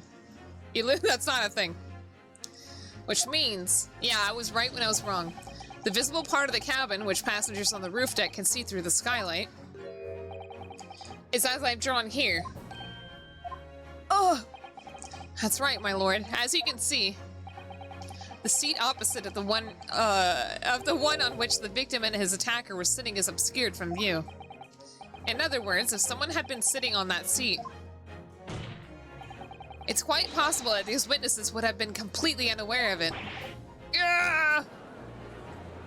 Oh, here we go. Objection! Maybe I can hear the Estonian now. It's quite possible some phantom was sitting there. You Nipponese have a forbidding habit of obscuring the truth with ambiguity. Eh? I concur with the prosecution's rejoinder. In a British court of law, evidence is paramount. I cannot entertain this conjecture, counsel. That is, unless you're able to put a name to this mysterious passenger to whom you allude. A name? Can you, Mr. Naruhodo? I don't think so. I honestly don't know. Who could it have been? Who could have been in the other seat, which was out of sight from the witnesses in the roof deck? I don't think I have any idea. Unless...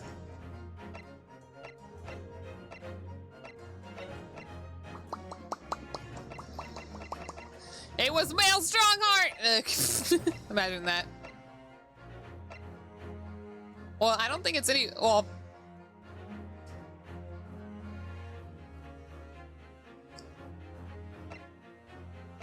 I don't know. I don't think we know. It was Susato!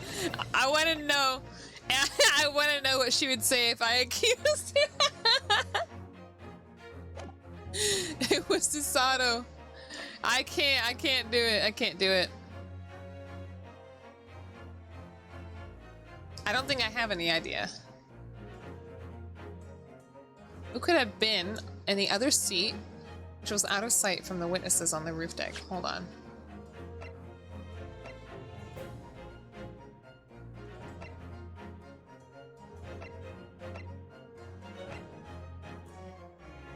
Let me look at this again. I don't think that's gonna tell me anything, but... let's see. Ba-ba-ba-ba-bum. Yeah, I don't think so. But just in case. I'm gonna read some more stuff. Oh, that's it. Okay, okay. Yeah, I don't think we do. I have no idea! Ugh, I have literally no idea. But as a proud citizen of the Japanese Empire, you will look to the sky and walk on, making sure all signs of tears are gone. Go on. This isn't just a case of going on, Miss Susato. Eh? Alright then, I'll go on. The defense would like to put forward a name. What? A name? You are a fool. That response was a desperate attempt by a man who has no notion of his own limitations. A toast to hard lessons not yet learned. Let us not delay counsel. The defense is still to name the passenger in the other seat. Jeff Bingus. His name was Jeff Bingus. This could be it. This could be the chance I've been waiting for to turn the trial in my favor. On that night, on the night of the murder, the person occupying the seat in the omnibus cabin was obscured from view was... Didn't I say I don't know?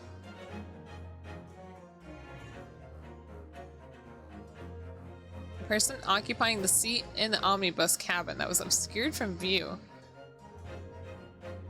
Gabe, you're getting it? Maybe it was him. No, because he wasn't obscured from view. Maybe it was him. Sitting in the seat that was obscured from view. Yeah. Right? They saw a guy, they only assumed it was him, but it's likely that he... You're sending your big brain cell? I mean, I literally can't think of any other bug. Why? Why y'all tell me to think? I mean, I'm gonna say it's Susato.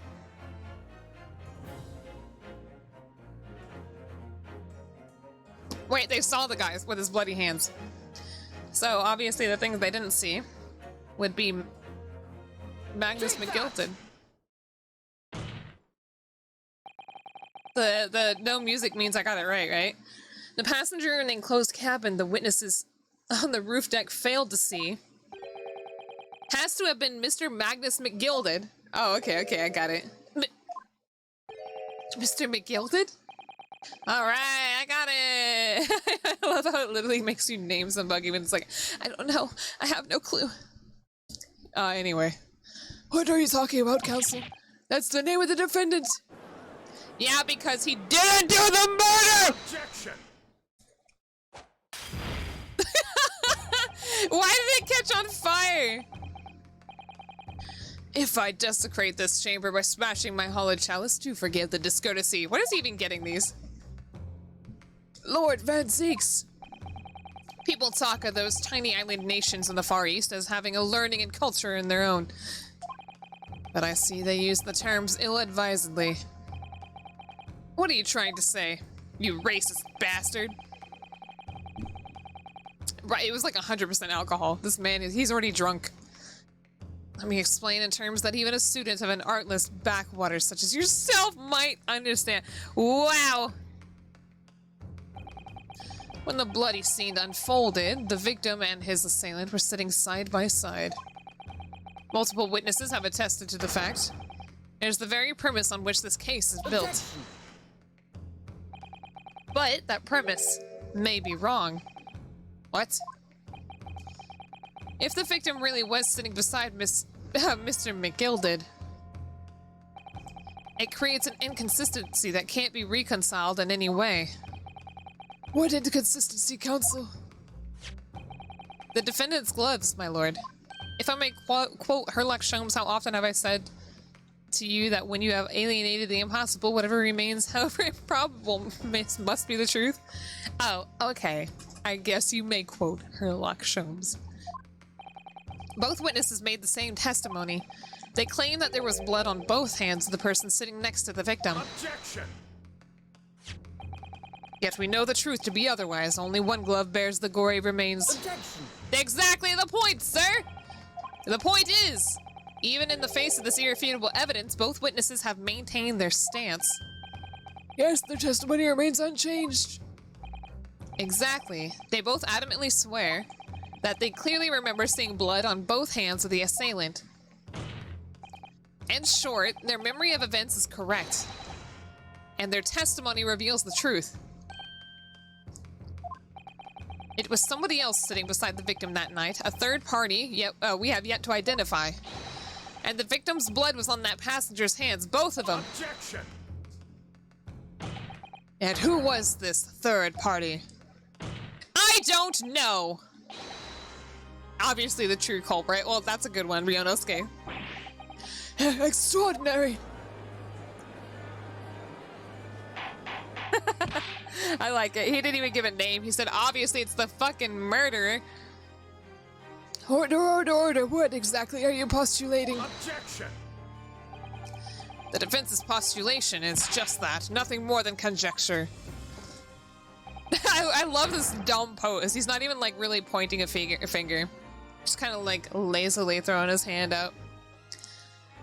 The witnesses have clearly stated that they saw the accused. Objection! No, they saw a man with blood on both his hands. But when elaborating on his testimony, Mr. Fairplay said the two of them were wearing hats and couldn't exactly make out their faces. Yes. The tops of their heads were obscured by the roof. I could see the rest of them, though. Yes, that's right. Both gents were most certainly hatted. Hatters do tend to notice such things, sir. And what particularly style of hat did the two gentlemen sport, Mr. First? I'm afraid I don't remember. After what he just said. And you call yourself a hatter. Discombobulate. I just think of that video where it's like they just kept repeating discombobulate. The style of hat makes no difference. There was no third passenger in that cabin. How could you be sure? Because if there had been, the accused Mr. Gilded would undoubtedly have offered to depose of the fact. What does that mean? Oh, he was asleep the whole time though. He didn't know. He also said that he also said that when he woke, somebody he never seen before was in front of him. So perhaps the baker guy got in after he had fallen asleep. Maybe? Unless that is you're proposing an even more preposterous explanation. That the accused failed even to notice the presence of a true culprit in the cabin in which he traveled. Ugh. No, Ryunosuke, I know! I know! He's right. If there was another person traveling in the enclosed cabin of the omnibus, it's inconceivable that Mr. Gilded would have been unaware of it. Order! Order! There is clearly a simple solution to this problem. Bringing the accused Mr. Gilded to the stand. What? Oh, Blackfire, hi! What say you, counsel? I don't know how to talk anymore. Sorry, I keep thinking about going to Wendy's, so I'm wondering if I should end stream soon. I want a salad! The prosecution ejects, my lord. On what grounds? Blackfire not- That's what- Blackfire, I've been live for 4.5 hours.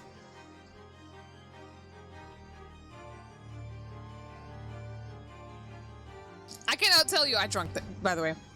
My voice hurts from, I don't know why, but from the damn, what's his name? Crime man, the guy with the gavel. The judge, excuse me, the crime man. As a suspect, he will have already made a full statement to the police. Maybe I won't get a salad, I don't know. But what if there is some reason why he's unable to speak freely? Magnus McGilded is no uneducated ruffian. Ugh. If it indeed turns out the man has been withholding information, you can be sure it would have been a most deliberate act. Counsel for the defense, what is your opinion? My lord, should we ask Mr. McGilded to testify or not? Yes. Absolutely. Because I do not have his information on hand right now. Yes, we need to hear what he has to say in order to find out the truth. He raised his hand. The defense would like to call Mr. McGilded to the stand. In that case, I would like to hear the opinion of the jury. Yes, I need a little time to consider this. If you ask me, I think we should hear what Mr. McGilded has to say. Get the man out here, I say! I want to be that dramatic over something so simple. It would be utterly illogical not to hear his testimony. When something needs doing, get it done. That's how I run things at the guild. Hearing what the patron of my favorite little park has to say, oh yes, that would be lovely. Yes, the jury says the man must be heard. Very well, the court will hear the defendant's testimony. Bailiff, show the defendant to the stand at once. Stop the game. Now, maybe what actually happened last night will finally become clear. You know what? There is so much. I thought these were in chapters. Nothing has happened yet. Can I save the game? Can I just stop? Oh, thank God. It's already been 4.5 hours, and I was like, I do not want another 6-hour stream right now, to be honest. I do not want another 6 hours of Phoenix Wright. There's an intermission soon? Okay, let's keep going then to the intermission. Hopefully. Ace, I hope you're right. I hope you're right.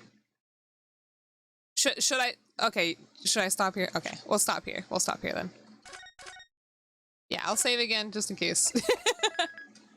Alright, and with that, we will end here. Now that I thought about the salad, now I don't know if I want to go spend money on a salad, because I already spent $6, $7 today.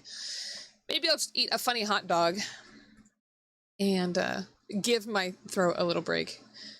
How about we go say hi to Domo? I don't know exactly what he's doing, but it's his 1-year anniversary since his first interview, I think. So I kind of want to go hang out and say hey. So let's go say hi to Domo. Wish him a congratulations on being in the community for over a year. And anyway, I will see you all tomorrow when I play more. Oh, sorry, when I start Little Nightmares for the first time, I think. Hopefully. I haven't actually tested it yet to see if everything works out okay. At 4 p.m. CST. Okay. Bye-bye, everybody. I love you. Bye.